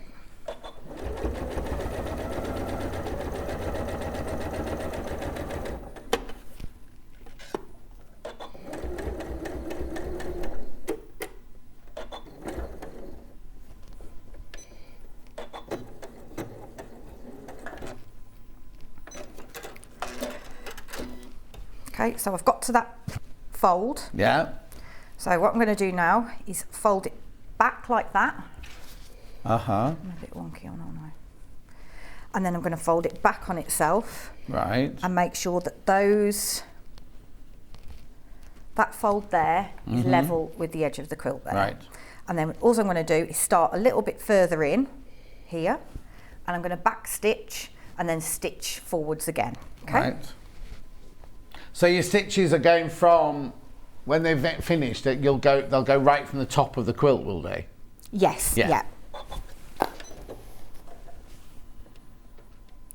So I'm going to back stitch and then go forwards.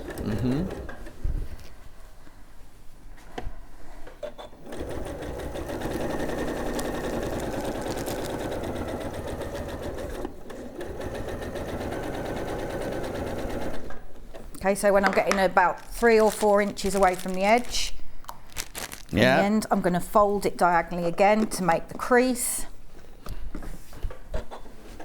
and then stitch down to that crease line. And do a couple of reverse stitches. It's a bit boring watching me sew all this on, but I just want to show you how to finish it off. Okay, so again, I'm folding that down. So these folds will make your mitered corners on the other side. Okay. So again, I'm starting here 1/4 of an inch, stitching back and then going forwards.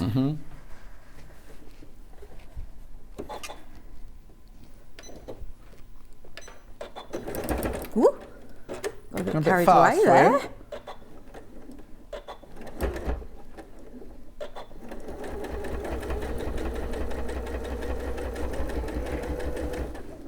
And then just keep, as you go, just make sure your edges are nicely meeting up. Yeah.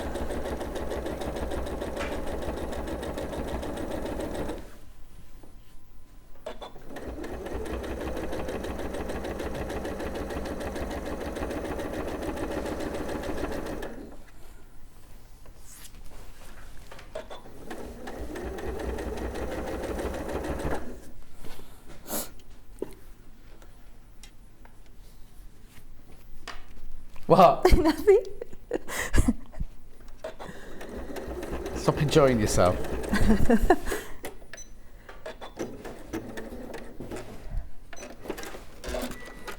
I'm getting there, I'm getting there. Yeah. So as you can see, when you pull that back, It's around just there, come up randomly, that thing, that pink thing now, isn't it? I thought it was when we put graphics in here. Victoria Carrington. what did it say? Just says that was you and me. Oh. Okay.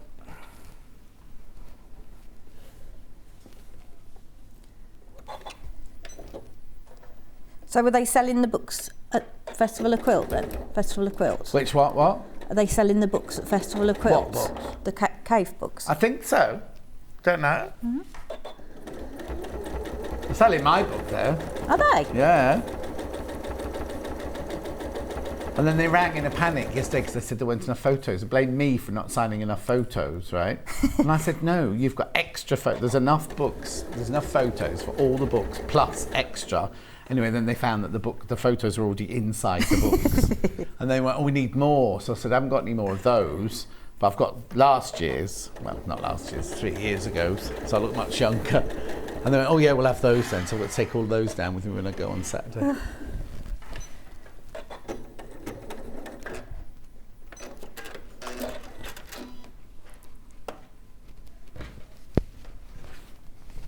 Okay, I'm nearly there. Yeah, no, that's right. There. You've got about 5 minutes. Okay.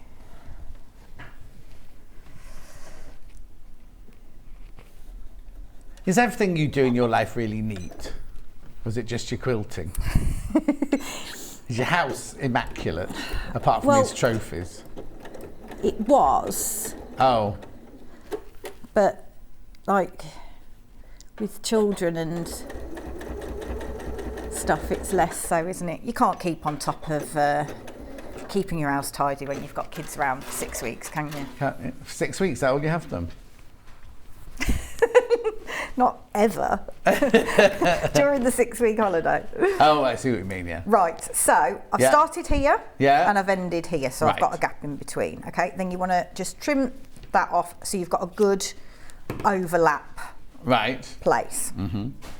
Okay, now I'm going to eyeball the middle. Yeah. So I'm going to cut him off about there. So you want to cut it that nice and straight. You can use a ruler if you want. Yeah. So that's that. And then you bring this one over the top. So I'm just can see where my first bit of binding is there because I've just lifted it up slightly. Okay, so then I'm going to take my cut off bit of binding and I'm going to line that edge up with where my underneath binding is. I don't know whether you can see that very well. And then I'm going to cut that length, this top one, the length of that. I mean, you could measure that at 2.5 if you wanted, but I just find it easier just to use that. Yeah. Okay, so you've got that, and they're overlapping by 2.5 inches. Right. Okay, so then you take your first piece and position it down. Yeah. And then take this bit. With a bigger quilt, you won't have to do this because you'll have more leeway. Okay, so then you take this piece and you position it like that. Oh, I see. I'm thinking it's going to be too big, it's going to be too big, it's going to be too big. But because you're doing it on a diagonal, that takes up that 2.5. I've got it now. So then you just want to check by just hold it like that and just check that it does look right, because the amount of times I've sewn it on the wrong way and stuff. Yeah. Okay, and then we're going to just pin these together. There you are. Use your clover-headed pins.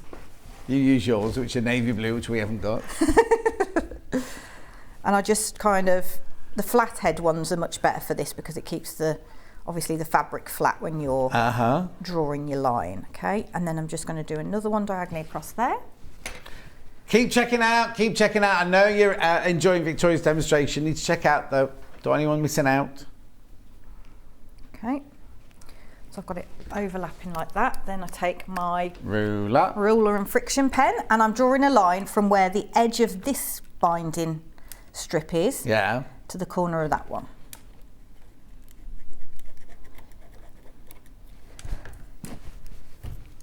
And then I'm just going to stitch along that line.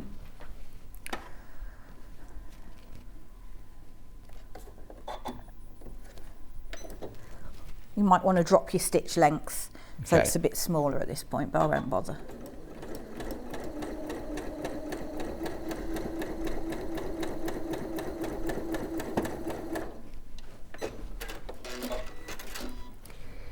Right, take your pins out and then again just test it before you cut it off, otherwise you could be in tears. Okay, and then trim that off. So you're leaving a 1/4 inch seam. Make sure you're not trimming through the rest of your binding.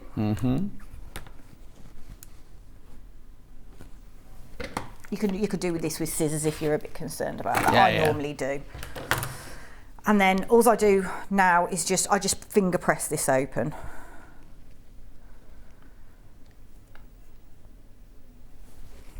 So give it a score with your nail. And then you just line that up, make sure it's nice and flat. And then where you've finished and where you've started, you just do a 1/4 inch again, just to join those together. Brilliant.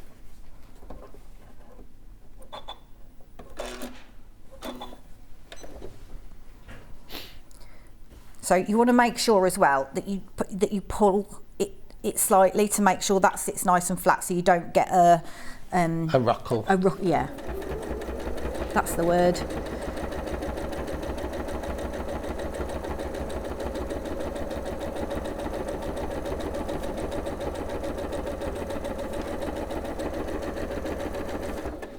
Okay. So that's it on there. Yeah. And then just show us a mitered corner before we... Yeah, and then what you do is you turn it over.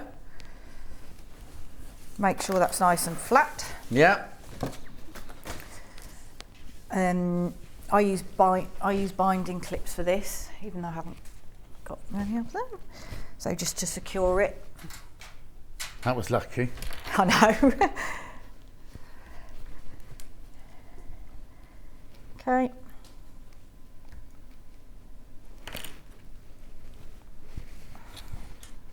So that when you turn it over, you've got a nice mitre on the front there. So all I've done there is I've pushed that fabric down. Yeah. Brought this one across. Yeah. And then it just creates this kind of fold, and then you just make sure that's nice and flat down. And you stitch that down. When you stitch the back of your hand stitches round, you then also stitch the mitre bit down I don't stitch up the mitre, but some people do. No. I saw a question on the Facebook fan page the other day. Yeah. So then all you do is you just take your needle and thread, go in through your backing fabric. Obviously you choose a colour that matched. Obviously try and bury that. I haven't done a very good job of that. Yeah. And just keep catching the edge of the binding, and then the the wadding inside the quilt. Make sure you're not going through onto the front. Side. Brilliant. When are you next then? 6th of October. Oh, blimey. That feels like forever away. I know. We'll come round quick though, won't it? Oh, no, of course it will, yeah. Well, it's dark in the mornings now. I know. Frightening. Anyway, lovely to see you. Thank you very much indeed. Right, I'm just going to recap on our exclusive To Us quilts. Right, so this one here is called Bubbly. This is the pink version. $169.99, 3 split payments of $66. You get your instructions, and then you get all this gorgeous fabric. Some I've never seen before. I've never seen jumbles in that colour before. But look at those fabulous colours. Remember, you can't get it anywhere else. Totally and utterly exclusive to us. Beautiful, isn't it? All based from the Quilts in Wales book. So that we haven't got the quilt, because the quilt is brand new, and it's a Festival of Quilts being launched at Festival of Quilts. So it's all brand new. So that's that one. We also had lavender and sage. So you've got, that's the same, it's exact same pattern, but this one's in the greens and the purples. $169.99 again, but look at the colours. I love that geranium with the purple there. All the beautiful jumbles and your other geraniums and your more jumble and your lovely little flowers there. It's just a good, look at that one. Gorgeous, gorgeous kit that. $169.99, $56.66 on split pay. I'll just remind you about the one from this morning, which was your checkerboard of checkerboards, which is this one here. $179.99. Now this one was meant to be $199.99, but Ben took £20 off for you for today. It's beautiful. Very, very simple. It's £60 three times, isn't it? $59.99 three times. And then just very quickly, the book. TV launch of the book. Quilts in Wales. Beautiful, isn't it? £25. Now, it's not on pre-order. It's literally, we have it in stock. You will get it as soon as we take the money at midnight tonight. The process will go in and yours will start being shipped out to you straight away. Really, really lovely book. Quilts in Wales. Right, don't go anywhere because she'll be back in October, but I'll be back in 4 minutes with Wendy Orlando with Quilt As You Go. So we will see you in 4 minutes from now. Well done.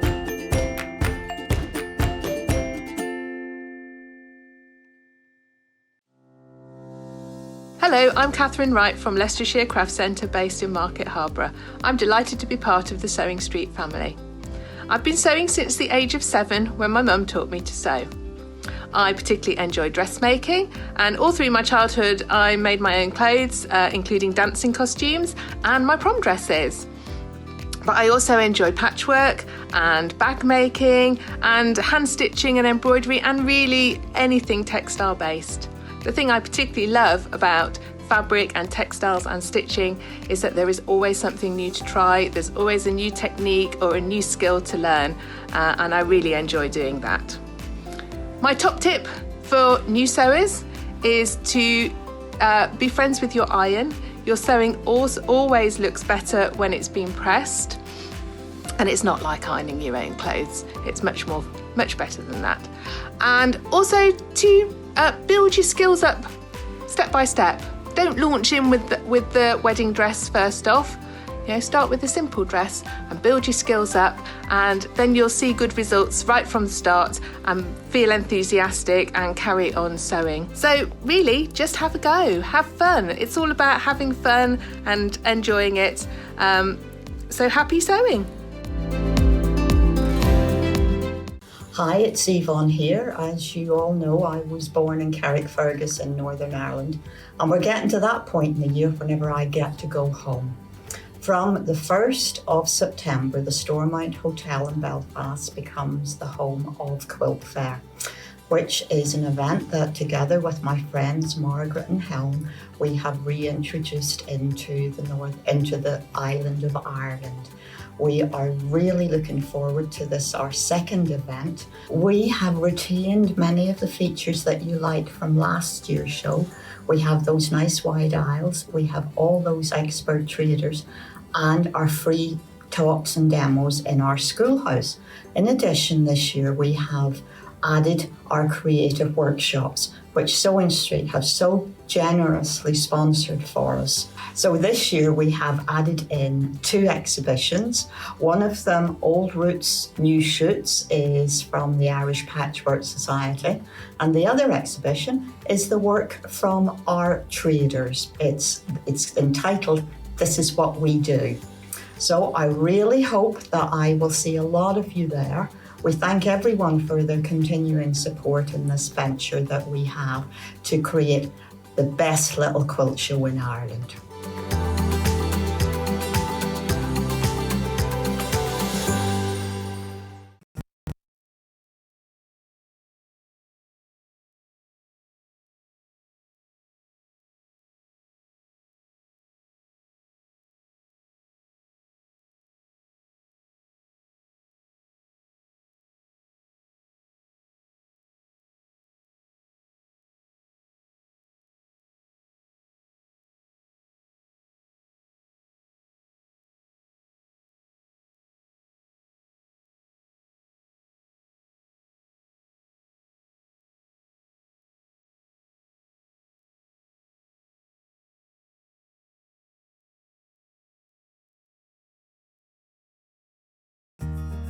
Have you heard about all the different ways you can shop on Sewing Street?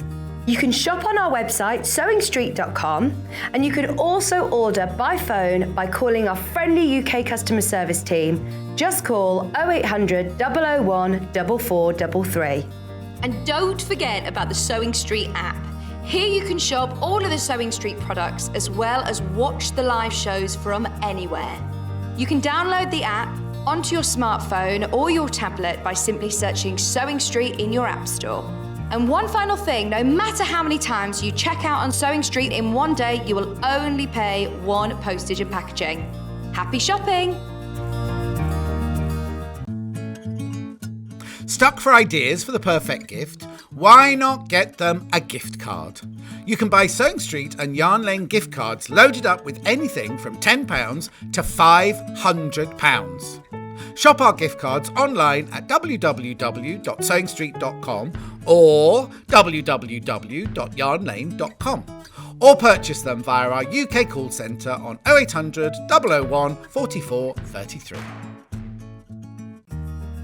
Have you heard about all the different ways you can shop on Sewing Street? You can shop on our website sewingstreet.com, and you can also order by phone by calling our friendly UK customer service team. Just call 0800 001 4433. And don't forget about the Sewing Street app. Here you can shop all of the Sewing Street products as well as watch the live shows from anywhere. You can download the app onto your smartphone or your tablet by simply searching Sewing Street in your app store. And one final thing, no matter how many times you check out on Sewing Street in one day, you will only pay 1 postage and packaging. Happy shopping!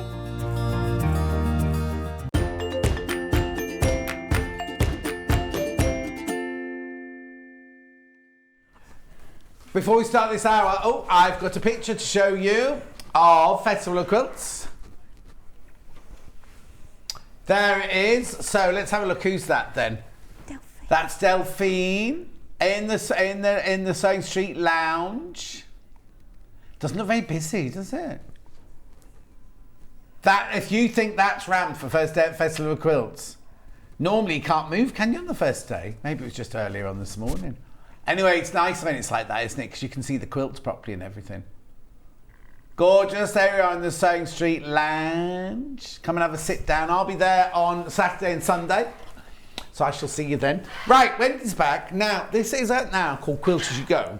Now, it's not a particular, even though we've got projects here, the instructions that come with the bundles aren't for a particular project, but it's to give you to show you how to do Quilt As You Go and inspiration of things that you can do with the product. So what I'll do is I will show you the 3 bundles first of all, and everything else I've got for sale in the hour. Then we'll just let Wendy, we'll just let her loose and she can go off and do what she wants to do. So I've got pink first of all, the pink bundle. So what you get in the pink bundle is half a metre, you get 3.5 metres of fabric in total, right? So you get half a metre, you get the antiquacky looking kiddies in there.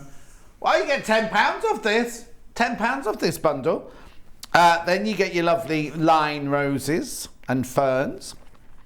Then you get your strawberries in a circle. Now, didn't we have that one in a different colourway in the last, wasn't that? Oh no, maybe not. And then we got your pinwheels. Then you got your writing, freckles, sunny kisses, bubbles, grandma. $59.99 plus your great big panel. Hang on, let me show you this. There you go. Lovely panel there. Peep, feed, sew, pretty, bake, stitch, quack, cook, bloom, home sweet home, sew. I think that's it. All of that there. $59.99. So a set of instructions plus 3.5 metres of fabric plus a panel. It's an awful lot in there, isn't there? For $59.99. That's the pink one, right? That's the pink one. We've also got it in the red.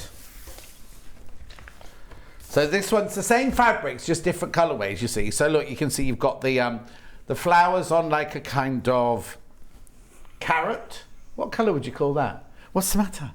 Apricot, I would say. Oh, apricot, okay. Yeah, carrot. Okay, Carrot's a bit like... Then you got your pinwheels on pink, then you got your flowers on your black and white, then you got your writing on red, then you got your strawberries on teal, then you got, oh, that's pretty, floral on there, and then you got your antiquacky kiddies on the pale teal.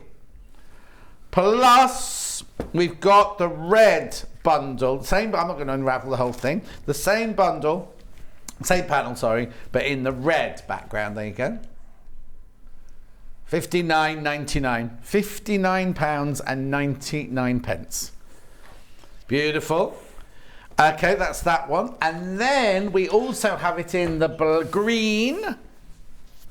Again, you get the same fabrics, just different colourways. You get the writing there, strawberries, freckles, newborn puppies, bare feet, porch swings. I think it's the designer's favourite things, isn't it? Then you get the flowers on red. Then you get the pinwheels on white. There, oh, that's nice. Flowers on, that's got an essence of liberty, that one, isn't it? Flowers on your teal. You've got your strawberries on carrot. Then you've got your flowers on red. And then you've got your antiquacky on white. And you've got your instructions. $59.99. Oh, and a panel with green. What's the matter? What's antiquacky? Antique. Oh. It's what my nan used to say. Oh, it's very antiquacky, that. You're not from up north, you see. That's the problem. There you go. There's the green one. Quite like the green. I love the green. Oh, hang on. Got one of the winners from the winning block. Let's have a look at this then. There it is. So that's one of the ladies who won, is it? One of the blocks. Oh, that's Christine. I can't see. It's on the little telly. Put on the big... Oh, yeah, look, it's Christine. So, Wendy, what happened was we sold a panel for $4.99. Yes. Everybody made a block. We had hundreds of them. And then a panel of judges chose the 12, not 12 best, but just the 12 most suited, right? And they got put together. And that's Christine, who... I wonder why she hadn't messaged in today. That's Christine who messages in. But which one did she married make? to Gary. Wait, which one did she make? Oh, that one. Oh. It's so neat, I can't tell you. Very neat. It's really, really neat, yeah. Anyway, you saved £10 on that bundle as well. We've got some other Wendy patterns here. We have got Cosmic Bed Runner pattern.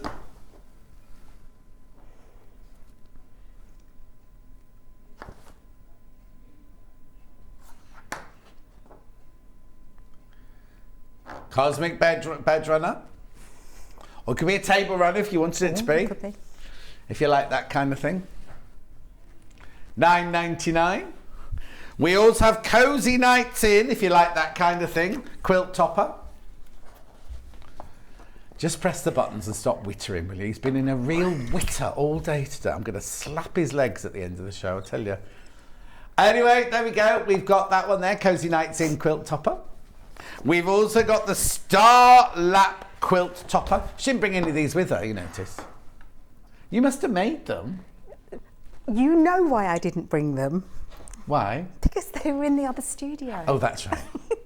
As I was saying it, I was thinking, why didn't I ask her this earlier? I did ask her. But she did bring this one. This is Let's Go Round Again. Baby, da, da, da, da, da, da. Let's go. Who's that? Oh. It's old anyway. It's what? It's old. Oh, it is old, It's like you. old. And here it is, the See, original. He started. Well, it's because it's your first year back. I feel like I've got a newbie on that. I'm having to be nice, that's why. Anyway, go on, Mark. Didn't last. What are you trying to point I was going at? to say that because I did it for the show. I actually did it on air in my hour. That's Yeah. only 3x3, but it's 4x4 normally. Oh, okay. Lovely. Now, you would really need some wadding to do your quilt as you go.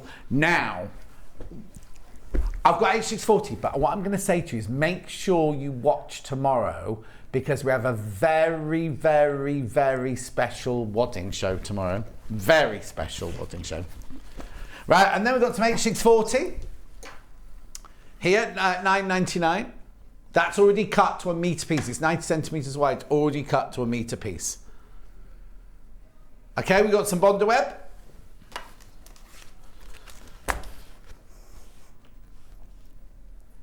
£2.99. £2.99. And if you were watching earlier when we used some 505 spray, we've got 505 spray as well. Now, if you want the big can of 505 spray, wait till tomorrow. Wait till tomorrow. Tomorrow's big time. We got Cindy Cloud there tomorrow, and Jo Carter with her new soft toy. Have you had enough coffee today? I haven't had any coffee. I've given coffee up. Have you completely? Yeah, I've given anything with sugar in it. I've given up. Good job I didn't offer you one of my Revels then. I don't like Revels because I'd always get the nut one. Someone's just caught me on the floor and they said, "What are you doing?" I went, "I'm looking for the toffee one." Oh no, I like those because I expect to be able to bite it just enough, to take it out, to then go, "Oh, it's the orange one. I like the orange one. Oh, that's the nut one. I don't want that." But you can't do that now, can you? It all sort of goes into one. Oh, I don't know. I haven't bought them for years. Anyway, so just tell me. We've done 3 bundles. Yes. And you have created everything you see here from one of the bundles. Take it down. I'm going to do it. I've done it. Sorry, I've done it. So this one here, thank you very much, is one bundle. Yeah. And it is that side, but it's also reversible. Right. And I got this one, this bed table whatever runner. Yeah. And I purposely didn't do plain on the back because I wanted to show just how far this fabric goes. But also, if that's a table runner, you have Hannah around for dinner. She's bound You'd have to to spill turn something. it over, wouldn't you? Yeah. Well, I was thinking more like if you came round for dinner, I'd have to turn it over, wouldn't I? Well, no, it would be on the bed, wouldn't it? The runner, not you. Would you not have it on the table then? No. Okay. Do you not do table runners? No. Okay. Right. Yeah, I wanted to show how... Okay, Yeah, sorry, didn't I do it right? How far the fabric goes, because you get loads and loads. You get 3.5 metres of the fabric, and you get the panel. The panel, that's the one. Yeah. Right, so the instructions came about because going on earlier that I didn't do quilts and I didn't do FPP. And I absolutely adore quilts now. But I know there are an awful lot of you out there that have made your quilt, massive quilt, and then maybe you're not quite happy with it and you don't want to spend all the money on long arm. The solution is, and it's thanks to Stuart for this, he said, well, why don't you quilt as you go? And I hadn't thought of doing that. Mm-hmm. So I've done completely, so someone who's just made their blocks, because you would have to make a blocks for quilt as you go. The instructions tell you all about what sizes you need and sashing. And when I did all my research, because when I do anything, I always have to know everything there is to know about it. Right. It only gave me what I would say was the traditional, which is this little section here with the quilt as you go. So it's a thing. To push them together. To put them together. Yeah. But me being me, I wanted a bigger one because I wanted it to look like sashing. Yeah. So I've worked out how you do that, right? And I've put them in the instructions. Brilliant. So, what? Go through, because you've got the overhead camera. Go through everything that's in this instruction so we know what we're getting. So you won't actually get, as I say, instructions to say you need to cut it X, Y, and Z. What I'm looking for, and I've seen so many people have already made these, is everyone's own creativity. So it will tell you, like here, how you can do your blocks. Now you don't have to have square blocks, you can also have rectangular blocks, or you can have big blocks or small blocks, depending. And then it goes on to tell you all about what blocks you can use. So you can just, if you've got some gorgeous fabric, just do a plain block. If you've got plain fabrics that you want to mix, you can do a 4-patch and a 9-patch, and explains what they are. Pieced blocks, applique blocks. And then it goes on how to actually calculate your size of your quilt, depending how big you make your block. And then it tells you all about assembling the block. And the great thing is you actually have a finished quilt at the end of it, rather than instructions just saying now quilt it. It's all done there for you. Brilliant. It shows you how to quilt the blocks. I mean, I'm a huge fan on this one. So this one has been echo quilted, where you take your shape in the centre and then you quilt round the outside of the shape, echo in the shape, and I love that. And so with this one, it's exactly the same, but I've done a crosshatch on that one. Now, these two, this one I put on the applique afterwards, and because I didn't want the crosshatch going across, and this one I put it on first and then echoed. So again, it explains all about that, how to put your sashing on, and how to do, and I know Victoria's just shown in depth how to do binding. So at the end of it, you will have a finished quilt that you have created. And that's what I want. I don't want to say you need to cut it 12 by 12. Of course. But this would be really, really amazing for groups that are having a quilt along. So the instructor can say, I want you to all make a 14-inch block or a 6-inch block, and then they can put them together and have a quilt. Or what about memory quilts?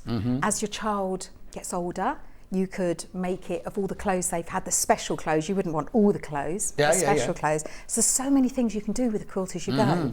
And it looks equally as good on the back as it does on the front. Brilliant. So what are you going to show us today? What I'm going to show you? Well, I've done a couple of shows, I can't remember the dates, I do apologise, I should have checked first, showing you how to do this technique. So now I want to move it further. So those that have got this, and just, I do say in the instructions that the most important thing of all is that you have the quilt the same, the block the same size when you're finished. Now the reason I've done that is because if you see in this in this, it's my trolley, in this one here, they are all exactly the same size. And it means it's much easier for someone who's just beginning their journey to do that. However, you'll see with the one that I'm just going to finish this little sample making today, these blocks are not the same size. So we've got a 1 column, a 2 column and a 3 column, and different size binding in between. And then here we've just got one big long block. So I just want to show that everyone that yes, ideally to make it when you're new, to start with the same block. Once you've got your confidence, then you can just do what you like. The only thing that you have to remember is in the instructions, I tell you to put it together in rows.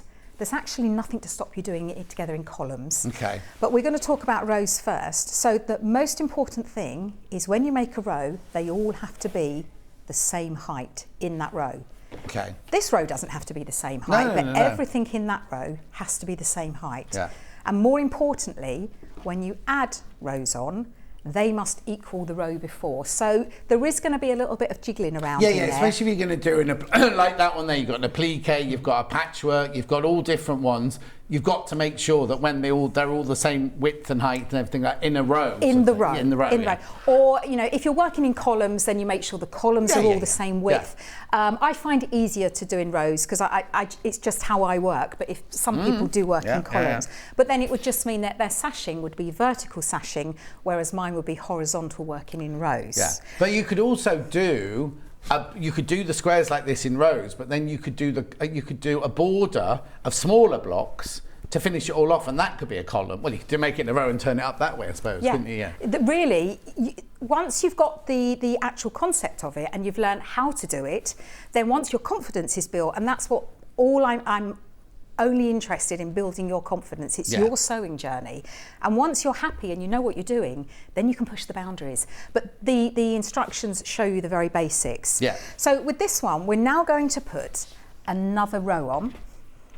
Now what I have done, I've made the three sections of this row, and because I'm going to be doing just the normal standard join as you go, they are the width of this one here. Because it doesn't, when you put in this sashing, it doesn't change the width of your blocks. It doesn't change the width of your row. That's okay. That's So got because you what looking you're a bit adding, confused, you're taking isn't it? no. So what you're taking off is your seam allowance. So it ends up the same size. So it even ends though up it's the got- same size. got it. Now I will just say that if you do this one here, it does take a bit more working out because obviously you have to allow for this sashing. But for today, I'm just going to show you the concept to do it. So what I'll do, I'll join these in the normal, well, when I say normal, the thinner one, and then I will put them together with the thicker one so that you can see both techniques. I'm sorry, I'm getting this back down again. Yeah, that's fine. Yeah, I'm sorry. But I just want to show you that there are so many ways that you can create blocks. So the panels there, don't just think, oh, I've got to use that panel, it's in entirety. Absolutely not. This one here, I actually cut them out and then stitch them back together again. Yeah, of course you would, yeah.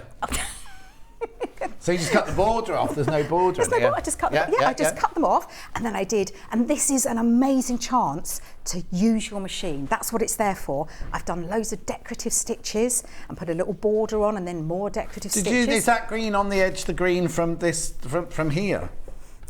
Yes, and then... So you're not wasting anything off your you know panel what either. I like? I don't like to waste anything, so I thought, oh, I'll sneak a bit of the material there. Yeah. And then it ties it in because it is all colour coordinated. So that one, I've just cut up a little bit. That one, I did my pinwheel. Now, I've just shown here that maybe, and mine was, by the way, but maybe if your pinwheel's not quite exact in the middle, just put a bit of applique on there. Yeah. This one here was... Sorry. So this one here was, I just cut out 4x3 off the panel.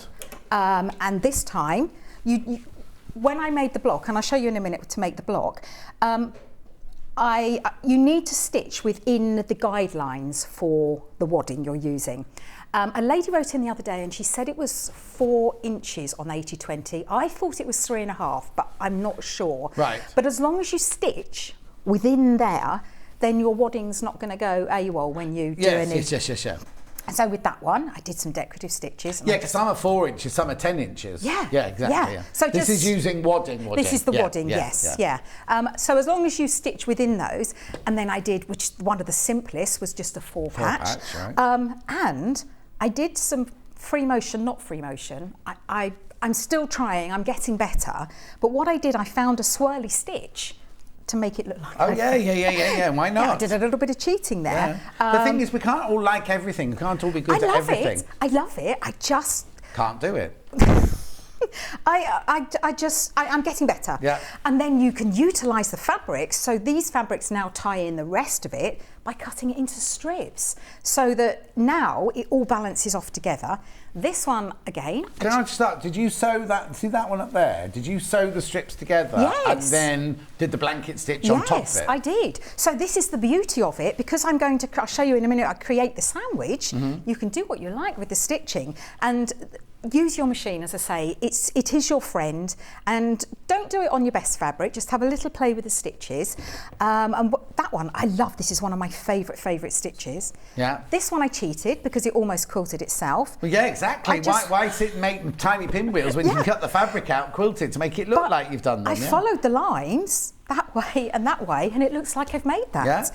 Yeah. This one again. This time I do love a crosshatch, so it's the same as the one that I run down here, but with a crosshatch.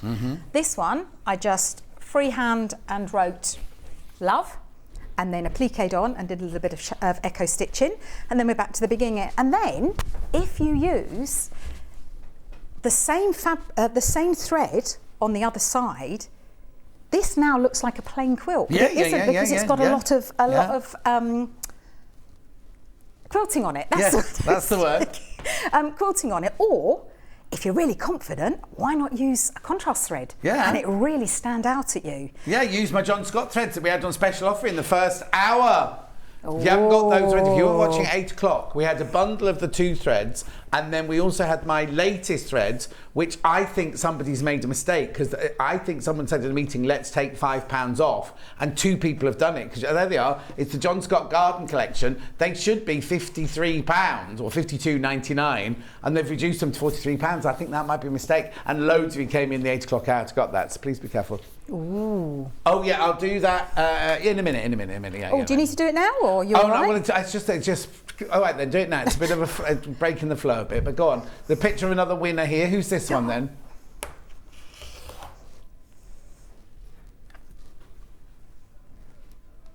Sandra, that one is. Sandra. No, which one did she make? Guess which one Sandra made? She made. I made that one. No, not that one. I didn't guess that one. That's lovely. It's kind of those flowers stick out from the quilt. Lovely. I didn't guess that one. Well done, Sandra. Right. Okay. So come back to you. Right. So what are we going to do? Because we've only got half an hour left, at the most. We'll be fine. We'll be fine. Yeah. Now, these are brilliant. These the panels, because you can just make so much with them. And I'm just going to show you how to make your sandwich first. So you'll get your fabric. Now, it doesn't have to be a panel. It's going to be your right side up fabric, and then you place that. You're going to make a sandwich.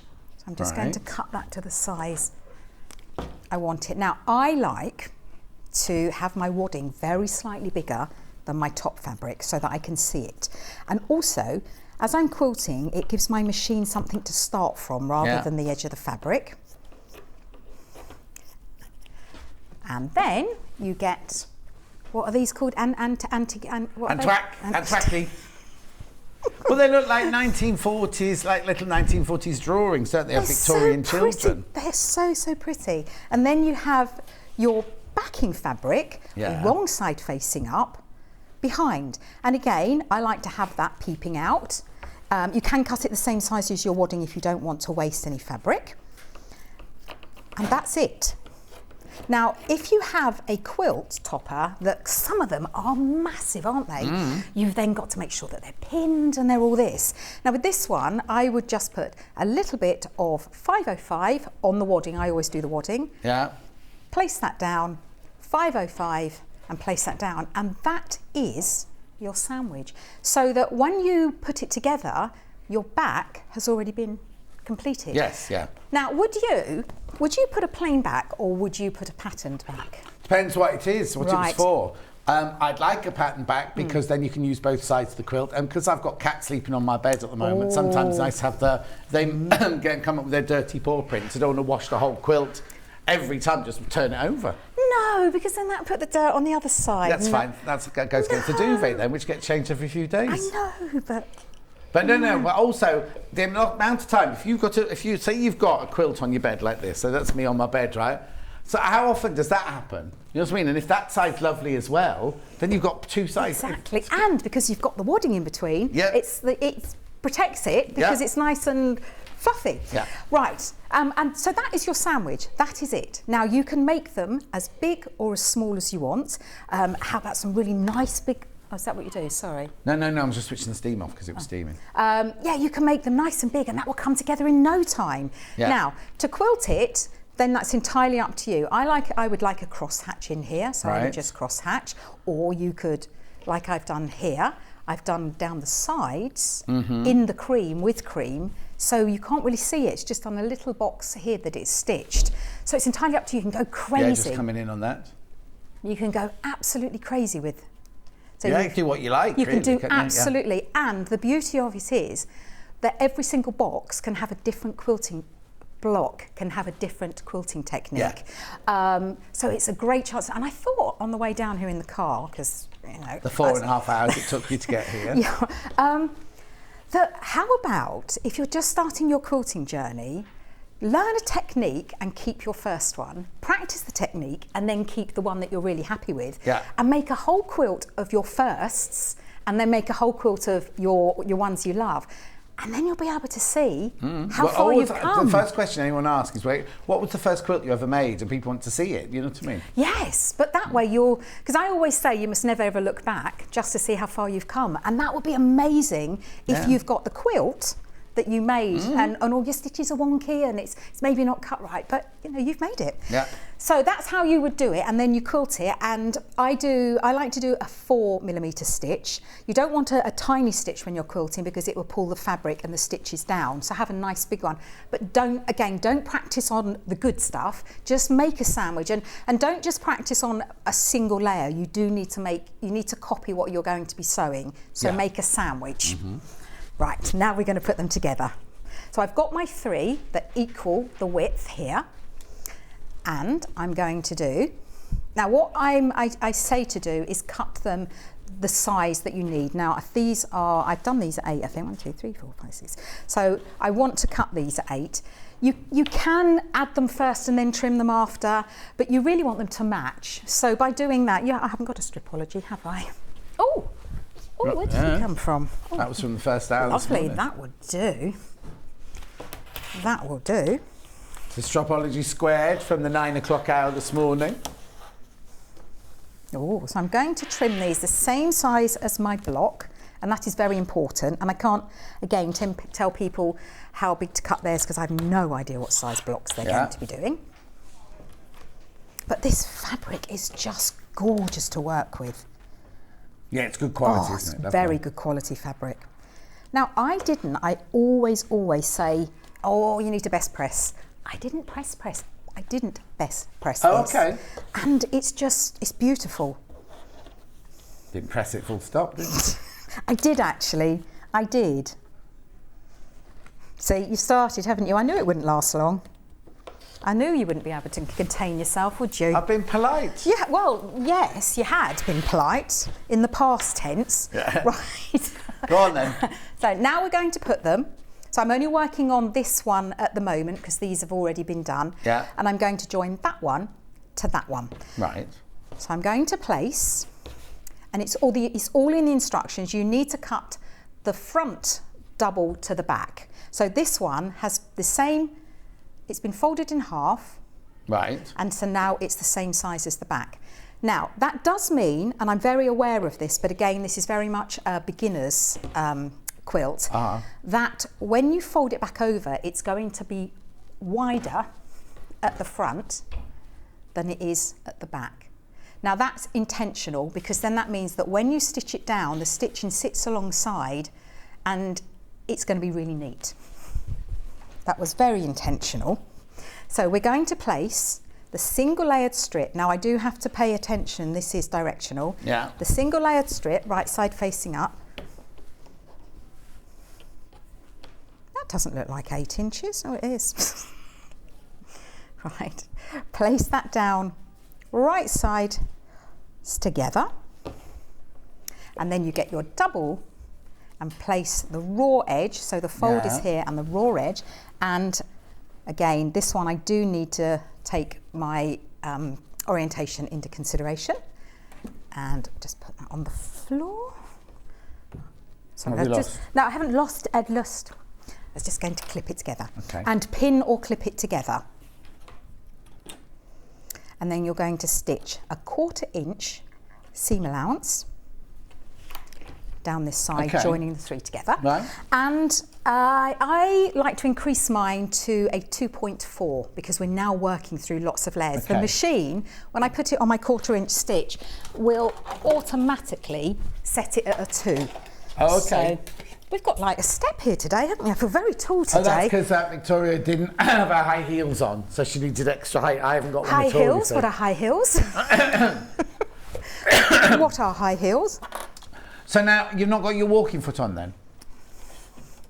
I can just pop it down. But if you've got one that you have to attach, would you put the walking foot on? Oh? Yeah, pull the end off.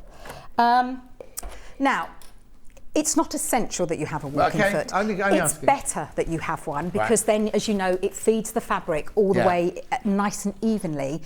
If you haven't got one, you'll be able to do it. Well, also the fact that you're only doing 8 inches at the most at this point, it's easier than if you're doing a whole quilt, isn't it? Yeah. It does make the machine a little bit noisier when I've got it engaged, Yeah. but that's because it's just working. And I'm doing a 1/4 inch. So that's that first one Yeah. added. Now we're going to now join it to the next one. Now you need to put the right sides together like this, like that. But top tip is, keep this in the same orientation, but turn it over. Get this and do a little shimmy across. And that way it's going to be in the right place. Again, you want to pin it. You will have much more time. What time are we? Okay. 15 minutes you got left. Are you rushing me? I'm not rushing, I'm just telling you, because we have to, there's no way we can go over, because Hobby Maker starts I know. now. I do know. Right, I'm going to stitch that one with a 1/4 inch seam. Yeah, there is nothing wrong with the machine, it is just a little bit noisy when it's got its dual feed. I keep getting told off for calling it a walking it's a foot. dual feed on that one, It's a isn't it? dual Yeah. feed, isn't it? So now we've joined those two together. Right. Now, what you'll see is the back is joined completely, but the front hasn't quite been finished yet. Now, these two should butt up to each other exactly. Yeah. And then we fold that over and press it. So give it a good press.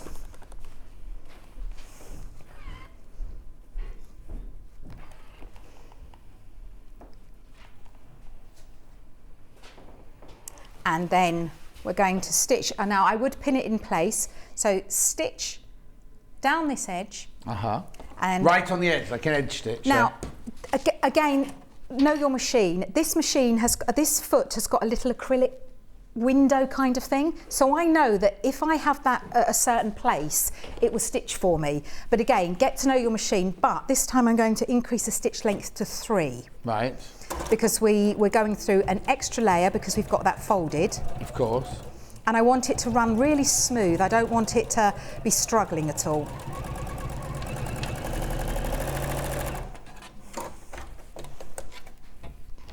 Now, I have stated in the instructions to sew down that side, but I like things equal. But you don't have to, because that has now joined those two pieces together. Right. And you've got your fabric on the front and on the back. So we're going to do exactly the same for this side.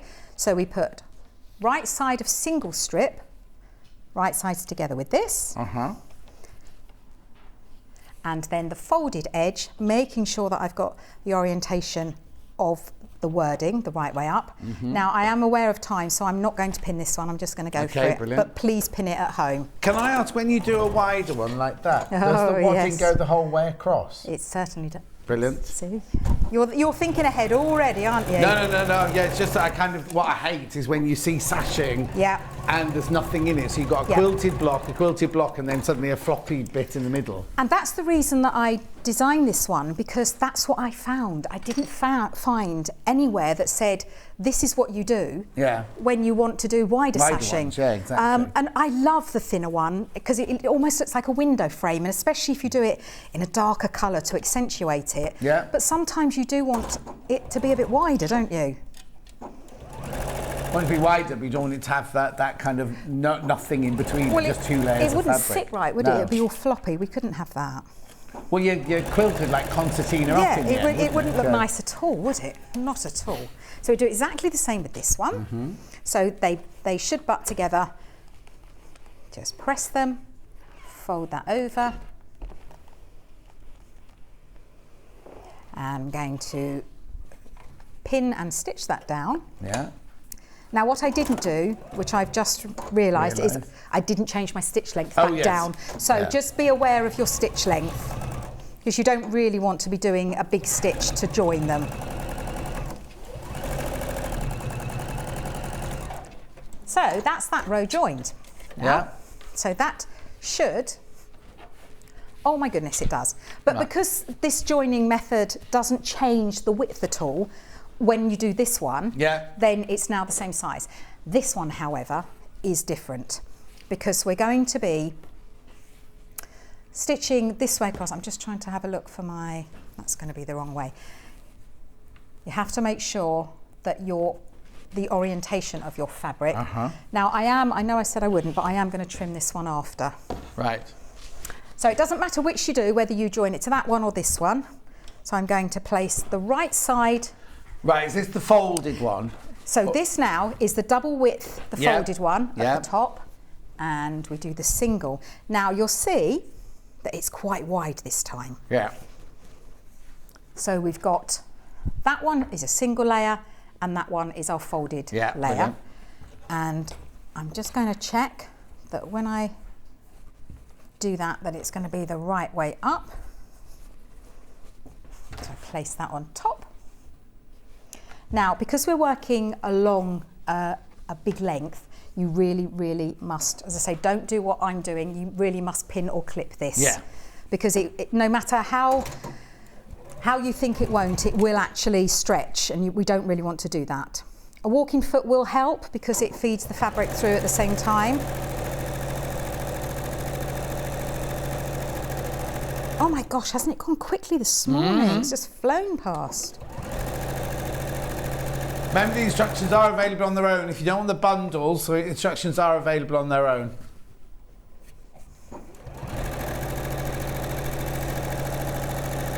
Right. Yeah. Now what I'm going to do is I'm going to trim this one off. There he is. But I'm not going to open it out before I trim it. I'm going to trim it off folded because that's going to make it neater for me. And never ever trim towards you, always trim away from you. Yeah. So even if it means turning your fabric the other way. Now, as I say, you will have much more time at home to join all these up. Oh, how it was the right way. So now we're going to put this one on the bottom. Right. So again, we want to put right sides together. So we turn this over and we shimmy. So these are now in the right place. And I've made so many of these quilts now purely because actually by the time I finish them, they're completed. I then don't have to worry about making the whole big sandwich or anything like that. And there is always going to be a place for long arm quilting. There is nothing as nice as having a big quilt long armed, but this is just for if you want to make a quick, literally quilt as you go.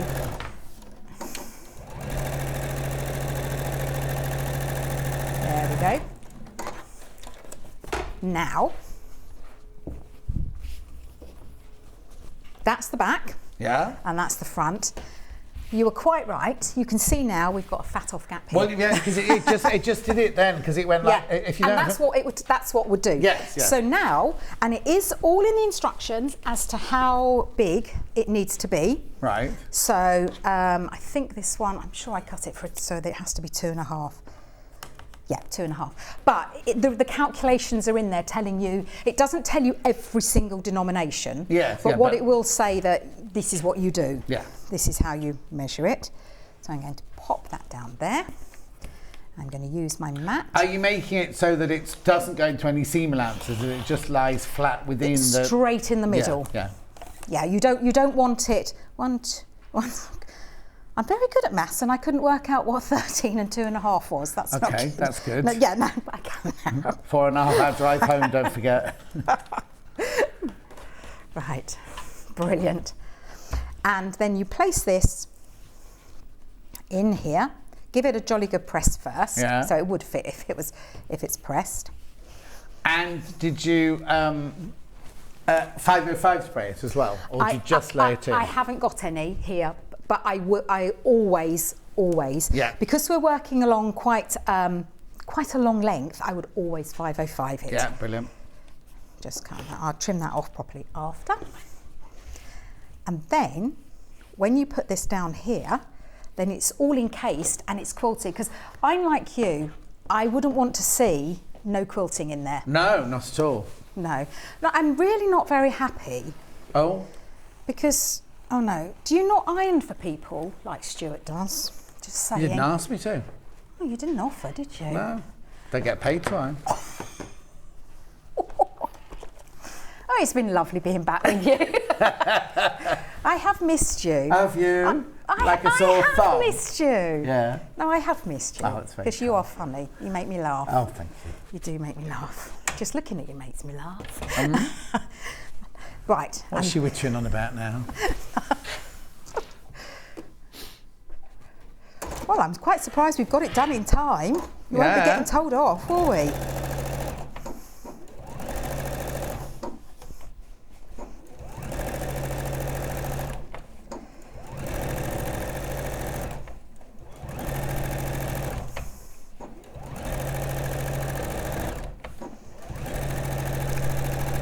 Now at home you will have time to press it all and make sure it's perfect. But, so look at that now. When that's all pressed. Yeah, it's fantastic. Personally, I probably would put a little bit of quilting in there. Yes. Because although that's not 3.5 inches, it is a long expanse. Yes, so I would maybe do some, I don't know, some zigzags or something. Yeah, so something like that. Well, I also would as well, because you're going to throw it in the wash. Yeah. And if the wadding comes away within there, it'll be fixed at the ends and everything, but it could all shrinkle up inside. And there's nothing worse because you can never get it back. And even though, as I say, I would 505 this, when you put it through the wash, that's not going to make any difference. It's not going to hold it. No. And then I'm going to make this into a wall hanging. So then I will bind the edges, and just maybe make some tabs and then hang it up on the wall. But that's showing people that have bought this that you can actually, it's not just all about making a square. No, exactly. It's just about letting your creativity wild. Brilliant. Let's have a look at the other side as well then. I would trim it off. It's of course you would. Yeah, you haven't done that yet. But look how effective that side is as well. So if you weren't making it into a quilt, if you now if you're going to make a wall hanging, I wouldn't bother with all the beautiful fabric on the back. I'd just have plain on the back. Exactly. But the fact that it looks so lovely that if you were making, that'd be lovely as like an incubator quilt, because that's about the size for an incubator quilt for the charities and things like that, isn't it? That'd be gorgeous, wouldn't it? But yes, to your point, I would definitely not put good. And if you're going to do that, then you don't have the same fabric. You have different fabric for the single strip as you do for the folded in the front. Yes. The folded, you have your pattern or your nice fabric, and the single you just have you would just have from your stash. Yeah, that's the one. Yeah, scrap from your stash. But yes, but there are so many things that you can make with it. So like, the reason that I like Quilt As You Go is when I make a row, if I think, oh, maybe it needs to be a bit wider, I then can add it on. Whereas when I've made the whole quilt and think, oh, I wish it was a bit bigger, I can't do that then. No. So this means that you can do that afterwards, and it's brilliant. It's fantastic. It's brilliant. Yeah, I absolutely love it. So in the instruction, let's just go through the instruction. Have you done with your demo? Because you wouldn't let me bind, so.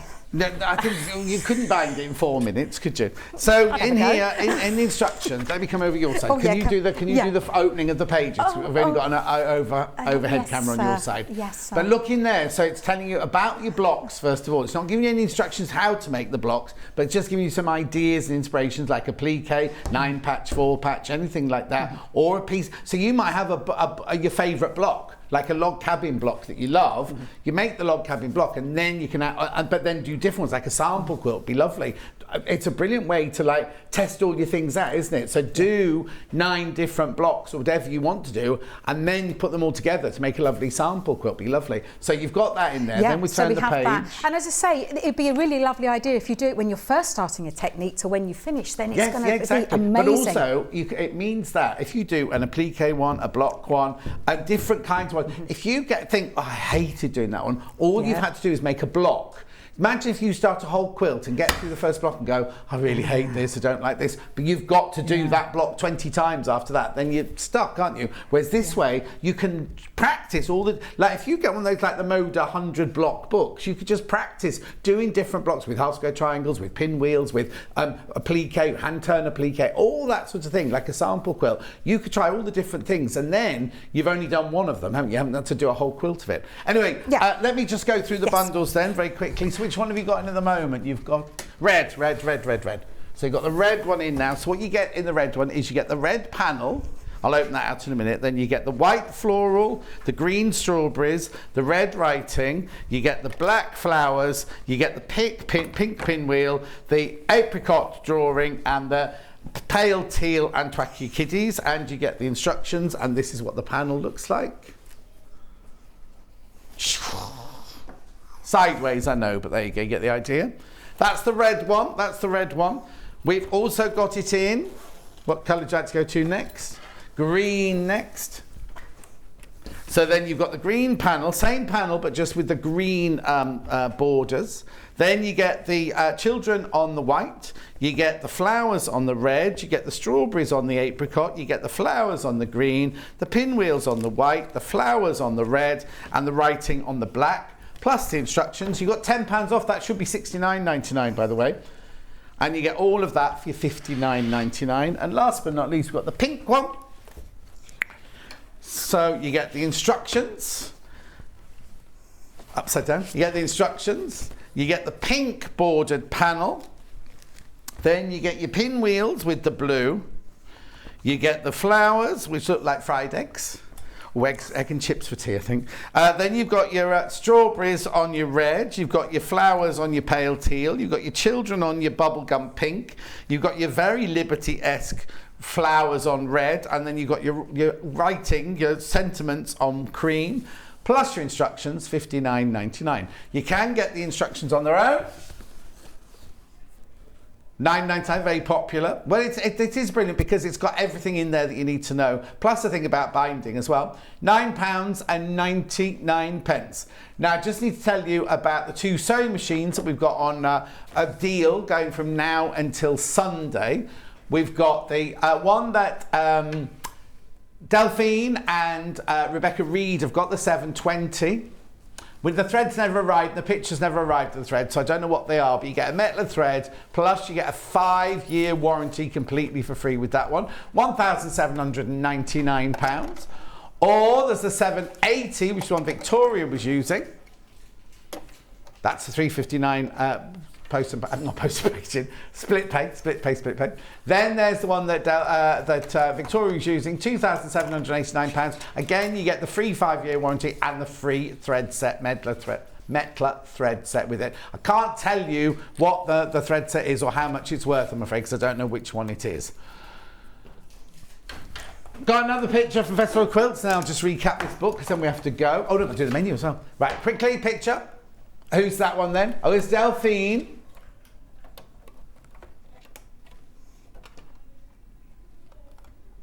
Karen on the right, holding it.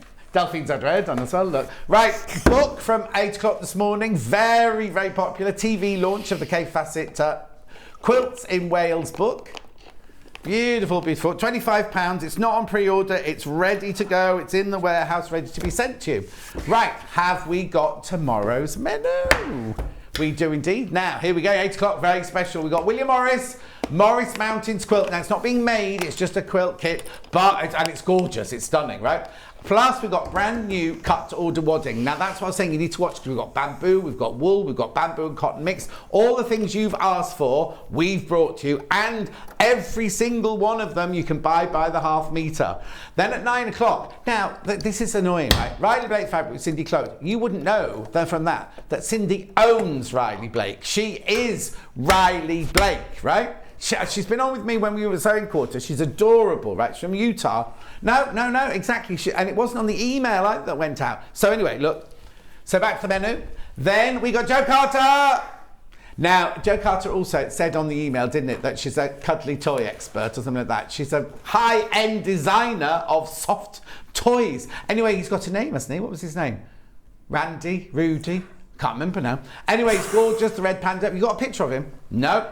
And then 11 o'clock, Cindy's back to do more fabric. And then at 12 o'clock, it'll be me on my own with fabulous fabrics, tools and patterns. There's loads and loads of bundles there. Have we got their menu? No. Okay, I've got to say thank you. I've got to say thank you to Wendy Orlando. When are you in next? 5th of September. Oh, 5th September. You're not in, I know. You're on holiday. I know you are. No, I'm flying on my holidays and Charlie moves into my house that day. Whoa. That's nice. Not friendly romantic reasons. He's living in the house when I'm not there. Anyway, thank you ever so much. It's been lovely to see you. It has been lovely. I'll see you tomorrow morning at, I was going to say 4 o'clock then, 8 o'clock tomorrow morning. Make sure you check out on everything from today. It's very important because a lot of things are getting very, very limited. I'll see you tomorrow morning. Take care.